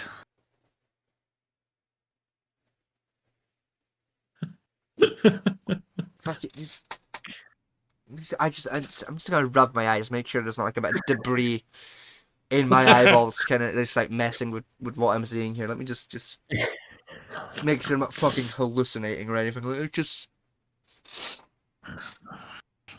no, I'm not. I'm not hallucinating. There's not debris in my eyes. That's just what that looks like. Oh, it gets worse. Go down a bit on that side. Oh, I've seen those. I don't even care. There's a lot going on there. Well, let's say one thing. Historically, not accurate. If you even people at home, if he even needs to finish that sentence, jump off a cliff. If we even need to tell you historically, die. Just die. You're a fucking imbecile who shouldn't be allowed to breed. Jump off a cliff. You will be more valuable to the human race as a corpse at the bottom of the White Cliffs of Dover than you will as a functioning member of society if we have to tell you historically what that armor is all about. Now, functionally. Functionally, Yeah, no. I've got a couple issues where like, if you fix those issues, it would be fine, I guess. A couple of issues? A couple. 3 to be precise. 3 big issues where I'm like, fix that and it's acceptable, right? I have about 80. This back piece, right? This sun thing going on. Get it to fuck.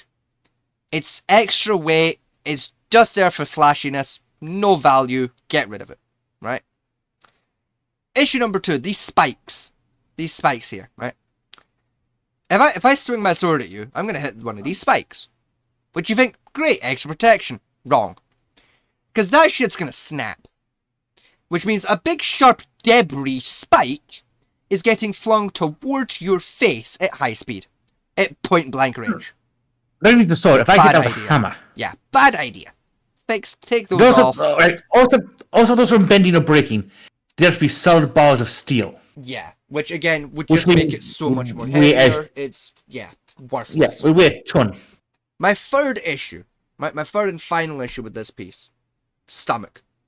Make the chest piece a little bit longer, give you some stomach protection.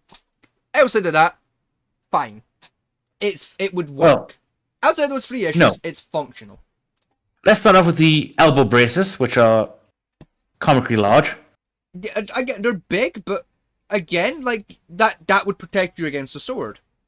You know, again, like something like a warhammer, not really, but there's not a lot that'll defend you against a warhammer. Let's move on to the wrist, the vim brace. They're a little short. I'll say that immediately. The spikes, I kind of like the spikes. Historically, they're horseshit. Functionality, though, it's a spare weapon. Like, if you lose your sword, you fucking punch a motherfucker with that. You Wolverine. Yeah. Like, that's fine. If it's not on your dominant hand. That's his dominant hand, so that's what his sword is. Even then, like, that's fine. I said, if he loses his sword mid-fight, he's got backups. Like, that's fine. I could use a sword with spikes and like there. Like, that's fine. I'm probably going to improve. Look at this one. You know, like... Don't get me wrong. Vibe. I hate the vibe. But, like, functionally, like, there's not a shit ton wrong. There's a few things here and there, but, like, it'll do. Let's move on. It's a little exaggerated. That's the main thing. It's a bit exaggerated, again, like you said, with the elbow joints, but... yeah, that's fine. That existed. We've seen him. We've seen that piece earlier on. Let's go with that piece. That's a much It's better still example well. of like that, like the guy we saw with the little bits of metal. Much better Yeah. example of that type of armor. Like that is Yeah, perfectly fine. that's a cheap version of scale mail. What I was on about. Definitely a cheap scale mail, but even then, a much better example than what we saw earlier. Yeah. And existed. Yeah, even the helmet that I got, again, style of helmet that I like. It's even got the nose bridge, perfectly fine. I'd like that again. I'd wear that helmet. The armor, yeah. If it was all that was left, I'd wear it. That's fine. And historically, And pretty Vikings accurate. would wear that one. Yeah, Vikings would wear it. And again, historically, yeah. I mean, fuck, even a lot of like British soldiers would have wore armor of that kind of a style. Yeah, it was quite popular during the Anglo-Saxon period. So yeah, as like a mid-level armor. Yeah. Now we go back. Now we go back to fucking Game of Thrones. Yeah, high fantasy horse shit. Yeah, one thing. Right, let's start from the beginning. The chest plate, fair enough. The cloth around the neck, it's going to restrict you. The belt plate is a pain in the ass, and the full face mask, you're going to be able to see shit. Yeah, that's not a great example of a face plate. Leather armor with chainmail, yeah, no problem. I don't like the tassels, but that's just because they don't really do anything. They're just kind of there. They're basically trying to chainmail to the leather armor, basically. Yeah, they're not really doing that. They're just kind of there. Right. Like that knot's doing that job, but these tassels aren't. Like, trim that shit back, babe. Next, we have horseshit. Yeah. More horseshit. Yeah, again, more just... Even more horseshit. I know, okay, like, not... Again, I'm not trusting that, but... Yeah. Okay, functionally, it's not bad, but... Functionally, it's not bad. Historically, it's not great. Like... Yeah. Like that stuff chest piece, that existed. Like that, I remember rightly, it's for rich, that style. But, yeah, it's most of it's French armor. It's... Yeah, it's... Like I say, it's a mismatch of pieces from different periods, shall we say. Yeah, which is quite a common thing in fantasy, especially, of just, let's take 3 or 4 time periods and just melt them together for armor. Also, if you'll excuse me with my HDMI cables being a bitch. Gotta try and fucking... Hang on, just unplug it. Plug it back in. Sorry, everyone, my HDMI cable's on its last leg, so it periodically just cuts out static for no fucking reason. Oh, it's only 60 quid for a Hobbit or Medieval. Well, this piece. Yeah, £59. That's... Oh, sorry. Yeah. No. The braces are £59. Oh, so that... Okay. Yeah, that's a little expensive for bracers, but okay. Okay, medieval, trying to be a mercenary type. Yeah, no problem with that one. Yeah, like, yeah, historically, sure, functionally, fine. Like, again, not my personal taste, but yeah. Knight errant. No problem. Yeah, only issue there is crusade. Yeah. Is a crusade sword that didn't exist then. Yeah, it's a little early for a crusade sword. A little late, actually. That's fine. A little late. A little late for crusade. It's a little late in then. Like, yeah, you could have picked one up then. Again, plated plate mail. No problem. Just leather plate. Yeah, perfectly fine. Yeah, titties. Yeah, wrong. Titty armor and the coochie piece. No, along with that's fine. The skin tight leather leather would be a problem, and the D guard short sword didn't exist. I was gonna say that sword is.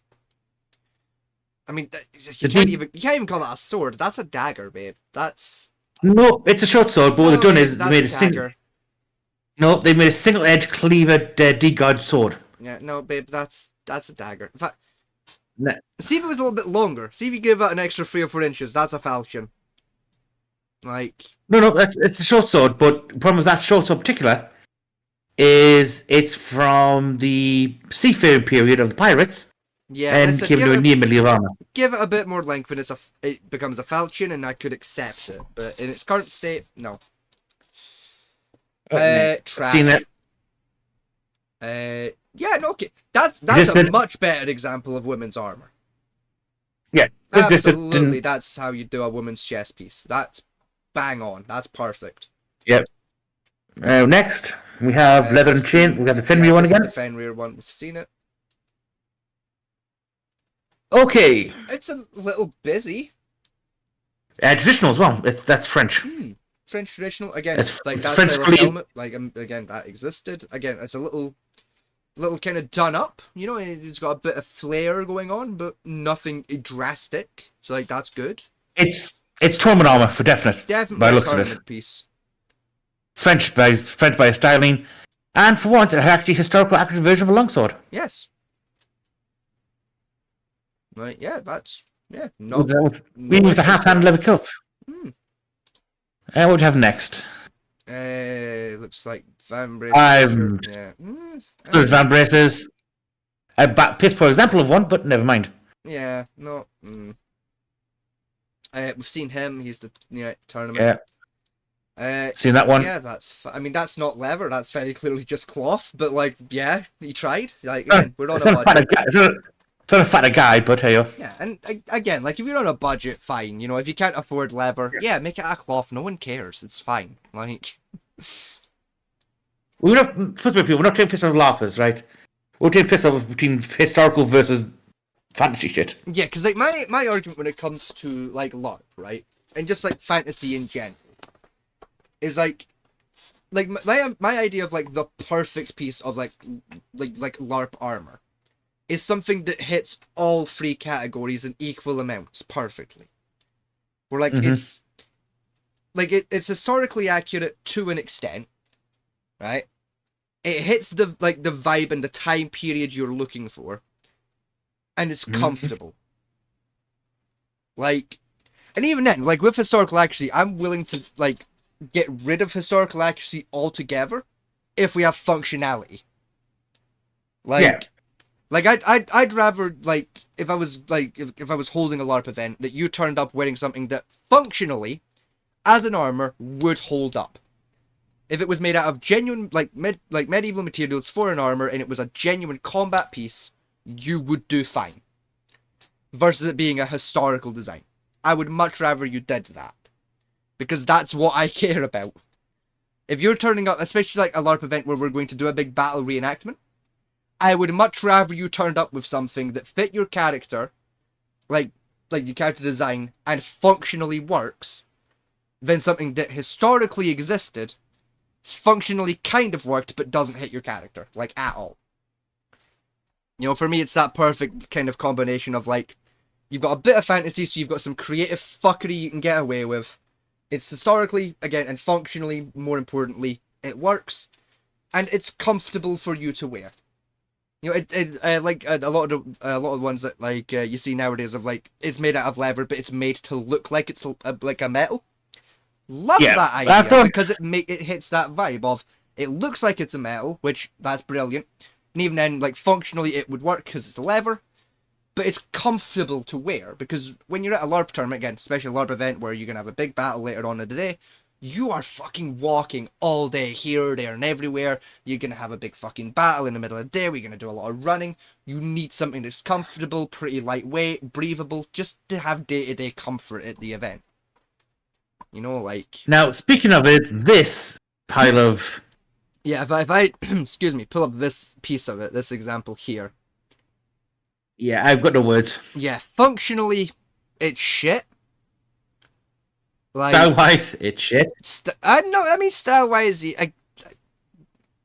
that's shit. It's crap. The torso piece sucks. The pauldrons are fine. I quite like the pauldrons as a character piece. Like, that's fine. In fact, here's a great example of what I'm talking about, right? This I really like, right? Again, historically kind of shitty, but you know, like actually, it's not too bad. It's very truly like a cheap, lightweight metal, which great. You know, you've got leather over the top, which again historically didn't really occur, but for a character, it's an interesting idea of like maybe like if you fucked up the leather a little bit, kind of aged it a little bit, and did like the same with like the metal. You kind of go with the idea of like, yeah, you're like you're like a disgruntled lord, right? You used to be like a count, you had good money, you could afford decent armor. Something happened, maybe your king betrayed you, stole your land, now you're out on the streets, you're a traveling adventurer, your armor's got fucked up over years, you had to kind of patch it back together. Like, you could make a fun character out of that. What? Vegas. You have to say my name 15 That's times. I literally heard you. Yeah, Sorry. well, just shut up. You're having a point. Sorry, I Right, got that's very Joan of Arc's heated there. armor. I'm so sorry. What? That's Joan of Arc. Is it? What does it fucking say that? It doesn't, does. but I recognize the armor style. I mean, the flirt, yeah, and the general... the lever over the top, I've not known Joan of Arc to be with, but, I mean, sure. I'll take The it. colour counter of armor have it on because they carved the fleur-de-lis into the leather. Fair. Rather than having a metal plate piece on it. Even still, like I said, though, like... Okay, fine. Historically, it was a thing then, sure, but, like I was saying, you know, it hits the free vibes of it's going to be comfortable, lightweight, and functionally it's going to work. And again, you can make a fun character around it. Now, if you go back to the next line above, there's one armor you're going to have to look at. Is it that barbarian piece? Because if so, I refuse. Yes, it's that one. Put it up. Yeah. Do we even have to? People at home, look at the small version. Do we need to talk about it? No, we don't. Probably we do.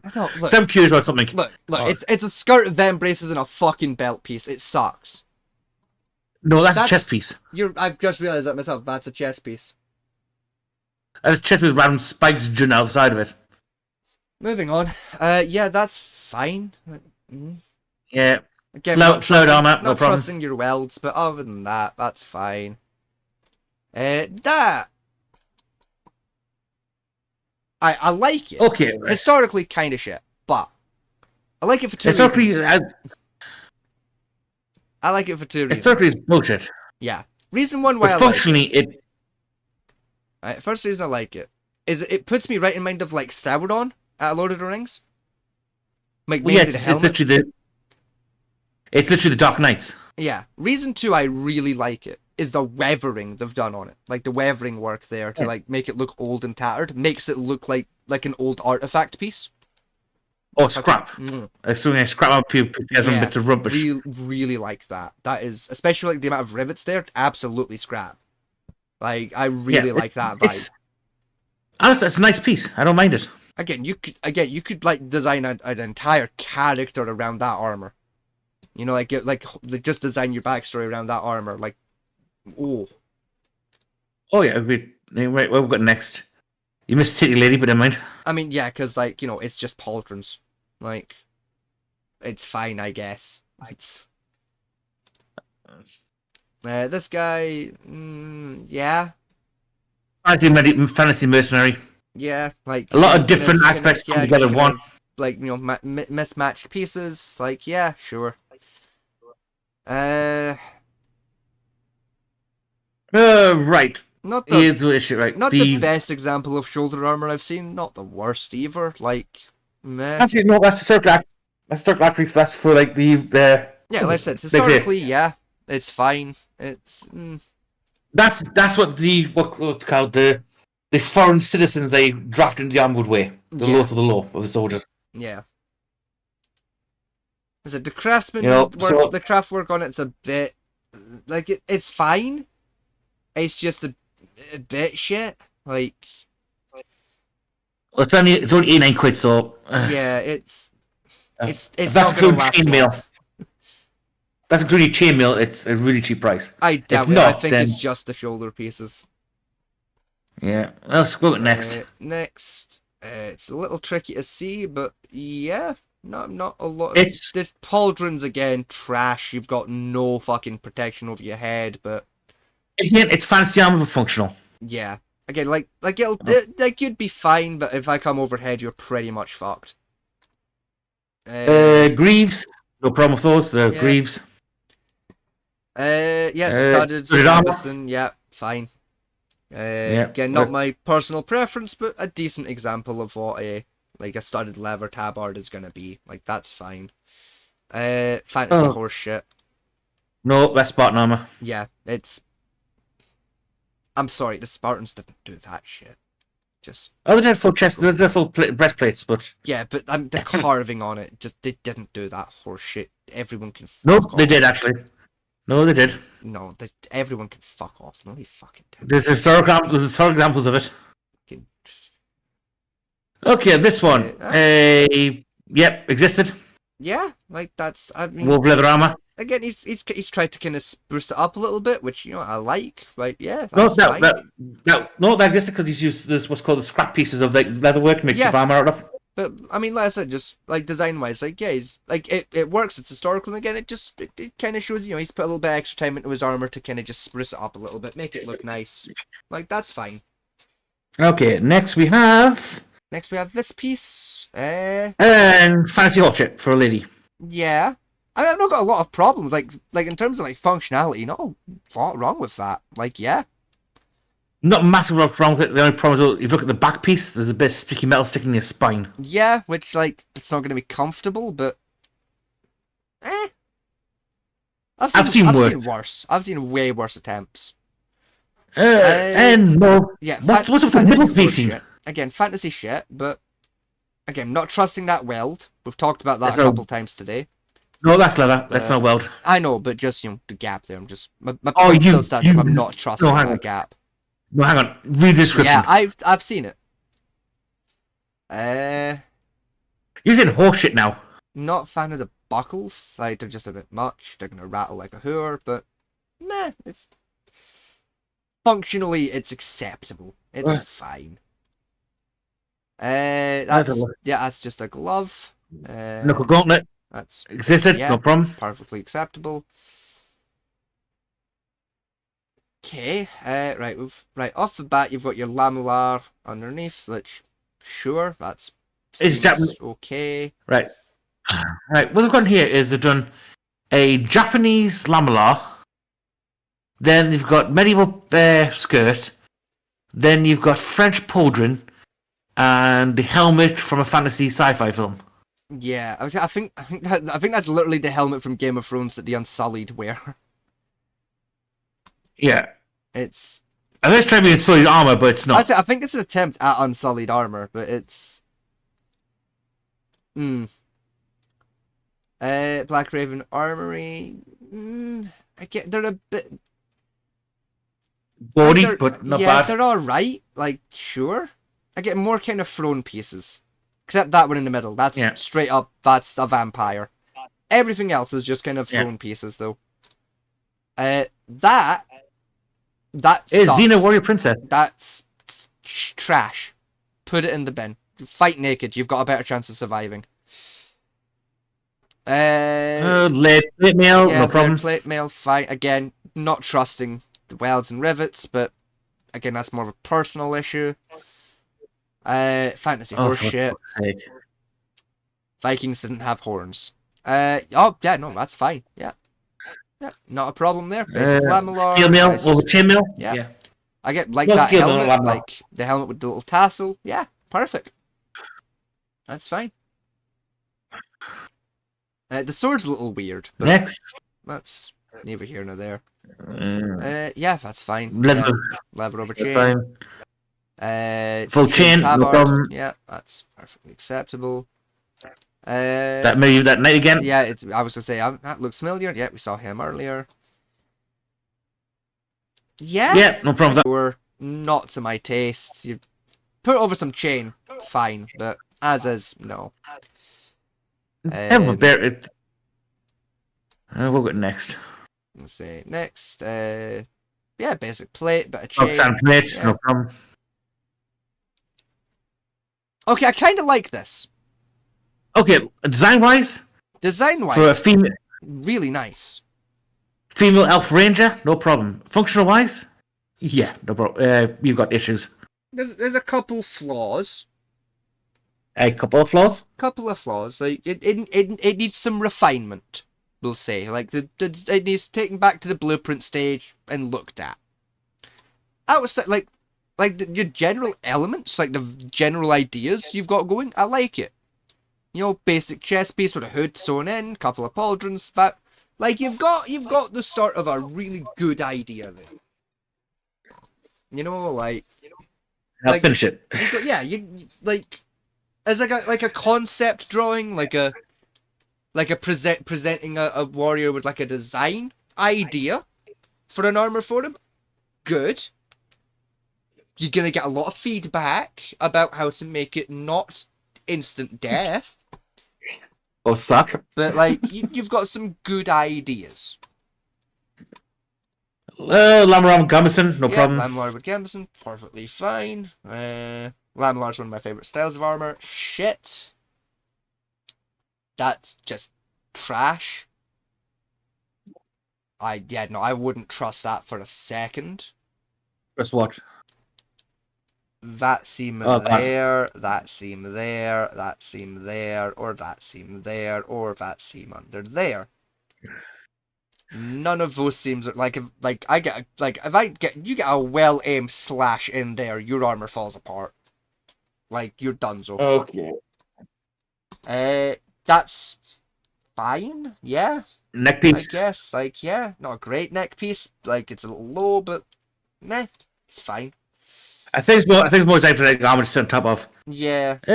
Torso plates, sort plate, no problem. Yeah. Yeah. Again, but more of a blacksmith piece that. What's even going on there? Oh, it's a leg, right? I see. That's. Yeah, I've got nothing to say. Yeah, that was a weird photography choice. Okay, this guy's got a padded coif. I like that. You don't see enough people use padded coifs. Always appreciate to see it. A little bit of neck guard. Yeah, no, that's fine. That's acceptable. But okay. French. Yeah, definitely French. You got the like a gambison that's been turned into a tabard over the top, which sure. Pro chim underneath with the vem braces and shoulder guard. Yeah, seen plenty of them. Yeah, like that's perfectly fine. Usually coat guard. Neck guard, no problem. Just a neck guard, that's fine. Gambison. Gambison coat, yeah. Buckled Gambison, yeah, existed. Very comfortable, very good fucking defense. Not an issue.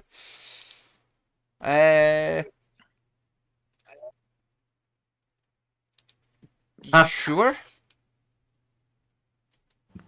I mean, you'd never march into battle with just a belt, but sure.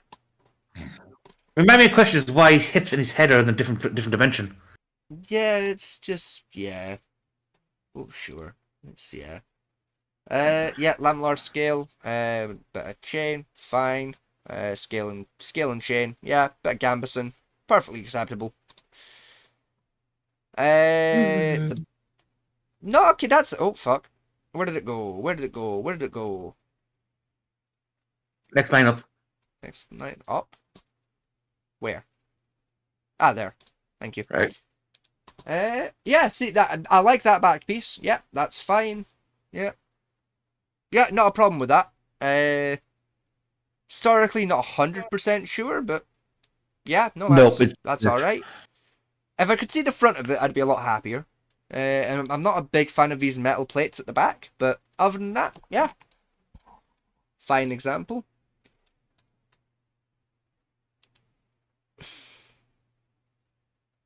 Right, so for one your sheaths on the wrong bit, that should be at the back. That's very very clearly for your sword. No, that's a musket holder. That's worse. That should be again at the back. That shouldn't be on the fucking. That's for like a musket pistol, which has nothing to do with chainmail or anything else in that armor. No, you could definitely use that to attach a sword to your back. But as I said, it should be at the back. Yes, so on the ground. Vest on your waist. That's a bit. Yeah, that's. I'm not gonna. That's a bit naff. I'm not gonna lie. It's a bit naff. Functionally, sure, it would do its job, but it's a bit naff. Yeah. Tin top head, the next one. Plenty of them around. Yeah, obvious. It's one of the few types of helmets that don't really have much in the way of face protection that I love. Because that wide grip is fucking amazing. Yeah. You don't even have to worry. Someone throws a downward strike, you don't even have to fucking worry. The helmet will take it. It is fucking they're beautiful helmets. Johnny came around when more muskets came more involved in combat than anything else. Which is weird, because they are way better for defending against a sword than they are defending against a musket. Right, that is supposed to be a replica of Roman gladiator armor or emperor armor. Definitely attempts at gladiators and emperors. It's not. Even worse. It's not great. It's not great. Not terrible. Like your detailing needs a little bit of work. You know, your lever carving needs a bit more practice. Other than that, I've not really got an issue there. Like, that's fine. Well, it's functional, but again, it's more like I say, it's a thrown piece. Yeah, chain. Chain. Yeah, No chain, problem. Chain coif. I can think I've seen a padded coif under there. Yeah, you could throw a helmet on that and you're good to go. That's perfectly fine. 10th century, no problem. Yeah, round about then. We've seen this fella before. Yeah. Saw him earlier on. We've seen It's that just piece threw us right back at the before. top. Like I say, we've seen most. You're right, it has. That's gonna collect on him. Yeah. What are those, Greaves? Yeah, Greaves. Yeah, Greaves. Yeah. I actually really like, because like the lip's not that pronounced, so yeah, I quite like that. I'd wear those. I'm pretty sure we've seen this already, this guy, but yeah, musketeer, sorry, armor. Yeah, similar, no Yeah, problem with that one. not much issue. That's the Urkai from Lord of the Rings. I nearly said Skyrim there. I nearly upset everyone. Yeah, I find no. Let's talk about the Urkai armor for a minute. Let's talk about this for a second. Right. It's definitely heavy, shall we say? It's like, in terms of a fantasy armor, it's fine. Yeah, like it's functional. Like, that's gonna protect you.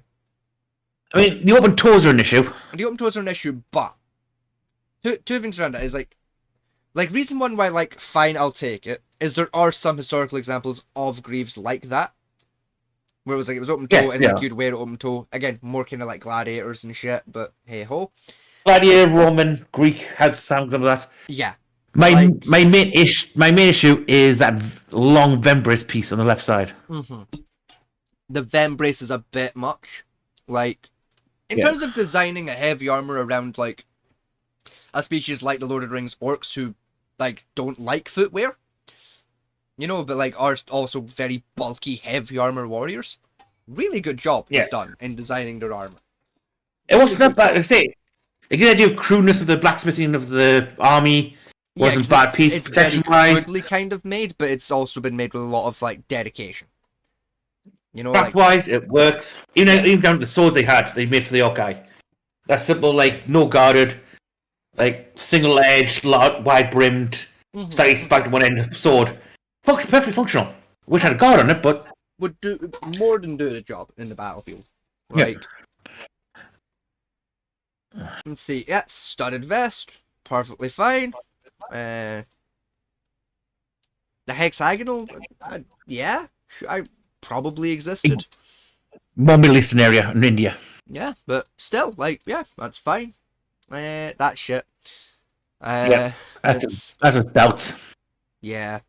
You got a kink you don't ever know about. It's trying very hard to try and like imitate the samurai style. It's not doing a good job of it. It's a kink. Yeah. We've seen that one already. In fact, I think we've just been shot back up. Yes, we have. Yeah. Yeah. Where were we at? Here. Done him. Yeah, we've done that seen one before. that one. What about that one? It's titty armor. It's titty armor, but like, yeah, no, that's reasonable. See if that came down a bit and kind of plumed better. So again, like, if my sword gets deflected, it doesn't go straight into your leg, and it kind of came down a bit further. So if my sword came down and got caught in the curve, it got fucking swung out that way. Yeah. You know, just bring that down and plume it better. That's fine. That would do the job. Again, wear over a bit of plate, like a bit of chainmail. Yeah, no, you'd be fine. You'd survive. Next, a lot going on. Don't like the pauldrons, because again, no mobility. But other than that, yeah, I mean, that's just a gambeson. You'd want a bit more than just a gambeson protecting you there, but nah, no real problems there.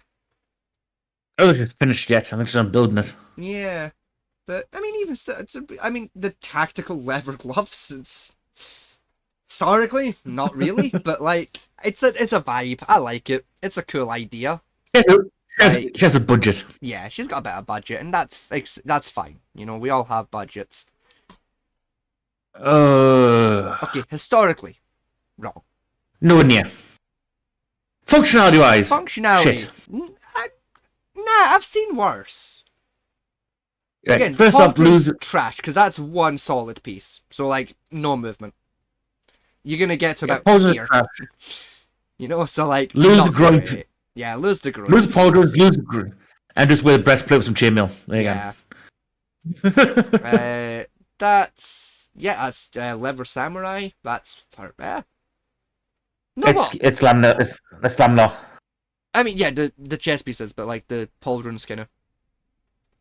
In terms of like a samurai inspired armor made out of a leather, that's a decent attempt. That looks pretty good. Nope, it's sort of accurate version of it. No, it's not full samurai.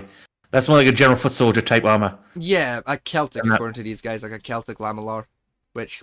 Little liars, but I mind. Yeah. I mean, the shoulder piece give that away from the shoulder piece very clearly has Chinese scripture dented into it, but okay. Yeah, it's functional. It works well. It does quite a good job. I said I've seen much worse attempts at like a samurai armor, especially a leather samurai armor. Like that's fine. Mm-hmm. Next, Skyrim. That's literally a Skyrim armor. That is plate from Skyrim. In fact, no, that's hide armor. Sorry, with plate boots, and that is the steel helmet. No, fucking ignore that. Right, Fatman T? Do you have any idea how many hours I have in Skyrim? Yes, I do. I'm just winding the fuck out of you. Like, that is a hide chest piece. That's not even a Vembrace that's in the game. Steel shield. Oh, it is. That spear isn't in the game. Those boots wouldn't go with that armor, but they are from the iron plate set that you get with the anniversary edition, and that helmet is the steel horned variant. Them braces, the barbaric braces from ESO. Yeah, they're not in the Elder Scrolls 5 though. They're from ESO, so it doesn't count because the rest of that is Skyrim minus the fucking spear, which still upsets me about Skyrim and Oblivion. Yeah, no spears. It's weird. Yeah, Morrowind, Daggerfall, and Arena all had spears. Those three games were set before both Oblivion and Skyrim. But yet, when you go forward in time to Oblivion and Skyrim, spears disappeared. Don't click on the next one. Seen it. Yeah, you're right. We've seen him. I like that. Armor. Like the studded armor. That as well. The color scheme, masterful. That's nice. You genius. Yeah, definitely medieval. Like, he has the skin tone to wear mustard. A lot of guys don't. He's got the perfect skin tone for mustard. Beautiful choice. Pairing the mustard with the black. Again, great decision, color scheme wise. And the black armor with the black hair. Again, the long kind of curls. Fucking everything he's done there. Genius. Absolute genius in terms of fashion. Like, I'm trying to tell you, Vegas is probably married. I mean, yeah. I'm not even, like, he's not even sexually attractive to me. I'm just saying, this man is a fucking fashion genius. Whoever it was him himself that came up with this idea, or like a friend or the photographer, whoever came up with that color scheme, frankly deserves a BAFTA. That was so many perfect decisions were made in that process. That is next we have absolutely gorgeous. A skirt. Again, why is it in Viking? I mean the fur, the attempt at fur. Hold on. Okay. Medieval Viking plate, pirate knight, leather war belt skirt, Greek Roman gladiator belt. So here's the thing. See on like websites like AliExpress, Amazon, shit like that. 9 times out of 10, they're just gonna throw as many fucking buzzwords that relate to medieval people as they can, so they can catch as much foot traffic as possible. That's why. That's a little tip I know from my dropshipping days. Yeah, I mean, historically, I'm not seeing much in the way of problems with it. It's standard fare for like again, we're putting chest plate and Yeah, chainmail type stuff. it's not well made, but other than that, sure, yeah. That's Elven High Fantasy trash. Yep. Pauldrons are okay. I like the gap between the pauldron and the main armor. Not great. You're gonna die, but mobility wise, yeah, cool. And next we have what about with Merlin. I was gonna say like Game of Thrones as well. Like it's very similar to like what the Lannisters wore in Game of Thrones as well. That's literally Merlin. That's literally Yeah, scene from I know Merlin. it's literally a scene from Merlin. I'm just saying it's also Right. like Yeah, points put it full screen towards first. Game of Thrones for just again with the Lannisters wearing pretty much the same armor actually in a few scenes. So anyway. This is what I'm on about. This is 6th century. So you got the chainmail underneath, you got the tabard on top. Yeah, and then you and then you pauldron basically over the top. Yes. you got the pauldron, one pauldron, neck guard, and then vim braces. And so you basically your dominant arm is the one that's got the most armor on. Yes. So that's going to take most of the hit. That left your undominant arm, so it's not covered with crap, nor so you can actually hold a shield. I've got to say as well, because this is again a really neat detail, like historically, that a lot of LARPers and just fantasy shows leave out. Sword on your non-dominant side, so your dominant hand can reach over and grab it. Right? Yep, and your dagger on this and side. then on your dominant side, so your non-dominant hand, or even your dominant hand can grab it in an emergency, a little dagger just in case. Yeah. Again, historically, really accurate, happened all the fucking time. Most soldiers would have a backup dagger just in case. And that's true pretty much across the board. I can't think of a country where that wasn't a standard practice. Even the belt, where they got the belt tied off, is quite good. Even the way the belt's tied, yeah. Like, it's... And the square loop.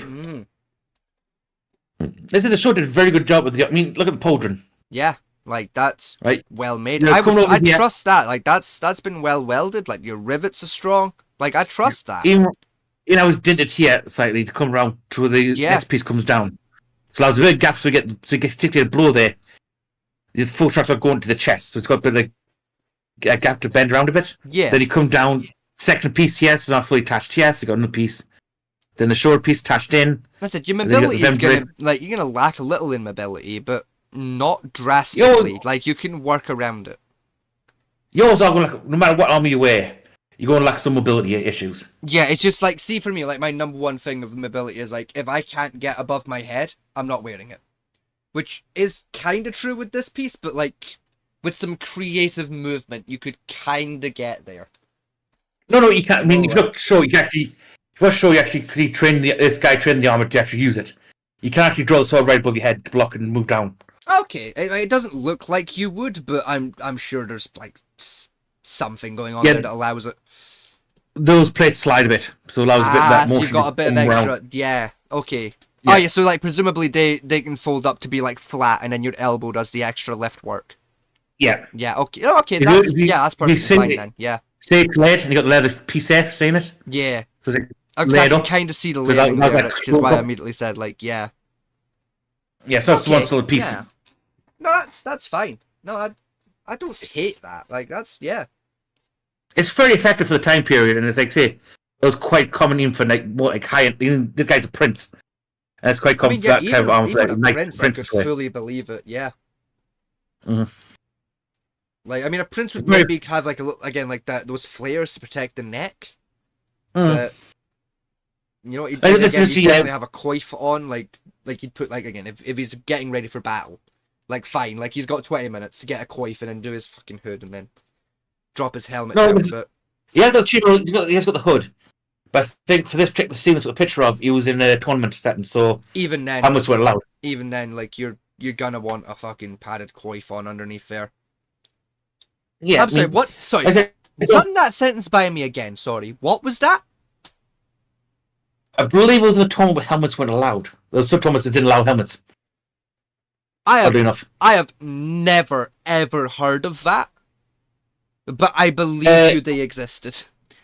I've never heard of them existing, but I believe you at the same time. Like, you remember, it's this Anglo-Saxon England. I would say it's Anglo-Saxon England, which is why I believe that was a thing, because the Anglo-Saxons were fucking idiots. No, it came more down to the fact of back in the Anglo-Saxon time, you had to be a knight in order to take part in a tournament. Yeah. Right. when you have your no blood be of night. I'm still not. So I'm not trusting another nobleman to not give me concussion. I'm wearing the helmet. The point grows where some peasants, because even in the card story, Lancelot was a peasant. Yes. Right, so no some peasants get in because nobles know who nobles were. You couldn't wear helmets so they could see your face. Still, it's just stupid. Also, there was a historical case of a nobleman who was a bit shit, hiring a mercenary to take his place because he's about the same build. So you go on the field, show up powder, and then go off to the corner to get ready for coming the night. Then you switch places with his doppelganger. He'll come up, fight his duel for us, go back in, switch places again. Okay, you know what, you gotta respect the hustle though, to be fair, don't you? Like so it came a rule that couldn't fight with helmets on. So they knew who exactly was fighting. Nah, that's just dangerous, man. Like, nah. Even with a blunt weapon, nah. It's just a bad idea. Oh no, not on blunt. But they usually had the rule of basically knocked to the ground, and that was basically it. I mean, there better have been a rule of, like, fucking neck up is off limits, babe. Like, no headshots. If my face is that exposed, no headshots, babe. Oh no, there was rule, like, basically aims for, like, shield arm, sword arm, and, like, anyway armoured you could aim for. Yeah. Legs were allowed even though they weren't so much armoured, but, again... A leg wound was fixable, you know? You're not going to die from, a wee chop to the leg, you know? Yeah. The surgeon can fix that. We can't fix a snapped neck, you know? If you get your neck fucking sliced, we can't fix that. Sliced up leg, we can fix that, you know? Mm. Yeah, but there's some cases of, like, I said, helmets were banned from the combat because of cheating bastards, basically. Yeah, but still. And even then, the hood fine, if we assume he's, like, more kind of, like, in a war camp, getting ready to go to battle, you know? He's in like the last few, you know, he's leaving his tent because like, oh fuck, I left my helmet, you know, fucking my coif, you know, over in the fucking mess tent, oopsie poopsie, you know, and he's been caught by Merlin, like, oh hey, let's have a quick discussion before the battle. Yeah, like that's fine. You know, he's in the middle of getting ready, he's just got to go get his last couple pieces, you know, fucking throw a coif on, hood, helmet, perfectly fine. Yeah. What I love about the TV show Merlin is Arthur never finds out Merlin's a wizard. Not to like the last like 2 episodes of the fucking show. Oh yeah. Which when Merlin tells him. Sounds about right, because Arthur probably was the level of dipshit to not notice the magic of, you know, the magic bullshit going on.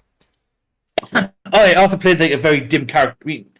I would say dim, intelligent for the day and age, but not exactly as bright as spark in the box. Yeah, like definitely like the kind of intelligent of like could rule the country, but not the kind of intelligent of like notices his friend is gay. You know. Like say not bullshit Merlin pulls off in that show with magic next to Arthur and his father, and his father didn't find out. Yeah, it's amazing for supposedly hating all magic to the point of pathologically wiping it out. It's like there's a wizard standing right next to you. Who's casting magic. I gotta pull this piece up. Face. What the fuck is that? Bring me on. I hate that. Historically existed. I'm aware it's historic. I just haven't seen one in a long time, and I just had to pull it up to make everyone aware of the fact that I hate it. Worse than a full practical, it's fine, but like, it just looks shit, doesn't it? Oh, it's like, cheap and cheerful. Like looking at it just makes me upset. Frankly, if I was getting ready, like if I was a medieval knight, right, I was fucking decking up my armor, right, getting ready to fucking fight, and a footman walked past me wearing that shit, I'd pull him aside, take him to the fucking camp blacksmith and buy him new armor. Cause that's just upsetting. Well, okay, well, for next... Frankly, if I was like the general, I'd kick him out of the army, because I'm not being seen dead on the same fucking battleground, on the same team as someone wearing that shit. But we'll go a picture, and then we'll try something else. Right at the end. This helmet I take. That one. Yeah, now that's the helmet you're after. That's basically very much the type of helmet I'm meaning. In fact, this helmet is an even better example of what I mean. That is Viking helmet, by the way. You know, you've got the cheek protection, you got a bit of back protection. I don't like the eye protection. I'd much rather it was just a nose bridge and like the eyebrow protection. But hey ho, you know, again, I'd wear it. it wouldn't be the most comfortable, but I'd wear it. In That's fact, no doubt, they will. this one here again, like get rid of the ponytail, replace it with a little back plate. But yeah, gives you an idea of the kind of helmets I'm talking about in terms of like what personally I like as a helmet. I would wear it as a helmet.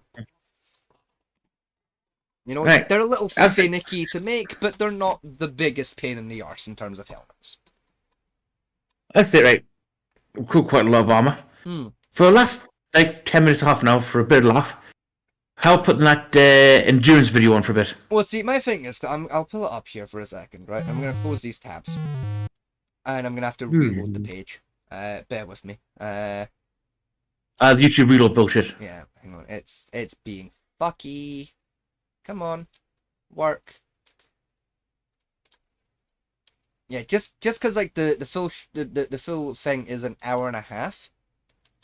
My thing is like rather than cover some of it today and then like the rest another day. If we like save it to be like a special, like if I save it into like a playlist on the channel for us to like watch it at a later date. Yeah. Like just like then we can do the full kit in one go, you know. So I'll dig into our watch later, and then we can make it like a special where we just dig for the full kit and caboodle, set a night aside special for it, rather than like just doing 10 minutes and have to catch the rest of it later. Do the full thing in one go, you know. Like, I think that makes a little more sense for us. I think we'll have a quick look at them while we've got a chance. We got this one. Search for Time Team Livingston Flamethrower. Right. Time Team Flamethrower, because I'm not going to attempt to spell Livingston. Is that the one? There it is. The breathing fire. That's the one, yeah. Let's bring up 47 minutes. Jesus fucking Christ. This channel is part Yeah. of this. In fact, let's just because of what happened in like last episode of this show. I think it was last episode. It might have been the episode before. Can't remember. Shout out to War Stories over here on YouTube. Yeah. Full credit to them for the video we're about to check out. Go check them out. There we go. I think under fair use we are 100% covered. Yes, we are. So yes, that's that. What I'm going to do as well, just mainly for the stream side of things, so I'm going to dig into theatre mode, because putting it into full screen, like for my end, just makes my life much more difficult.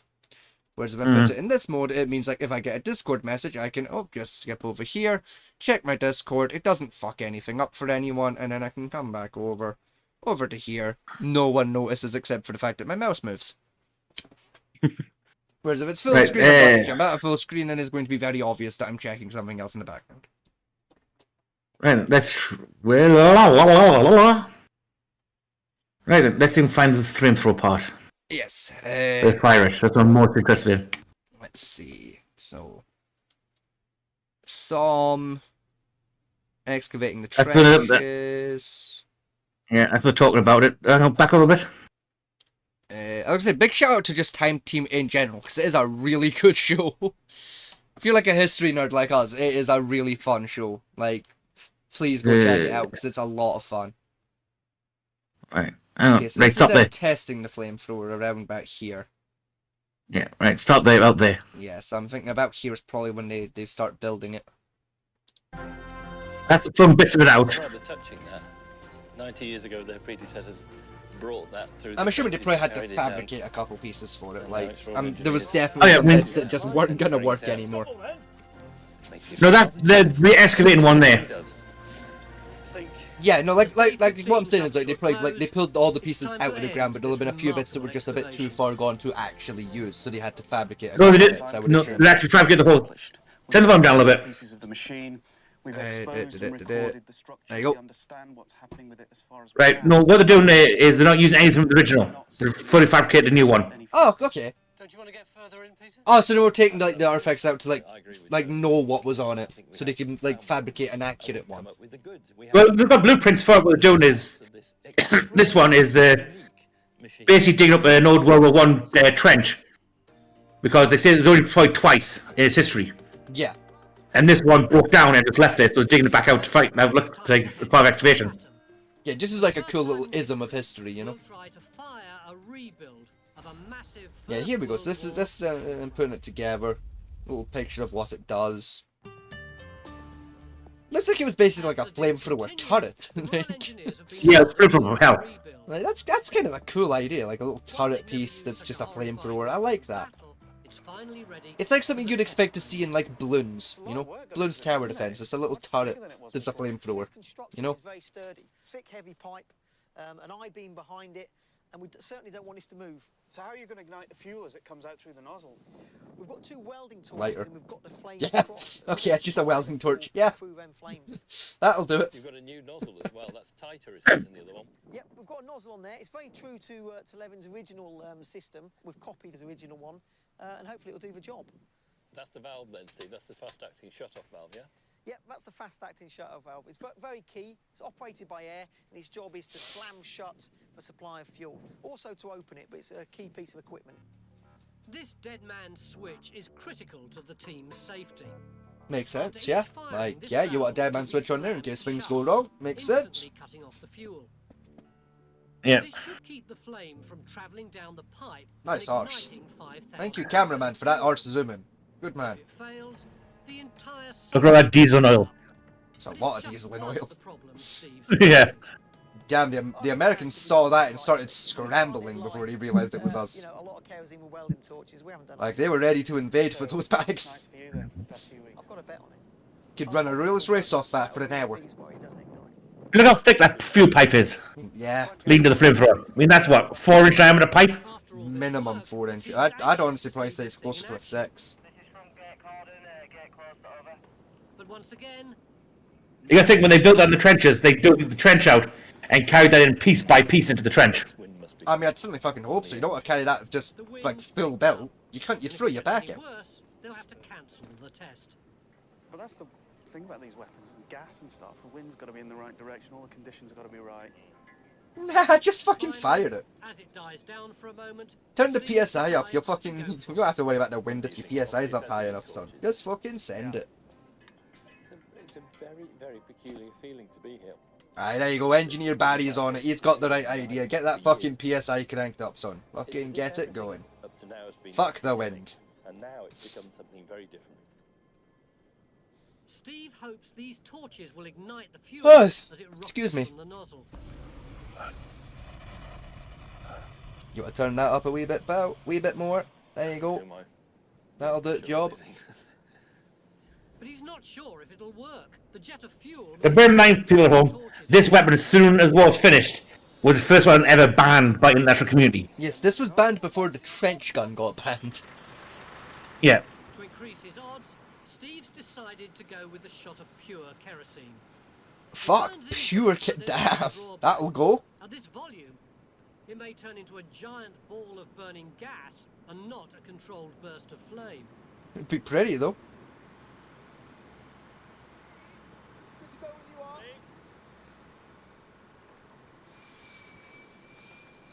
Yeah, because that Valve fish is open. going to protect you from anything. Yeah, pal. Sure. Whatever makes you feel better, buddy. Yep, that works. Fucking hell. Yeah, that'll do it. That'd probably take out a fucking tank, quite frankly. Like, Jesus. That was the until the trenches. I said that would burn through a tank. Like, frankly, that would work against a Panzer. Like, you would cook a Panzer with that. That is amazing. Oh yeah, to that. I want one. That's a kerosene. brings tears to your eyes, doesn't it? Here, you're right. That was very uncomfortable. I want one. That is horrific. Incredibly, it's worked. Like, But now they want to see if they can get it closer to the real thing. That's for that oil. If I ever get my hands on the blueprints for this thing, I am building 7 of them in my garage. Extra thickness and carry. There goes the diesel and kerosene mix, which was the original one used. To the German trenches. That's Some of it's a lot if that's what just pure kerosene did on its own, the diesel kerosene mix is going to be terrifying. trenches. Yeah. I understand why it was banned. If they can get a mixture of diesel and kerosene Like, to ignite, you like how like you can buy like the little desktop versions of trebuchets online. Yeah. If I ever get the blueprints for this son of a bitch, I'm making little desktop versions of it to just fire Lynx deodorant out instead of kerosene because it's cheaper. You know, just fucking. Holy shit!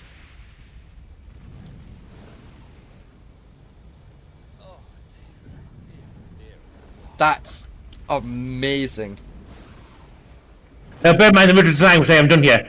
The top of that turret could turn. Diesel, Yeah. The results are even more incredible. Look at that. That's like a hellfire. That's again. I want one.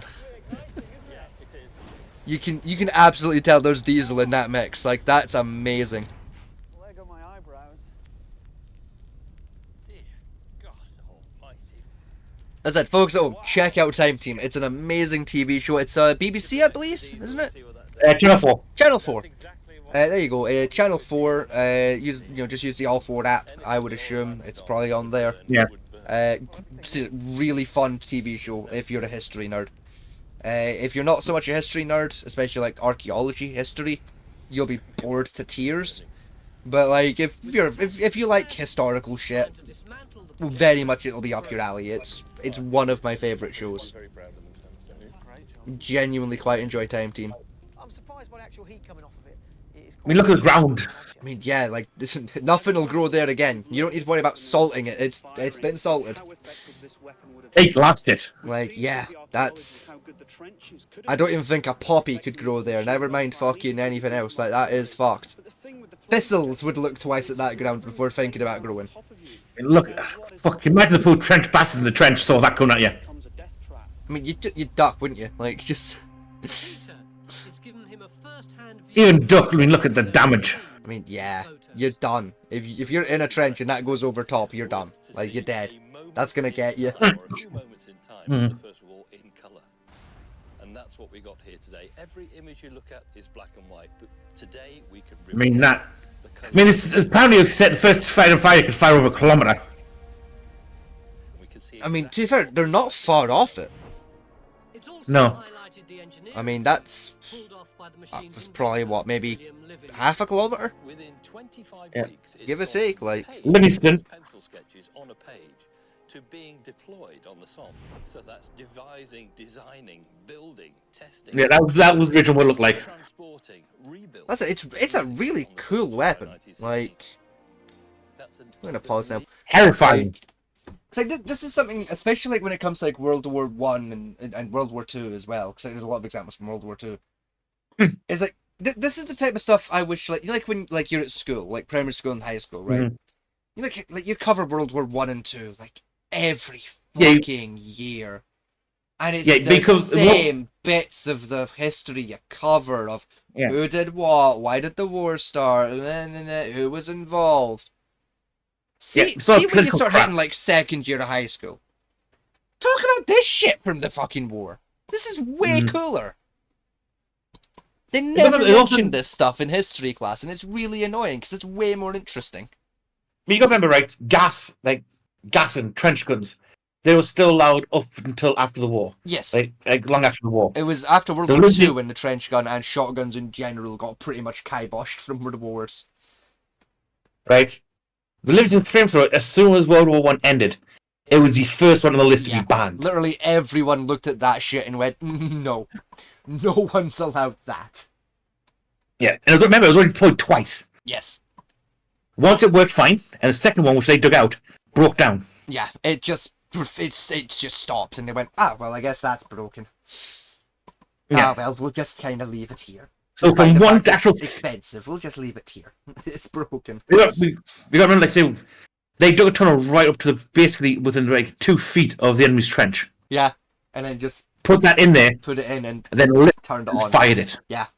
So that like 4 or 5 lines of trenches got covered with diesel kerosene burning hellfire. Just it's beautiful. And you saw how the flame works. But even like you duck down into the trench, thinking, "Oh, it's going to pass the top of me." It won't. It'll Yeah, the drop heat will- down. Yeah, the heat will cook you. Then the drops of diesel falling into your trench will just keep burning. Like, Then if it's your that ammo is- dump, you're fucked. That is a horrifying weapon of war, and I Yeah, want I can one. stand. I I can understand- desperately want one. You know, I thought, well, hang on, flamethrowers are still used in Vietnam. So how can this flamethrower be so bad that it was banned? Right? Well, the flamethrowers in World War Two and later on in Vietnam were, I think the World War Two one was petrol that was used for that, with having diesel kerosene mix, and the one in Vietnam was essentially a napalm launcher. Yeah, it was essentially the same. Well, that technically was napalm they made there. Yeah, diesel and kerosene mix. But I can understand why that was banned. I mean, the range over a kilometer. Yeah, that's a mistake of a range. Like you got to remember, like, the World War Two and like later on the Vietnam War flamethrowers, they only had a range of it was like 50 meters. It wasn't that far. Even 50 meters. I think World War Two was only 25, and Vietnam was only like 30. If I remember rightly, I think the World War Two one was about 25 feet. It was like your limit. Yeah, they're basically just like bunker burners. I know the Vietnam one could technically fire a bit further with a bit of fuckery. Of like if you fired it to like just shy of its range and set like a bit of shrubbery on fire with it, then fired again like that bit of flame could essentially help extend the flame an extra couple of feet, but it wasn't. But essentially flamethrowers back in them times were basically just ways of burning out enemy structures basically that can't be used again. They weren't actually used for like killing weapons. Yeah. I mean, that thing shit happens here and there. It happened, like a motherfucker gets set alight, but that's just because he was in the wrong place at the wrong time. But that was just... Yeah, that was, like, pure and pure, that was designed to set people on fire, not things. Yeah, I'm pretty sure Satan came out of the ground and personally drew the proof himself for that one. Like, Jesus. Hey, listen, I've got an idea for you. If you do this... That is a beautiful example of a weapon of war. Like, that is, again, I want one. You're not going to think, like, members of mass destruction, everyone thinks, oh, atom bomb, or like bombs in general. Like bombs are terrifying, but the instant death. Yeah, for most people, you don't really feel pain. Like with an atom bomb, certain like distances, that's gonna suck. But like, if you were in the first like 15, 20 miles, you're dead before you realize an atom bomb's gone off. With that thing, can you imagine the poor soldiers who were in the further back trenches? Just hearing their comrades being cooked alive. Yeah, that's gonna psychologically and physically. That was just like since children. I think that was one of the first war crimes. Pretty much, yeah. Like that. Like other than of course like raping and pillaging, I'm pretty sure that was the third war crime invented and performed. Mm-hmm. Like, even like say gas was still acceptable. Yeah, and even then, gas isn't technically a war crime. Yeah, it's only a war crime because like chemical weapons. If it wasn't made out of chemicals, it would be fine. But that thing was like, as soon as the treaty was signed, both the American and British like say, right, this is now banned. Put do the test they did here for the time team. They get permission from the Hague to do it. Yes. They would have had to go for the Hague to play with that. Which is another reason why I want to build my own one, is just to upset the Hague. And the Hague basically said, yep, you can build it and test fire it, then as soon as you finish, it has to be dismantled and all components related to it destroyed immediately. Like I'm not gonna could you imagine that? Like that trial at the Hague? Of just absolute chucklefuck builds war crime in shed. Yeah. Because, like, see, especially if we made, like, a little desktop miniature version of it that functioned. I would love to go to the Hague on that trial. Just, look, I made a miniature desk model. Yes, but that's a war crime. It's like, it's a model of a war crime. It works! Your point? It doesn't fire a war crime, then, isn't it, dickhead? No, it's only... It doesn't fire 1 kilometer. Only fires about, 50 to 100 meters. It fires 15 inches, like... I mean, ants aren't human, so, like, if I use it against an anthill, that's no longer a war crime. Ants don't have rights. They're ants. Looking funny, right? Livingston, the guy who made that abomination, guess what he made after the war finished? Sandwiches. He opened a bakery. Washing machine. Yeah. Washing machine. I can believe that, yeah. He invented the automatic washing machine. I I'm not even surprised. Like, yeah. From Warcry to domestic goddess. Well, I mean, it's the same with, like, fucking... you meant Oppenheimer. Yeah. Like, he invented the hydrogen bomb, didn't really do anything for a few years, and I'm pretty sure he invented, like, some fucking electronic thing. Like, I think for X-rays afterwards. I think it was like the X-ray or like the MRI maybe or something along those lines. Yeah. Like The problem with Oppenheimer, he didn't want to build the atom bomb. the government made him. But then he agreed at the end saying, well, if I don't do it, someone else will. And that someone else could be the Germans. And that as well, like Albert Einstein kind of like gave him a wee pep talk of just like, I mean, hey, science is science, babe. You know, and he went, okay, that makes sense. Yeah, I'll do it. Like you. Which is why I always say scientists should never lift their own devices, because if they did, they have no morals. They really don't, and it's why I love them. They don't care. Science is science. Like they will build a death ray just because, like, can we do it? Let's find out. Do we have the technology to do it yet? Yes, we do. We've killed half of Europe. Oops. Oh well, now we know that we can do that, and we won't do it again. We write down the little science notes for everyone knows it can be done, and won't try to do it again later. Job done. Now to rebuild Europe. I mean, they say in given like Bioshock, the Rapture. Yes. Theoretically, it was a city where science could be free. And it immediately went wrong. Yeah, because science did what the fuck they want. Yeah, there's no one to say, I know, let's inject this mutagen into someone and see what happens. How about we don't do that until it's safe? Yeah, well, let's find out if it's safe or not. What if we fucking don't? Like, let's start with a small animal that we can very easily kill. Like, you know, a mouse. Just in case. Now, what if we inject this mutagen into a man, then give it fucking tank armor and a very angry disposition? But also, let's find out. But, like, also, what if for some weird reason it was really protective over children? So we made some mutant children using a different mutagen and made them be friends. Then use these little children to suck out the mutagen we already injected into the pool population so we can reuse it later. Exactly. To basically make them a war crime storage facility. Like, certainly, let's go ahead. Like what if we did that? And then like the first mutagen is a defender towards the second mutagen, so no one can steal our war crime. Because there's a big tank in the way that will kill them for being near the child. A big You're angry goddamn tank. Genius. Oh shit, it went wrong. He's coming after me now. Oh dear, he's killed everyone. Well, bugger. But the experiment was a success. He did protect the child. Yeah. Oh dear, he's killed everyone. It's a good thing we only made one of them. Then John comes bursting through the door. I did it, Gary. I made 7 more. You did what? I made 7 more of each mutant. I hate you. And then all 8 groups converge to kill both fucking scientists with their bare fucking hands. No. And then this game begins. No, then Tim comes out. I've done it. I've done it. What have you done? I've managed to clone the horrors you made. Oh, fuck. I cloned them. Now there's 12 of each. Oh, for fuck's sake. Then Genesis comes out. I put all the mutant in vending machines for people to buy. Why?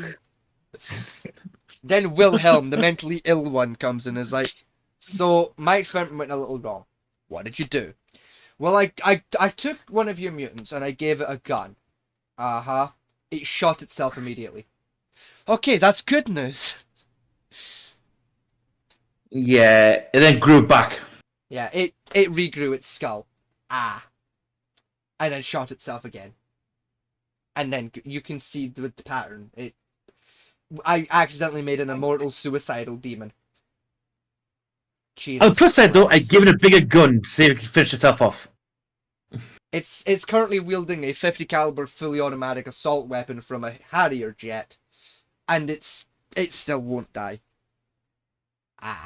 Now, it's not repeated this experiment 500 times, and now it's gotten so mad about trying to kill itself, it's now killing everybody else out of anger. By screaming, "Please kill me!" But on the bright side, it it keeps stealing sandwiches and ice cream for its child. So, like, it's technically a good dad. It's feeding its child.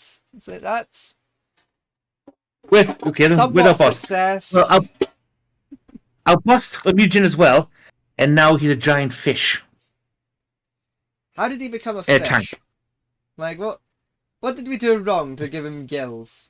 I don't know, I must have put frog DNA in there. I was pretty sleep deprived when I made this one. I don't fucking know, dog. Like, you know, I hadn't slept in 4 days for fear of being killed in my sleep with a pillow by one of the mutants. So, who knows? You tell me. But also, for some reason, Jennifer gives him psychic powers, so now he controls everything through psychic means.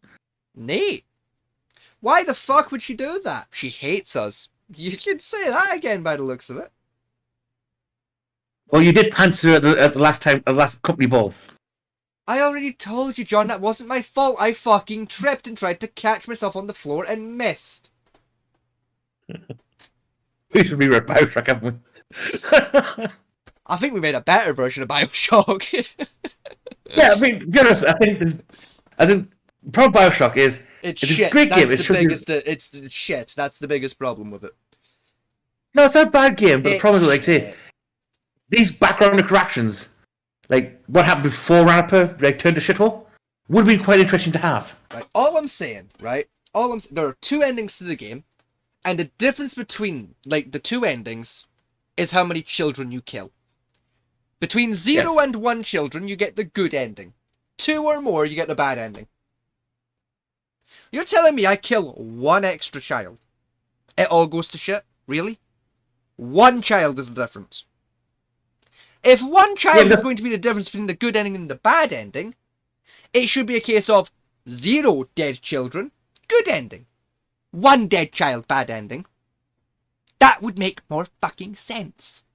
Because surely, if that's going to be the deciding factor between your endings, the point should be killing children is wrong.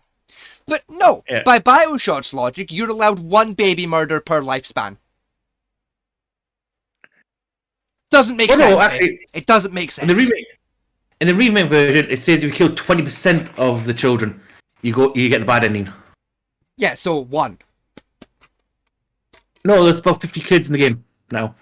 Alright, well, I don't care about the remaster. Like, we're talking the original one, because that's the only one I've played.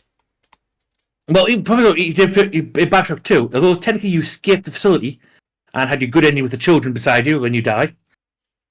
Right? All of a sudden, after you die, you suddenly end up back in the facility inside the body of one of the big daddies you've been trying to kill all season. And then you go on a murderous rampage in that body instead. Which, like, it's fine. Listen, they're not good games. They're fine. They're... Like, in terms of, like, actual gameplay, they're pretty good, but storyline-wise, they're shit. Their writing does not make sense. Well, come on. You played the third one. Is that the one with the, would you rather? Not would you kindly? Is that the third one? No, Would You Kindly was the first one. Was that the first one? Okay. Third one was way in the floating city. In the 1920s. Oh, yes! You've got the wee woman that lives in the birdcage, yes. Yeah, it turns out to be your daughter, you have to return, yes, but you gotta do the again. time travel shit. Yes. And then, in order to stop the whole thing happening, she then has to brutally murder her own father. Yes, by drowning him in a river. To stop him from, baptized. to stop him from becoming, like, Hitler. Again, not the best writing in the world, but you know what? It was a significant step up in writing from the previous 2 games. Yeah. The best part of that whole game, for the third one, was the 2 scientists who kept randomly giving, like, asking you questions and flipping coins. Mm-hmm. They are really fun side characters. And I'll be honest, the only bit of, like, writing throughout the entire Bioshock series that I genuinely liked was the would you rather twist. Like in the very first game, though, like you've been getting mind controlled with the phrase "would you rather," not would you kindly, sorry. Yeah, that was so well written. That was an amazing bit because like it's built right from the start. From second one, that plot twist is being set up, and it's a beautiful. You don't realize it. It's a beautiful piece of writing, and that one little bit of it, well done. The rest of that game's writing, fucking ludicrous. By the way, being mind controlled, and the phrase we use for your mind control is Would you kindly? Oh, you motherfuckers! Because like it totally works, like on you as the player, because you don't Yeah. question it. No, you think You it's never a part question of why the literally dialogue. everyone is saying "Would you kindly?" You're just like, oh, they're just really polite here. Yeah. No, you've been brainwashed, you tit. What's best part is all three factions who's in the game know it and keep doing it against you. Yeah. You know, it's a weird thing that works. It's a weird piece of writing that sounds stupid. But it works. It was a really clever idea because, like, in a book, it wouldn't work. No. Even in a movie or a TV show, it wouldn't really work. For a video game, it works flawlessly. Yeah, Because especially a linear type you're game. not going to see it coming, because you are just playing a video game, so you're going to blindly follow the quest and not really question what the fuck you're doing. Yeah. Especially a linear type. I mean, in something like ESO, it'd be more. It would show more inconsistencies. Yes. Right, because like how much freedom you have. But in a linear game like Bioshock or like Call of Duty type things, you don't notice it because you're just like, well, point A, point B, point A, point B, point A, point B. Exactly. All the way through. It's like the twist in Spec Ops: The Line. Do you remember that game, Spec Ops: The Line, from the early 2000s? Vaguely. It was an Xbox 360 shoot 'em up. It has, honest to God, one of the best plot twists in gaming history, in my opinion.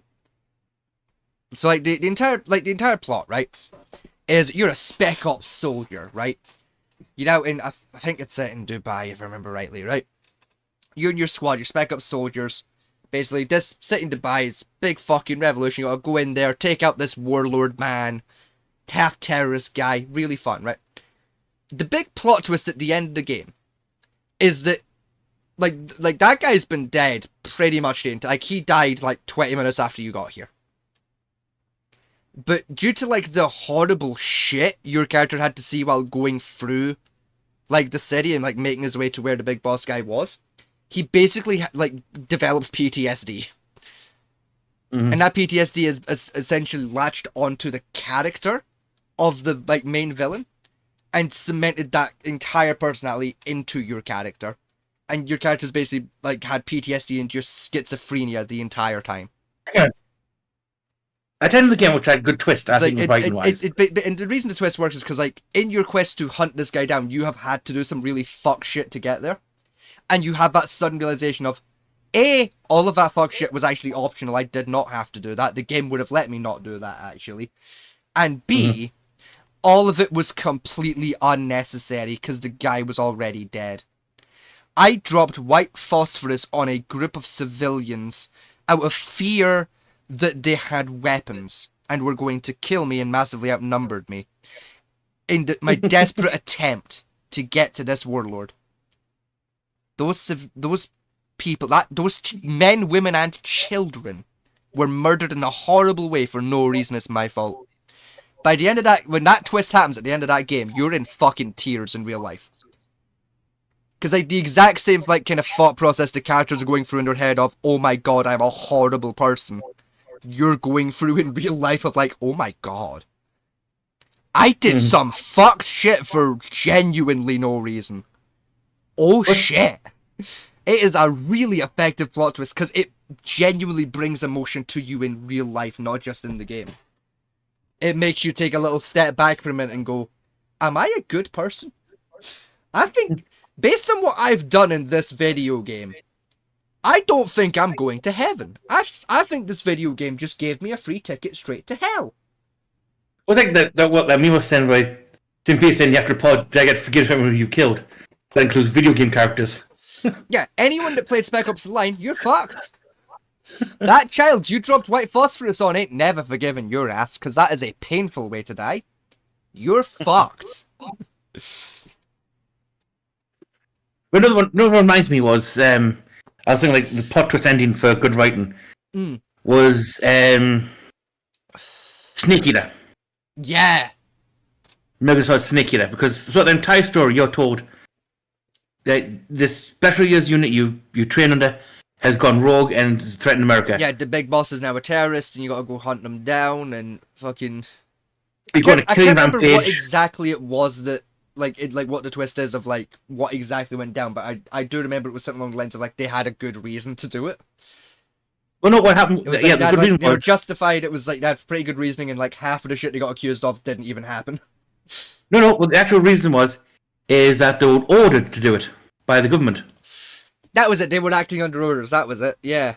Yeah, as ways to root out the Soviet elements. Yeah. And you were basically sent in as a cleanup crew to prove that you were the better weapon than your master was, so you could take on her role, and to clean up the remnants of the original Special Forces unit, because the main guy, A, they know too much, and B, the main guy who kept everyone in control, Ghost, who died, was dead and couldn't, and basically they had no one to basically control the unit. So the government was terrified of it.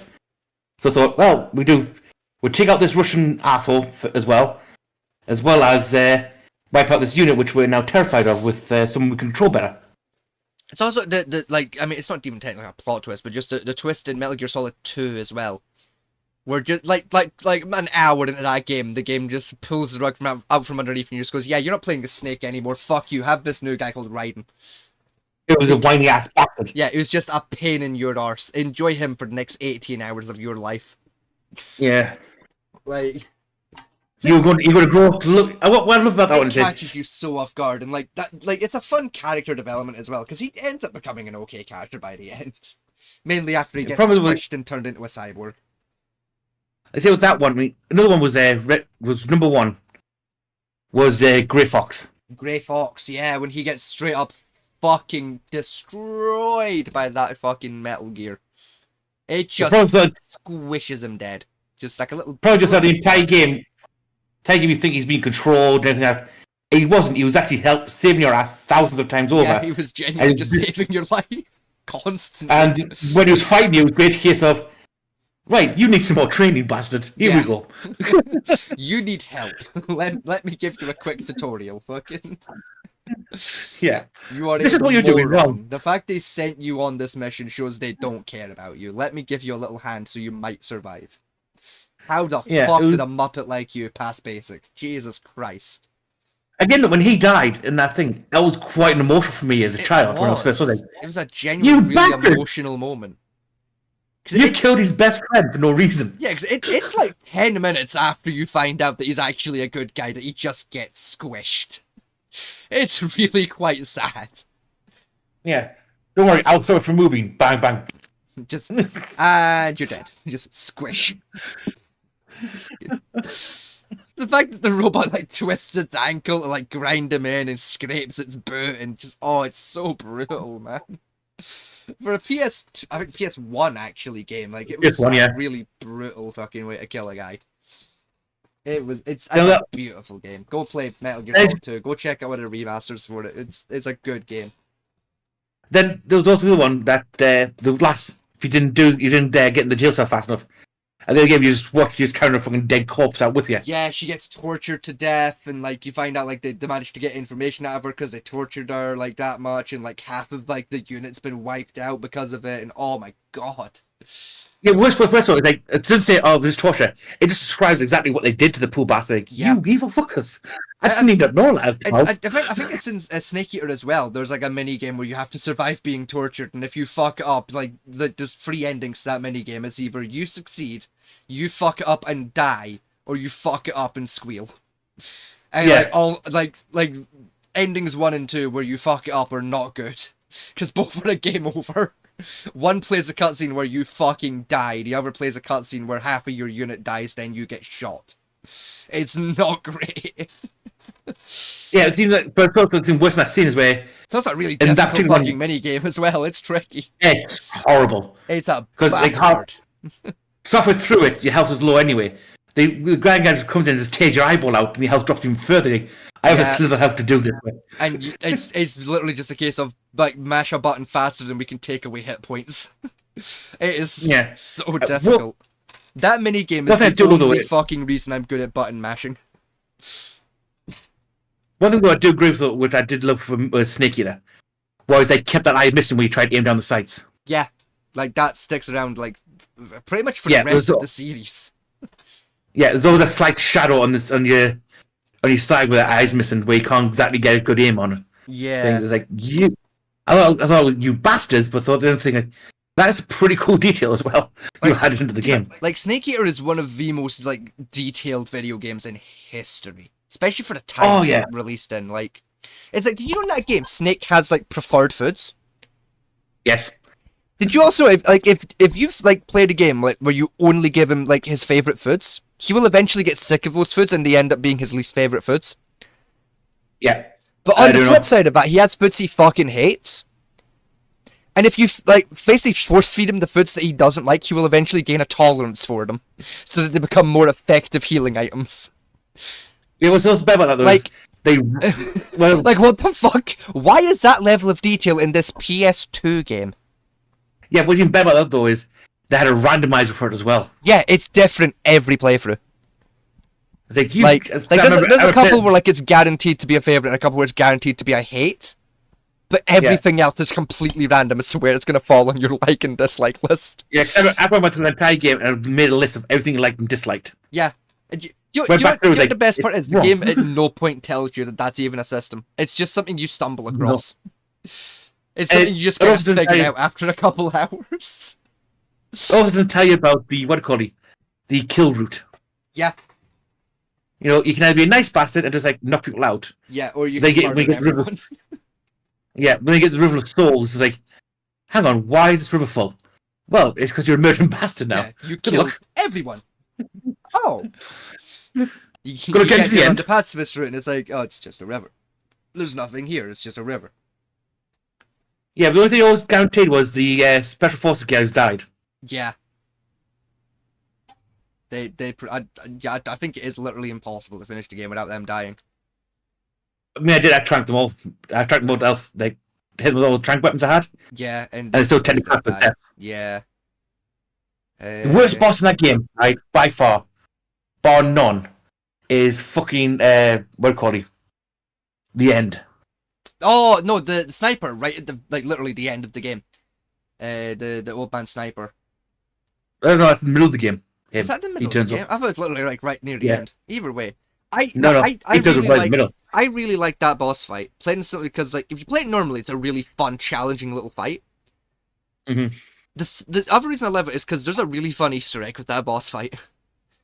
It's like one of the most well-known Easter eggs today, but like back in the day, very few people knew it was a thing. See if you just like you can either like leave the game running for like I think it's like 2 weeks, and the boss fight would just auto-complete because like he dies of old age. Or there's 2 other ways you can get the same ending for it. Thing one is it's something insane, like take over 100 hours to even get to that fight in the game. And by the time you get there, he'll have died of old age. And option 2 is basically get to the fight and like let the fight start. Pause the game, save and quit the game. And I think if you come back after 2 or 3 days of like real world time, he'll have died of old age. So you just cheat by just like having school. Like it's really fucking funny. Where like you'll just like load back into the fight and then like go to like change cover, and you won't get shot at, and you'll be like, what the fuck? And then make your way to him, and instead of playing like the cutscene you're supposed to play, where you sneak up on him and like fucking you catch him there and he rolls over, he's like, you got me, and then you kill his ass. You like it starts playing that cutscene where you sneak up with the pistol, get it behind him, and he doesn't move, and you're like, huh? And Snake just kind of flips his body over, and he's just dead. He's died of old age. And it's like, oh fuck, I took so long to kill you that you just died. Because you're like 95. Oh. Well fuck, that was easy. All I did was, have work. Oops. One thing always got me with the Metal Gear Solid games was the game insisted if we get like certain items of the game, you gotta be a pervy bastard. Yes. You had to do shit to get certain little extra items or like little Easter egg like cutscenes and shit. Yeah, cause one of the things you had to do in each one was find all the fucking pin-up girl posters and take pictures of them. Yeah. Which, to be fair, I like that they changed that for Metal Gear Solid 5, to be fair. We didn't have to take a picture, you just had to collect it. You just go over to it, press triangle, and he tears the poster down, because that's so much easier. But... Yeah, because I remember trying to get to... It was one item I was after Metal Gear Solid 1. I had 3 memory cards full of fucking just nearly porn pictures, just full of yeah. Trying to find each. And there was one I was fucking missing. I could never find the bastard thing. My favorite one relating to those is in again Metal Gear Solid 3, when you're like on the oil rig, where there's like one of the guard lockers has one like on the door, like on the inside, and you can hide in said locker. Is that in 2? You're right, that is in 2. Yes, 2. Yeah. Anyway, in number 2 then, where you can hide in, but if you go into that locker and like hide there, like in first person mode, and then phone what's his face? You know the guy back at HQ, fucking. Oh yeah, General. Not the general, the other guy, the tech man. Technology. Oh, Otacon. Otacon, thank you. If you phone Otacon, he'll give you a row for looking at porn. It's really funny. You just phone me. He's like, "What the fuck are you doing? What do you mean?" It's like, you can very clearly see that you're in a locker with your pants off, looking at a naked woman. What the fuck are you doing? It's like, don't worry about it. It's like there's 2 ways it triggers. It's either you phone him, or like if you're there for like 10 minutes, he'll phone you. And like you don't have the option to like it just automatically answers the call, and it's there to catch people that like are wanking to act like just video game porn, because it just auto plays the cutscene of just like, Snake, what the fuck are you doing? Snake trying to defend himself like, I'm not wanking, I'm swearing, the same way you're trying to defend yourself to your own TV. It's funny as fuck. I'm not doing anything, pants around your ankles. Or as Raiden, if you shoot too many fucking seagulls, Otacon and your girlfriend will phone you to give you a row and for your girlfriend to break up with you for being cruel to animals. Yeah. That game has got so many dumb little Easter eggs like that I adore. There's another one where it's Fortune. Remember Fortune, the black lass with the big machine gun? Yes. Yes. There's one where there's actually a porn image of her in bikini somewhere. Yes. Right? If you find that and start staring at that for like 5 minutes, your girlfriend phones you again and saying, what the fuck are you doing checking out another woman? Yeah. Especially one who's trying to kill you. Yeah. I love the Metal Gear series so much. Oh my god, it's such a good series of games. I did until fucking that Metal Gear Solid 5 came out. I'm assuming you mean part 1, Phantom Pain, not Phantom Pain. It was the second one, part 2 of part 5. Ground Zeroes, that's the yeah. Ground Zeroes and Phantom Pain. We don't talk about Ground Zeroes. There's something in that game that is the reason why we don't talk about that game in my presence. Yeah, I think crazy to hell. I have heard things while playing that game that I dare not describe or even let anyone be aware exists. But other news, people. There are nights where I am led in my bed, and I close my eyes to go to sleep, and I hear that audio tape replayed over and over and over again as I just try desperately to block the noise out and get to sleep. It's almost as bad as the actual PTSD I have, like, because it's actually slightly worse because it was caused by a fucking video game. No, the worst PTSD from video game, right? From anyone in the world who's ever played it is Leon. Nah. I've got an even worse case of fucking video game based PTSD than Leon. Old school Call of Duty flashbangs. Old school what? The flashbangs from the old school Call of Duty games, like Call of Duty 1 through like Black Ops 2. I am fully convinced they are the reason I have tinnitus. Like, you know what's funny about that? My god! About that, right? Is I was playing a 2v2, right, with my brother-in-law on the opposite team. Mm-hmm. Right, and he loved flashbanging. It was Nuketown. He loved flashbanging in the room. Yeah, no, Nuketown was charge in. You throw like flashes on Nuketown, you should kill yourself. That map is just not for that. Like, you're a cunt if you do that. Well, the best part is though, I kept killing them every time I done it. Because I knew exactly where to come through the doorway, so I actually just aimed my gun around the doorway, and just unloaded it, and I kept killing them. That pissed them off. That's the thing with so many, especially like today, with a lot of Call of Duty players that you end up doing like 1v1s, 2v2s, etc. against. Like, they're just so predictable. Because like so many, almost everyone will like learn the map, and then like fall into little patterns. The problem is they all fall into the exact same fucking patterns and strategies. Which means after they've killed you like 3 times, you know exactly what kind of player they are and what fucking routes they're going to take and how they're going to take on each building. Which means you can just, like, camp up and just be like, oh, you're going to come through, like, you're going to throw a flashbang, come through that door at this angle, attempt to shoot me because you're going to expect me to be over there, but I'm just going to sit in this little corner with a shotgun pointed at your ball sack. Bang, bang, double tap, you're dead. While I'm blind. Because I heard you coming and heard you jump, and knew to wait 0.0872 seconds before pulling the trigger to blow off your bollocks. I remember, like, back in the early days of Call of Duty, it was very faux pas to use the underbarrel grenade launcher or any of the rocket launchers you got in the game. I mean, even today, it's a bit of a faux pas. Like, you don't really do it. Yeah, but a lot of the more high-end players now are starting to basically just YouTube everybody to death. Yeah, which I'm not a... Like in Warzone, fine. Like, yeah, use what you can get your hands on with Warzone. Like, it's the Hunger Games, there are no rules. Do whatever the fuck you want in Warzone.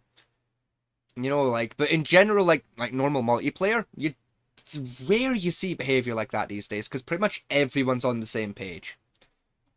I think the only shit play I see still, like, a lot of is, like, knife ninjas.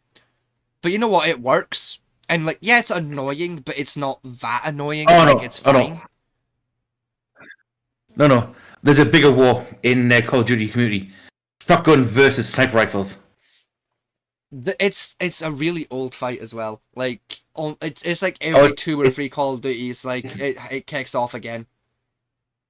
Yeah. It's Call of Duty keep making shotguns that you can use as a sniper rifle. Because a lot of first-person shooting games have a lot of trouble getting shotguns right. I mean, shotguns are powerful as fuck close range, and what I love was especially last month, the brash of, like, people, like, especially, like, new players coming and just getting the shotguns and just blasting the veteran snipers out of the water with them. Yeah, because the range on the shotguns right now is just scoffed. Like, well, probably a lot of people, and the snipers, like, the streamers, will play people saying, oh, he's stream sniping me and that type of stuff. And thing. Like, no, he saw you in that window and just long range you because he's got a shotgun, and for some reason, like, again, like, it's a really big problem in MW2 at the minute. Like, it was a recent update that fucked this as well. It was like a couple of months ago that the update fucked it. Where, like, rather than, like, the shotguns doing what they're supposed to do, where, like, the further the spread goes, the further down the damage goes, they just turned that off. So at medium range, fuck all damage. Short range, 2-tap. Long range, 2-tap. Well, no, what happened with the... It's weird. It's like they turned off the buff for long range, but kept the medium range buff on. It's so stupid. It's really strange. No, what happened with the shotgun with this one was there was one particular streamer who was getting pissed about. And two of those people said is, well, you stream Modern Warfare every day. Yes. And Warzone, yes. You always follow the same pattern, don't you? Yes. Well, people learn that, you daft bastard. Yeah. People learn the patterns that players follow, especially the popular patterns. They see your name in the lobby and think, yeah, I know where it's going to go. Yeah, it's like, they don't even need that. Like, it's like shipment, right? You're playing on shipment. Like, after I've had, like, maybe 5 or 6 deaths, I know what everyone on the other team plays like. I know what their patterns are going to be. I know where they're likely to go, how they're going to approach me. It makes my life easier. Because while the entire team is, like, fucking, like, over on C deck, trying to defend, like, the main alleyway, because, like, 3 or 4 players are coming that way, I know 2 of them are going to come lip around to try to get us through the container. So I'm going to stand and point a shotgun through the container door. So that as they come through, I can blast their tits off. Because it's very obvious that's what they're going to do. And the third guy is going to follow them for a bit, but at the container, he's going to come around the left flank rather than through the doors. Because he's smart. The only problem is, in the time it takes him to do that, I've already killed his friends, turned around and lined up for his skull. So he's managed to kill one teammate, and then I blow his head off. I mean, not Codera, the other map before Codera came out. Oh, Verdansk. Right, everybody had, I mean, I used to play Plunder a lot on that one. Yeah. Right, and knew exactly where everyone's going to go. They're either going to end up in fucking Storage Town. Yeah, it's like Nakatomi Towers. Storage Town, Nakatomi, like... Or generally the what do you call it? The Quarry. Yeah, maybe it's like those sort of spots where, like, especially, like, right at the start of the game, like, yeah, there's a lot of foot traffic there, you can have a big fight in your hands right off the bat. but good shit always spawns in those spots. Yeah. And they're also, Well, also had a really high likelihood of, like, Final Circle ending up over there. So, like, you know, it kind of worked out to go there. Where I was fine when I was pretty much doing plunder was very few people went to the prison. Yeah, prison was always very quiet in, like, an early game. Yeah, and there's a ton of loot there if you go through it properly. And you get, like, you can millions get really quite good easily. shit there, yeah. But very few people went there, and the ones who did were generally people like me who were a bit shitty. It's like even, I know you hate this video game, but like even with Fortnite, like I've been playing Fortnite a little bit recently, like Fortnite's like pretty much the only battle royale game where I've fallen into that trap of like developing a pattern for the early game.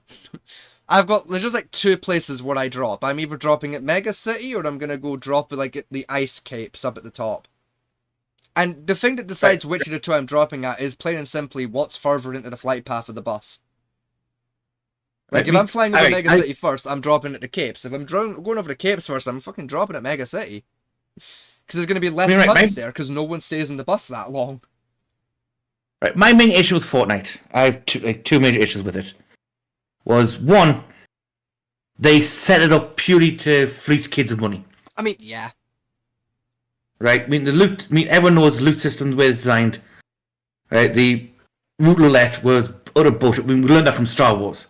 Yeah, they kept it in Fortnite, and they still keep it in Fortnite. To be fair, I kind of like how Fortnite's doing it. To be fair, like with the item shop, of like the issue with like Star Wars Battlefront 2 was like you had to buy a loot box, and then the loot box will randomly give you shit, like trash. Well, Fortnite did the same thing. Yeah, Fortnite did for a while. Like the way they're doing it now, I really like where they've got a store, and the shit that's available right now, like today, is like one set of stuff, and then tomorrow they'll get swapped with some different stuff. Gives a nice constant change. It's basically a case of, if you want this skin, play on Tuesday, and if you can't play on Tuesday, come back like, you know, in 3 weeks on the Friday and it'll be there. You know, like keeps everything nice little. And then like the special like collab shit they do with companies like Star Wars, Marvel, shit like that. Just a little further down the list. It's always there. You know, it'll be there for a little while to buy with V-Bucks, and then if you miss the opportunity to get with V-Bucks, 20 quid, you've got the kit. You know, like, it's a nice little system. I quite like how they're doing it at the minute. I mean, the only thing I really dislike about the game is the OS for it is trash. By a long way. The what, sorry? The OS. OS? Operating system to use. Do you mean UI? But no, that... Well, the user interface, not quite. User interface is bad, but not... Sorry, do you mean the game engine rather than the operating system? Do you mean the game engine? Like... Game engine, the game engine of the control systems they use. Yeah, I always so OS, like... That's a problem with the console, not the game, you tit. Like, no, OS is what they used to call it. Part of the whole, like... Your OS is like Windows, the PlayStation engine itself that's making the console work in like whatever Xbox uses. Yes, but back in the day, OS was part of the operating system of the game because they came separately from the main OS of the computer. So I've always used the same term. They're idiots. It's not called an OS. It's called the game engine. They're tits. Now it is, but I'm talking back when I was even first back then, gaming. They were fucking morons. It's the engine. Because games came with their own operating system based on the game itself, which then overlaid onto yours, and then yeah, well, that's not how that works anymore. So like, get with the times, old man. Just because you're 97. 37, bitch, as of 2 days ago. Fucking old man. Oh, happy birthday! No, was your birthday 2 days ago? Yes, 4th. Oh, babe, I'm so sorry. Oh, see if you'd have said. See if you'd have messaged me like on Sunday or something, just like, by the way. Like, I'm so sorry. I missed your birthday. I am so sorry, bud. Don't worry, I forgot about myself. Like shit, man. I would have like made you like a little virtual like card or something. Like, damn, dude, should have mentioned it. No, I actually forgot my own birthday until my sister phoned us to say happy birthday to us. Oh, okay, that's fair. Like, you know, it's like that's how much my birthday means to me. I forget. I forget what age I am half the time. Yeah, I am so the same this year. Like, I'm turning 21 later this month, right? See, on I think it was like the 1st or 2nd of October, right? Mm-hmm. My auntie phoned my mum to ask my mum what I wanted for my birthday. And obviously my mum doesn't know. So my mum phoned me and was like, hey, so your auntie wants to know what the fuck you want for your birthday. She's like, thinking of buying you something, but she doesn't know what you're really into. So she wants to know if you want something random or just cash. And it suddenly dawned on me, oh yeah, shit, I turned 21 in 30 days. Huh. Mm-hmm. And I genuinely said that to my mum. She's like, I'll be honest with you, Mova. The fact that I turned 21 this month scares me so much, I haven't even thought about the fact that it's happening. Never mind what I want as a reward for it happening. Yep. Technically now you're legal adult in the rest of the world. Yeah. My mum was there just like, well, you know, I'll just tell your auntie to give you cash. Like, you can get yourself something. You know what you like, she doesn't. I was like, that makes sense. I need new boots, and you know I'm picky with shoe wear, so like, yeah, cash. I'll buy my own boots, because again, I'm a fussy fucker when it comes to footwear. No, basically, I forgot what my birthday was because I was planning me like party for like the weekend when everyone could turn up. So really, I didn't remember what day my birthday was on. To be fair, I need to confirm my plans with a couple of people to make sure like everyone's down. Mainly because I've not told anyone about the plan yet. But I kind of have a plan for my birthday this year. I'm like, since Halloween, I'm gonna get dressed up in costume. I'm just gonna reuse the knight's costume from like earlier this year because like, you know, I do not have enough time to make a new costume, nor do I have the budget. I'm gonna go to Kirkcaldy, visit my best friend, and we're going to get very drunk. Well, Halloween, I'll be sitting in the dark. I need to, you know, get hold of my best friend at some point between now and then to see if he's down with that plan. And if he's not, find someone else to go get drunk with. Until I run out of people who are willing to, and they've all said no, and then just get drunk in my house on my own in costume, because you know what? Fuck it. By that time, I'll probably be building, hopefully, get buying components and building up my gaming PC, my streaming PC. Yeah, see, I initially, like, because I hoped to have my Forge ready, like, by the end of summer, and I didn't. Yeah. So, like, my original plan was going to be, like, to, you know, fire up the Forge, like, basically spend, like the next couple of weeks, like, building, like, a sword for myself as, like, a display piece. It was going to be very pretty, and then use the Forge as a fire pit for the rest of the night and just get shit-faced. Haven't finished it yet, so that plan went right out the window. Like, when summer ended, and I was like, yeah, I'm not getting the Forge fucking finished in time. Time to think of a new plan, because the fire pit just ain't ready. Damn, you know, so. I'll go get a truck by now. But the one I was after, and where money sank at the moment, because I tried to work out money-wise, you know, it just didn't happen. Hopefully next year, by April, I'm hoping to get one. Alright, it'd be fun to have you come up and visit, eh? So, like, would any look?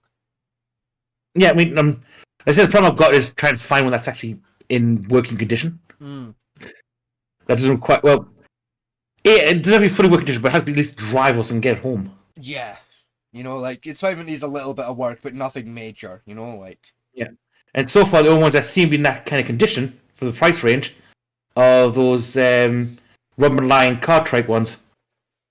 Yeah, with the gear shift right next to your nutsack. Yeah. Just. The Dick Destroyer 9000, you know, fucking. Yeah, I wouldn't mind a suicide shift if it was a place where it wouldn't crush my testicles and have the brake hard. You know, like. You know? But the fact it's right next to my ball sack, it's like, I know if I brake too hard, that's going to go somewhere I don't want it to be. Or like hit a speed bump at a dodgy angle, you know, like you're fucked, you know? Yeah. Like. So most trikes don't have rear suspension built into them. Yeah. And like they're so wide, you're not doing the biker trick of just go around the speed bump. Like you're going over it either way. Even if you go around it, you're going over it. Right. You know, fucking.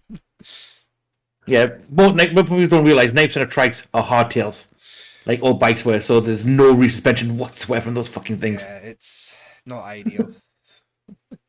So that's why you just go around the speed bump. You're going over that bitch whether you want to or not. Like. Either your front wheels going over it, so you're still going to crunch your chest into your gas tank and still get a gear stick in your gut. Yeah. Or your rear wheels going over it and, well.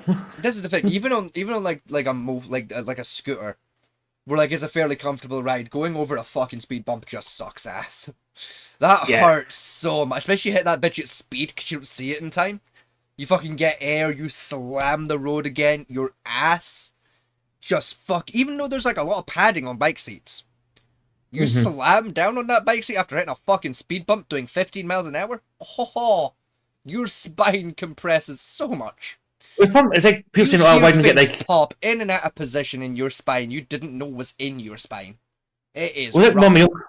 one of my uncles saying, "Why don't get a like a like a Hayabusa Turbo or a Suzuki XCR, like sports bike?" And I was like, "Because I value my spine." Yeah. Well, Like- I'd ride one. He goes, "Yeah, you ride one for an hour, then have to get off it and stand around for 4 hours while your back realigns before you get back on and come back home." Exactly. Like, A, that angle sucks. And again, you hit a speed bump riding one of those things. You can kiss walking goodbye. You're paraplegic. Like you're Yeah, that's done. good. Like that's you. Your knees are shattered because your knees are now up to where your fucking nipples are, Mm-hmm. and where they put the fucking pegs. And again, your spine's gone. Like you're a paraplegic. You are crippled from the waist down Yeah. forever. Like that's you. Like that's you, babe. You're done. You ain't walking.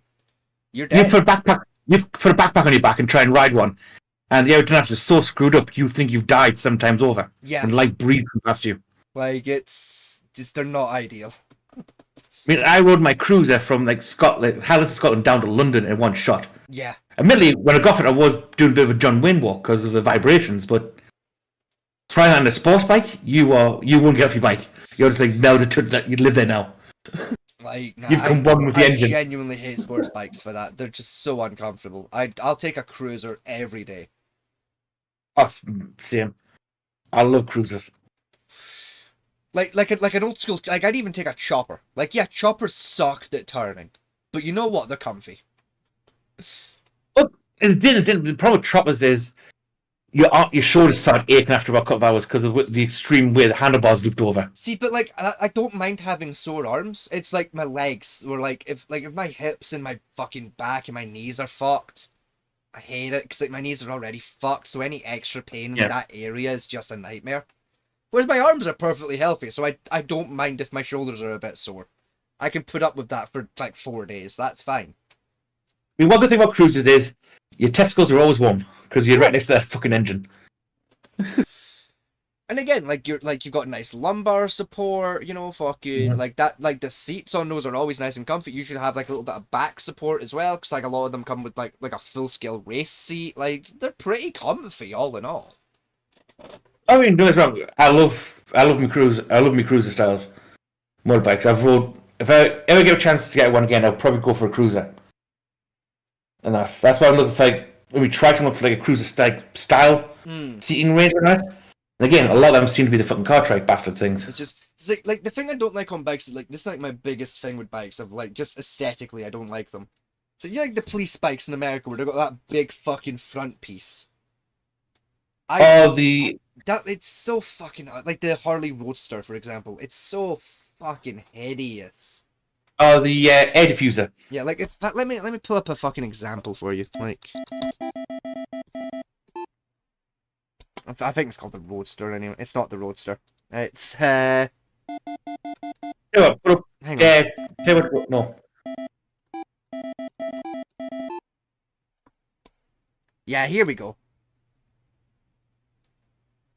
Again, this fucking monstrosity. Yeah, air diffuser. They're so fucking ugly. They're fucking hideous. I tell you what to look for instead. Even like, especially like even these ones, like that's pretty much what it's just. That fucking riot shield is take that off. Get that off my bike. I tell you what to look at, which is a good version but also a bad version at the same time. Is look for a Honda Goldwing. Let's see. Goldwing? Yeah, sure. Yeah, Goldwing. There you go. Yeah, it's just so extreme with the windshield, That's really nice. That's much nicer. See how much nicer that looks without it? The problem with the Goldwing, if you get a good example of one, like see the white one there, Yeah. right? Like look at that, right? It's just it looks angular and just you compare to this fucking beauty right here. Look how sleek and sexy that is. That's a motorbike. Within That's that, a disability scooter. within that console at the front, that wide thing, you actually have heaters, radio, and a Yeah, bunch but like it's basically. just so fuggly. I don't. Have you ever seen the Rocket what do you call it? V12. I can't say that I have. Let's pull it up. Triumph Rocket V12.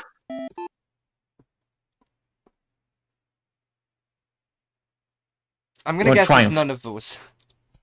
No, you want the Triumph Rocket V12.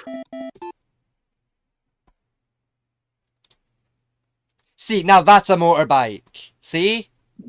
That is a V12 engine. That's pretty though. That is a 2.5 liter V12 engine on a motorbike. Like, yeah, that engine's excessive, but like, it's nice. It looks nice. That looks like a motorbike.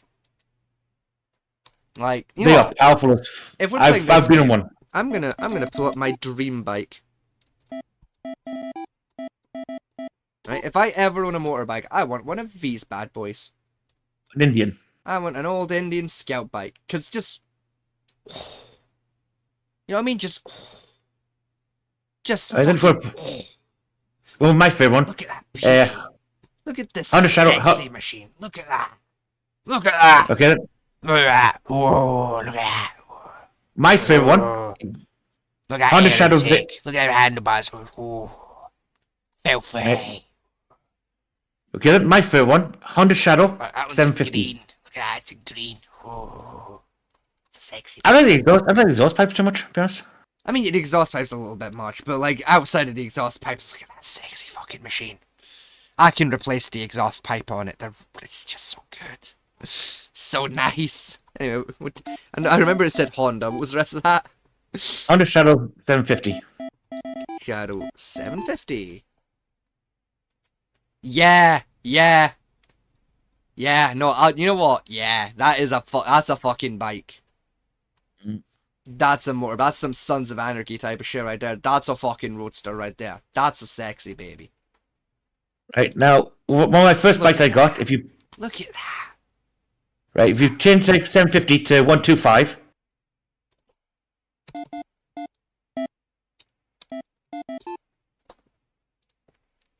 Yeah. Yeah, now that is a fucking right, beautiful you machine. see on the second road, you see the silver one? That one. Yep. That's the exact bike I had. That is, see, now that's a bike. That's my type of bike. I rode that None for the of- best part of none 5 years, so broke it. None of your fuckery. Just a wheel, headlamps, and a fucking control-y bit for steering it. That's all you fucking need at the front. You don't need no wind diffusers or a fucking radio shack or nothing. Just give me what I fucking need on it and call it a fucking day. That was a bike I Sexy. rode from. That's the one I rode from Scotland down to London on. Like, you know what? Fuck it. If I get my 125 license and they're cheap, I might fucking pick one up. Like, look at that one. It's got white walls. That's a bubba. Like white walls are a crime, granted, but you know what? On motorbikes, they work. I would love to have another Shadow again because it was a beautiful bike. They are so nice. What the fuck is that? That's what I'm trying to make a That's a Honda Shadow that's been turned into a Segway. That's disgusting. Yeah, we don't talk about that one. Set that on fire. How Yeah, but dare you?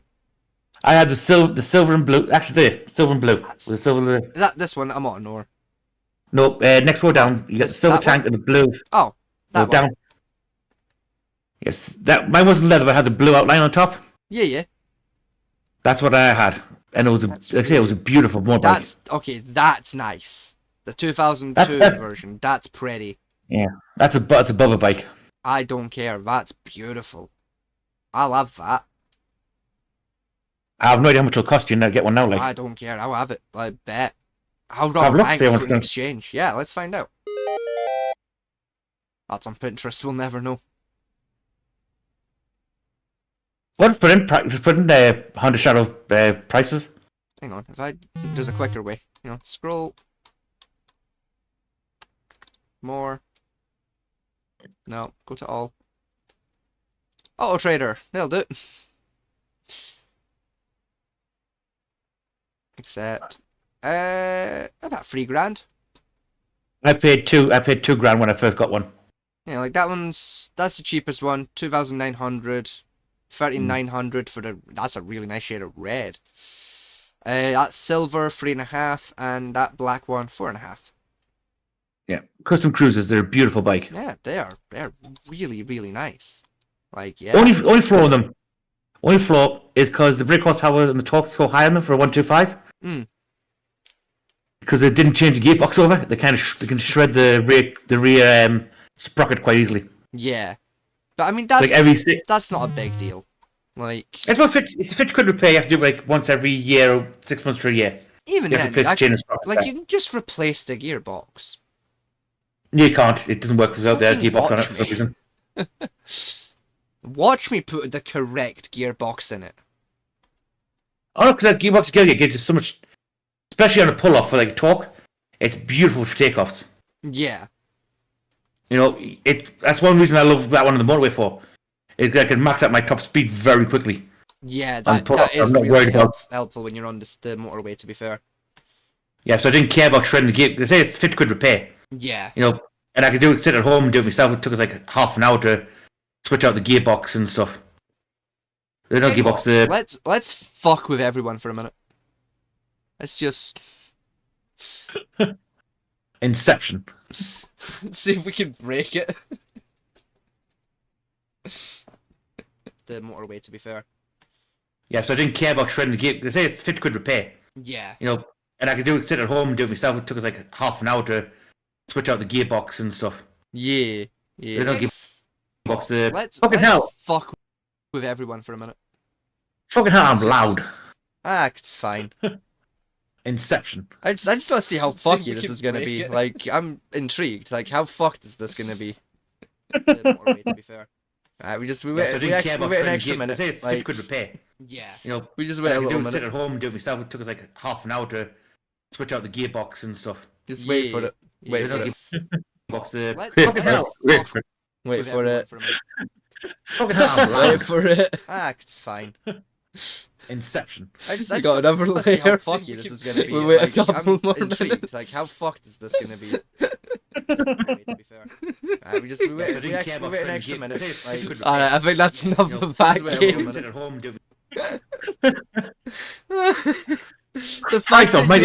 The fact that you're allowed to do that, though. Christ, I might am loud on your end. Yeah, no, that's just on the stream, and on my end you're like not that loud to me, but that's because I'm deaf as fuck, so it's fine. I'm not that loud when I do it. Fucking hell. That's because I have different OBS settings than you do. Probably. Okay. That's like you keep your end low, but like max me out on your end, whereas on my end I've got us both at a pretty pretty much the same level. What bullshit we have on our actual channel? And what's that? Lydra caused 3 deaths crash while using phone, speaks from prison. Neat. £500 road trip. Outlaw King. Boy banged up for BBC North Island. Highbreak Wood prison documentary. Fair. That's actually a good game. Yeah. Medieval Dynasty. That's a really fun little video game. I've noticed we don't have anything saved on our fucking what do you call it? Our subscribers for this channel. You're right. We don't. Was camping with a wish set up a mistake? Yes, I can tell you for free that that's not a good idea. We'll have a look at it one day. Oh, it starts season again. Nice. Can you survive... What? No, hang on. Can you survive in the Duke of Wellington's army? No. No. It was musket warfare. You were dead by default. And probably due to a self-inflicted gunshot wound by accident, because muskets suck. I played every part. Have you watched that video yet? Sorry, James May trying to escape a prison. It's a really fun. It's a really good video. Really fun. I don't think I have yet. Yeah, check out Naked Science here on YouTube. James May shows up on there quite a lot. He's got his own show with them called Man Lab. It's really good. Really fun. It's just kind of James May fucking about in a workshop most of the time. It's pretty fun. Such a force reactor escape from Takarov. Oh god. A really fun game, to be fair. Like, if you're, you know, psychotic. How to build a castle. I keep meaning to watch that, and I never get around to it. That. How to build a castle. It's a just shy of a 5-hour documentary. I keep meaning to watch it, and I never get around to it. Which is how in James May Arena Academy of Flick crash. Yeah. You seen a crash yet in that one? I have. I've seen the entire Scandi Flick special. It is a brutal crash. It is. I mean, more upset than he crashed the Subaru, but... I mean, fuck, let's pull that up really quickly. Let's... James May, yeah. Let's pull it up, because, like, it's so fucking brutal. Like, it is one of the most brutal crashes I've seen in a long time. Shout out to the Grand Tour official YouTube channel for having footage of this on hand. Please check them out. Yeah, check that out, or even better yet, actually watch the Grand Tour, because it's all Top Gear where it's supposed to be. I would say, if you enjoyed Top Gear, you'll love the Grand Tour. I mean, I'm looking... That's a scary thing. You can't even Right, see where say, the wall is at the end. Let's You jiggle will when you get there. I think about No, here. let's keep going. Just Keep watch going it. Yeah, just watch it. It's fine. Just turn the volume down a bit, that's all. Volume down. That's Everything. fine. Back there. You can't even There see you go. where the wall is at the end. You will when you get there. I'll just keep talking. Yeah, just wait it over it. It's fine. As the car spins down, I mean, my that- Wi-Fi seems to be acting up ever so slightly in the background. So, like, my apologies if things are a little scuffed. That's a 10. I mean, that tunnel is terrifying. I mean, it is, especially as like drive down that at speed. Yeah, no. Yeah. And how far they have to stop to... I mean, the gap they had to try and stop in was just like... Yeah, You have to stupid. trust your brakes. And, sorry, if I'm buying a second-hand car, I do not trust my brakes that much. Like, I'm surprised Hammond didn't fucking bin it. Like, the fact it was James May who fucking binned it is surprising as fuck. Right, I think he's doing it. Yeah, we get to see Clarkson have a go first. Which again, the fact Clarkson didn't fuck it is impressive. Yeah. Yeah, like I said, Clarkson goes first. He just fucking, flings it down. Again, says it'll be fine.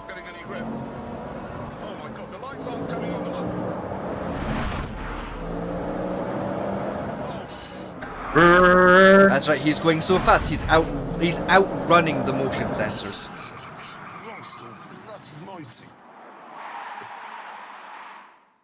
Yeah, Justin so manages it, like, yeah. Few feet of distance, that's fine, you know? His pads are not clean. Yeah, like he thought he was going to die. Which is fair. How was it?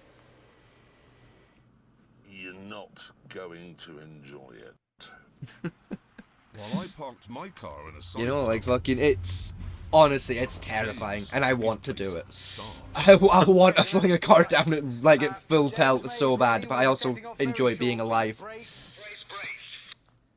Well, you can do it like a panda. I'll do it in a 50cc. I'll drive a 50cc go-kart down there. That only does about 40 miles an hour, you know, like I can stop that quick enough. Here we go, here I mean, he bins it. It's about to, he bins it so hard. It's about to happen right here.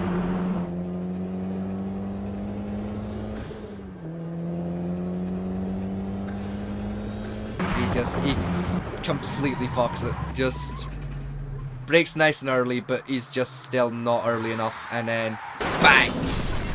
Ooh. 70 miles an hour into that. Big one, big one, big one. Like, let's run that back and let's see that one more time, shall we? Just watch this. Bang! Look how violently he got thrown around in there. Like, holy fuck. Oh, it was brutal. It was such an impact. And he just gets out like it's nothing. We're gonna get an ambulance in and we're gonna Like, check it out, okay? he just stands up like, I've got a concussion. I'm It's fine. dead. Where is he? I saw his head clobber the side of the B pillar. I mean, he went flying. You know, he went in sideways into this wall. But you know what was really smart of him to fling it sideways like that when he knew he was gonna bin it? Yeah. Because the car's gonna move slower going sideways. So like it was actually a smart choice. Otherwise he probably would have hit that fucking wall doing closer to 90. Yeah, exactly where your hand is. Yeah, and down to the fucking windscreen. Like yeah, Shit. seatbelt or not, the seatbelt would have snapped. It's not, Yeah. You crash doing that kind of speed, the seatbelt ain't doing shit.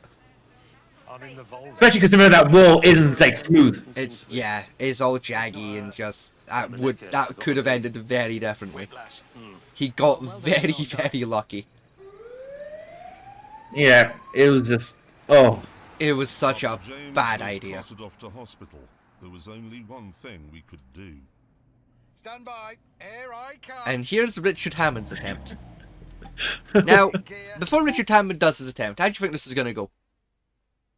I don't know how it goes. I've seen Oh, it. you've seen it. Okay, folks at home, Yeah. how do you think this is gonna go? It's one of the best fucking jokes in Top Gear history. I genuinely It is, love this joke. Here he comes.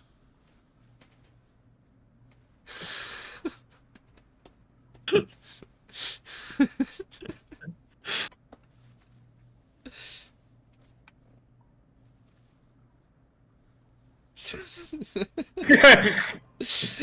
But he very clearly didn't tell Jeremy he was about to do this shit. Just We'll say you saw your mate. You know you've crashed more times than enough, and you saw your mate bin it. I'd still launch it. I'd still fucking just launch it down that time. Oh. Like fuck it. Have you seen the new episode of the Did and the Grand Tour? Yes, I've seen pretty like not every episode, but all of like the specials. You see Jeremy's Clarkson car eat both that one. Yes. Yes, the fucking weird ass Bentley Mercedes fucking Citroen mix up. That fucking Cloudville bullshit. Yeah, that war crime of a vehicle. Yes. Well, on that Grand Tour channel. No, Right, the that's actual where I found episode. it. Yeah, but on the Grand Tour channel, right? They actually show afterwards. James made and Hammond meets up the track to actually drive Clarkson's car Yeah, because Clarkson kept it. yeah. He kept And that thing. yeah, it's such a pile of It's shit. so shit. It's I think it's a Nissan Electra with just like flavorings added to it. yeah, it's not a good car. It's anyway. Well, it's folks, right, though. I'm just gonna put you back over to my transition screen. Focus at home. Just because I mean it's getting to that time of night. We'll be wrapping up shortly. Yeah, I mean it was right one thing, right? No one would buy that car. Yeah, no, like no one with a brain cell would ever purchase that vehicle, which is why I think it's perfect that Jeremy Clarkson bought that car. Because let's face it, he's not an intelligent person. I mean, like he ran a farm for the year and it made £1 of profit for the year, so like he's not the smartest fucking guy. I mean, yeah, Hammond bought that that convertible pickup truck, which by all accounts is It's shit, but it's a fun novelty. Yeah, like it's dumb. It's a conversation piece, It was dumb, It's dumb, it's kind of silly, it's kind of fun, it's fine, like, sure. Right, Like, that's the worst at thing. least it looked nice, it looked alright. Yeah. It wasn't the best vehicle I've ever seen someone drive. But I can say it was better than what fucking Hampme brought as well. I mean, that fucking refrigerator with like I don't know what the fuck was in it. Yeah, the thing that did like 30 miles an hour from World War II. Like, yeah. Yeah, it wasn't an engine. And then that broke down and he had to drive the bright purple Pussy Brigade hot rod. And then that broke down, so he fixed the car and got back into it. The World War II vehicle. Because he decided that was genuinely better than the hot rod. Somehow. It tastes of beer. Like, frankly, I would have much rather have driven the titties and beer hot rod. It seems comfier and faster. Well, it's faster, but they say hot rods aren't designed for comfort or turning. I still feel like it's a better drive than that piece of shit from World War II. Because that hot rod wasn't built during World War II. Yeah. I mean, come to think of it, they had some laughs at they put it in a library, for fuck's sake. I mean, yeah. They put it in the hotel foyer at one point, a restaurant foyer. I mean, fuck, if you can... Fuck, do you remember that bit in that episode where they straight up just steal a Madame Tussauds figure, by the way? Yeah. I, to this day, cannot decide if they pre-arranged that with that Madame Tussauds or if just Jeremy Clarkson had an ADHD attack. I think he had the ADHD attack. Like, I honestly think he had an ADHD attack and the producers were left to clean that mess up at the back of them to just, like, secretly bribe the front desk. To be like, yeah, Jeremy Clarkson stole your fucking Nigel Manson figurine. Here's $5,000. Don't fucking tell the police. Like, here's $5,000. Get a new one. No, what I said was, your figures were going... If Jeremy Clarkson borrowed your figure to appear in a show, we'll bring it back to you. That's what the producers actually said. And they're like, oh yeah, no problem. Yeah. And then it melted. Until the producers saw what happened after the end of it. Like, it melted, you shot an arrow through its head, and then you crushed it. No, correction. A mounted archer shot an arrow through its head. They had nothing to do with where that arrow went. No, Clarkson shot an arrow through its head because he testified in his car. Oh yeah, you're right, so he did, yeah. You're right, he did as well. Oh, man. So can you imagine the producer saying, yep, that's not going back, is it? It's the one in Carnage à Trois, where they straight up just built a trebuchet for the purposes of launching a Citroen into France. Yeah. Just... I mean, I know that fake. Like, that's not why they built that trebuchet. They built it because they were bored, but then they decided to make an entire Top Gear special where they rip piss out of the French and then use that trebuchet to give the French their worst car back. They basically built a trebuchet because they were bored and then went, okay, let's make an episode of the show where this comes in handy. Oh, I know, let's bully the French. That'll make the trebuchet come in handy. Oh, you can't. That French car with the fucking plane propeller for the fucking engine. Yeah, it's shit, right? But it's creative. It's a bit of ingenuity. It's again a novelty. It's a little novelty thing. It's kind of silly. It's fine. It's lovely. Imagine that on the roads today. Yeah, like 7 children would get killed an hour. I mean, you wouldn't stop driving it, but yeah. Yeah, like you'd have to pull over every 5 miles to clean bits of dead baby out, but and like pigeon. But and one random fat. Yeah. And the one random fat guy that suddenly fall in front of your car. Yeah, but other than that, Well, I didn't know your car was red. It wasn't when I left home. Yeah, like it used to be blue, Now it's purple. It's just the fact that genuinely just Trebuchet launched a fucking a Citroen convertible with a Trebuchet. Yeah, I mean, I love people I love people in the comment section about that video. They're like, oh yeah, that Trebuchet definitely made that car land in France. And I'm still thinking, it's 22 miles from Dover to France. Yeah.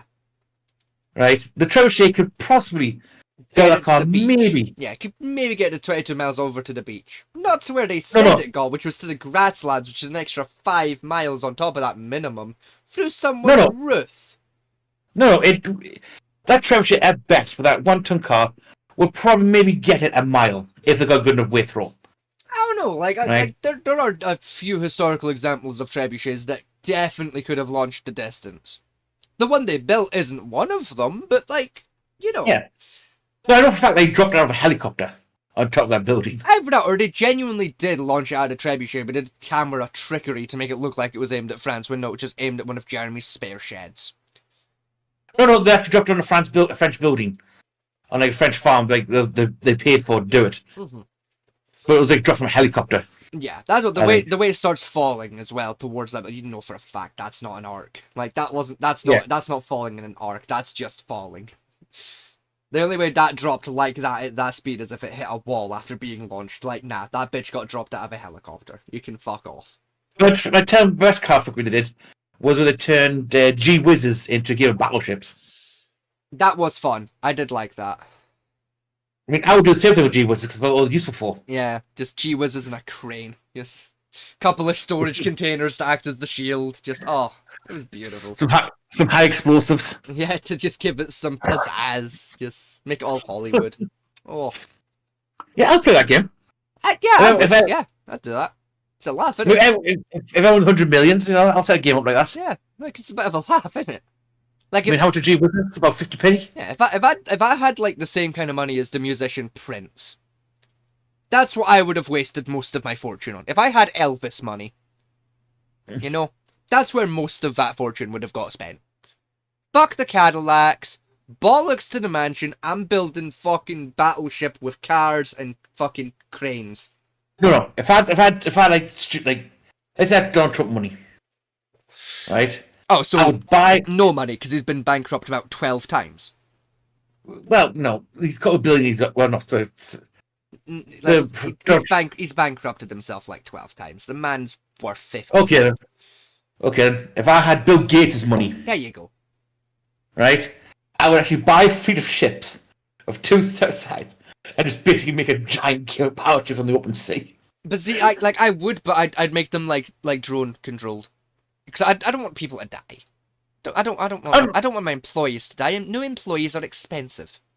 No, I won't make light fire. I make it like laser guided type stuff. Yeah, like dummy rounds, where like it explodes, but it's not gonna hurt anyone. Yeah, and just like make them like, right, time for a team bond exercise. Make it like laser tag. Yeah, basically laser tag with battleships. Where it's like there's like a little laser like activator on like a little bit of like fucking, like prop explosive. You use like movie like effects, and it's like if the laser hits it sets it off, and that would be really fun. I'd like that. I mean, I feel sorry for the submarine crew. Yeah.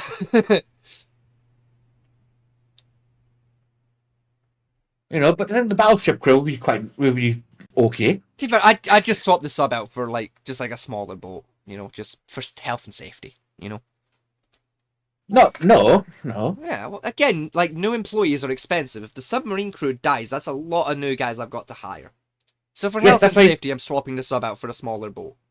You see, that's why I packed the sub with the people about to retire. Yeah, still, if one of them drowns, that's a lot of paperwork. New employees are expensive. Just health and safety, That's what you hire the HR department for. Still, it's a lot. It's a headache. Replacing an employee is a headache. No,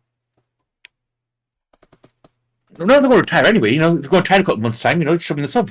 Yeah, still, it's a fuck about. I guarantee, right, at some point, like Bill Gates, fucking Mark Zuckerberg, and that what's the Amazon guy? Oh, Jeff Bezos. Jeff Bezos, yeah, Elon Musk. Are going to do that now. They're going to hear this and say, "Oh yeah, absolutely." That sounds like a good idea. Fucking that Catherine Wojcicki cow that used to run YouTube is listening to this show right now and is taking notes. Just. Yeah, I can imagine a TV show now on Netflix. Yeah. Who will win live game of battleships? That's literally a movie. It's called War Games. Yeah. Fuck. That's like half of the plot of the movie Down Periscope as well.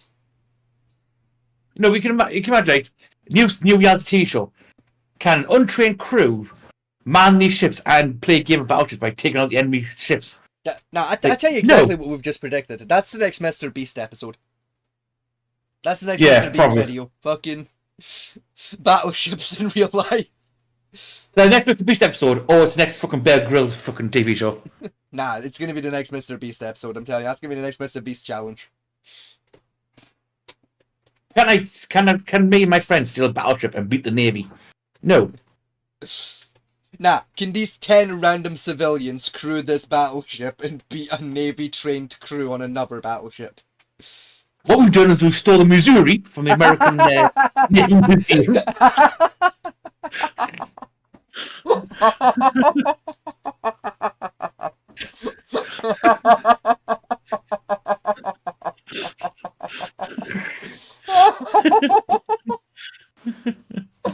Bro, I thought you were gonna say like the USS Yankton or some shit. You just came out with Missouri, and I was not ready for the word Missouri.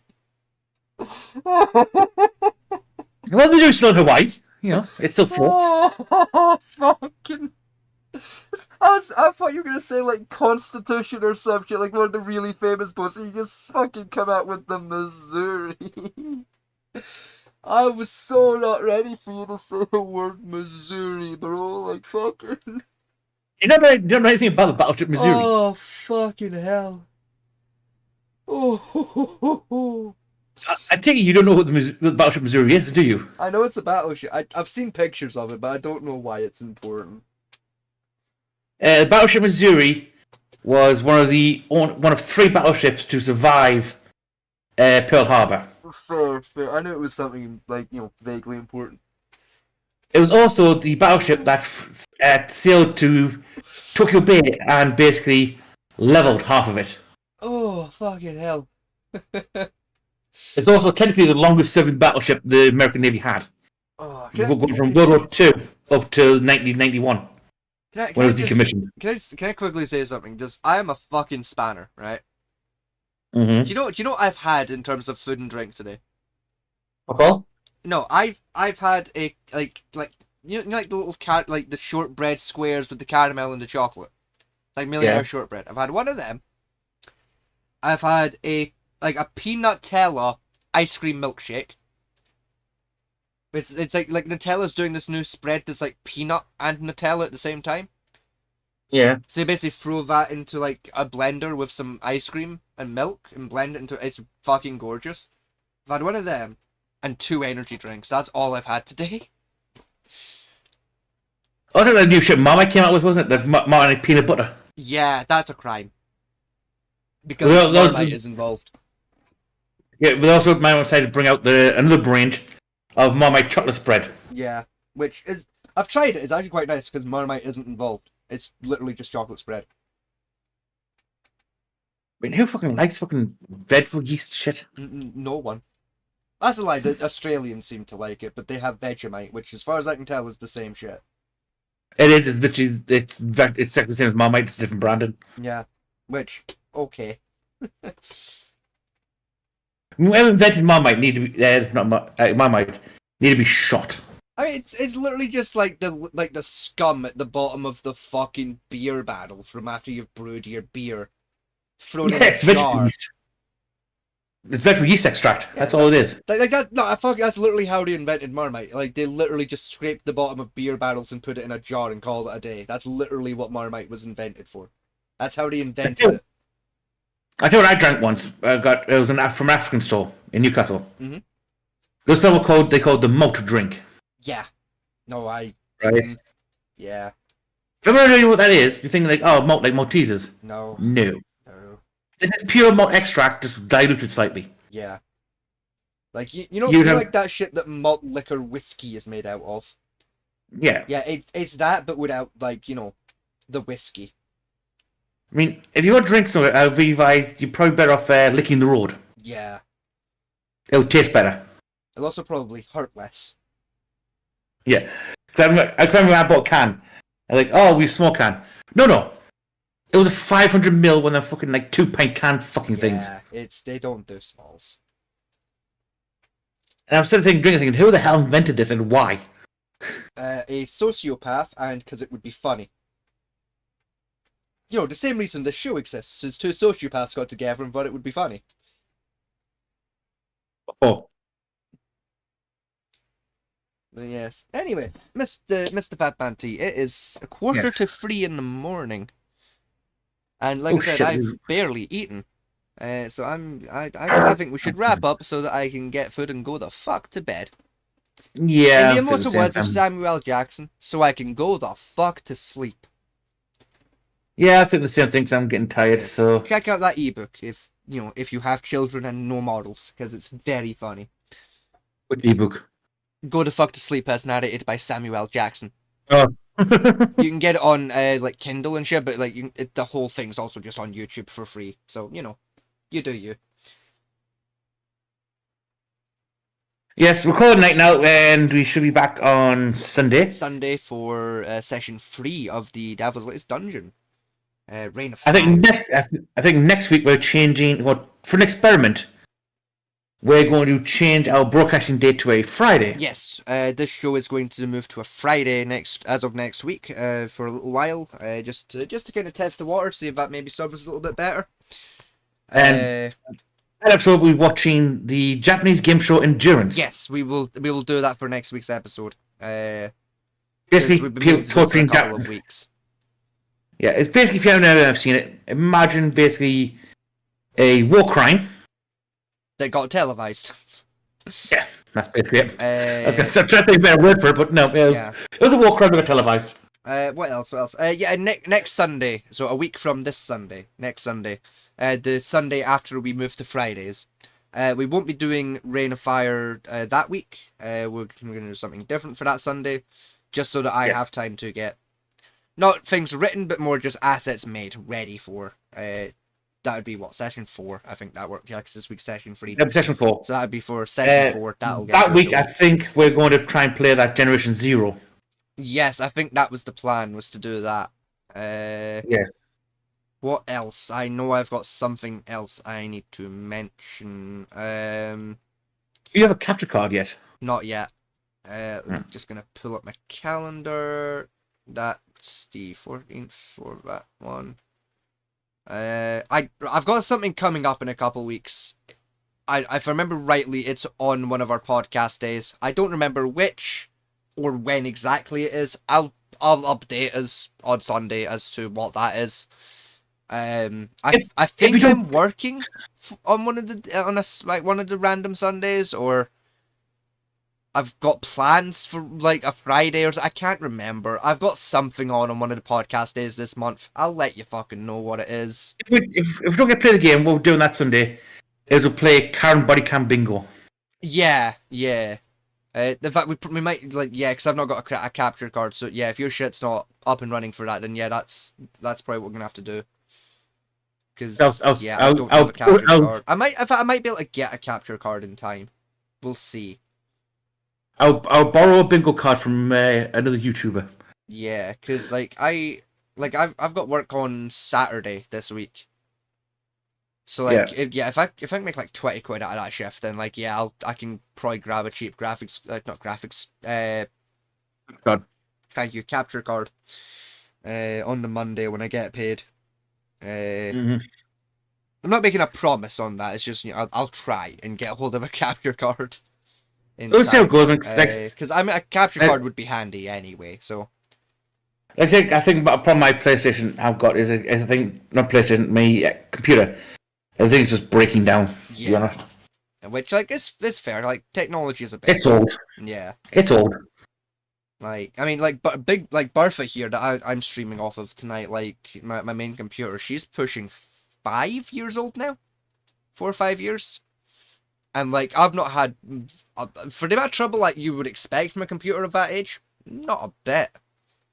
Yours is a PC. Yours is PC. I'm on a laptop. Yeah, but even then, after 5 years, you expect a lot of things to start going wrong. No, not really. We've had to perform an open heart surgery on her a couple times. That had to happen once or twice. The hard drive's it's not on its last legs, but it's unwell. It's a little poorly. That's starting to show signs of might want replaced in the next year or two.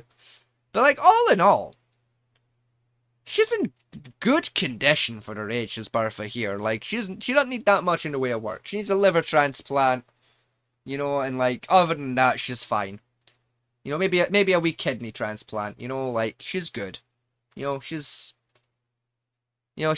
just got a wee bit of a wee bit of the liver cancer. It's stage 1. Doctors found it. It's it's a wee benign tumor. It's fine.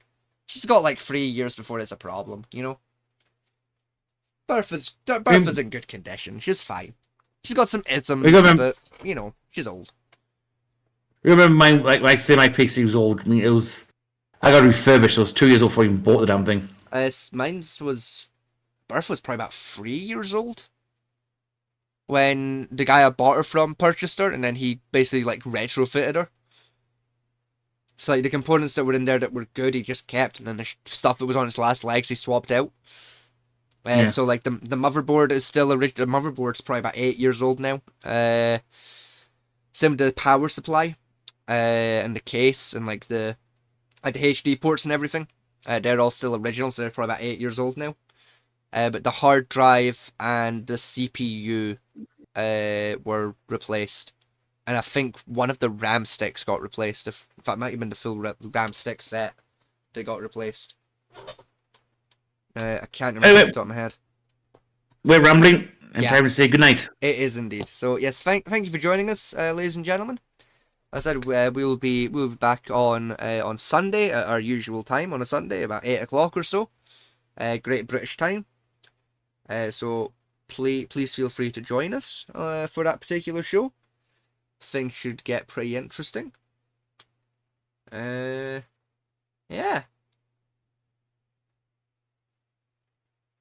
All we'll say is good night and good luck. Yeah. Thank you for joining us, and we'll catch you all on the next one.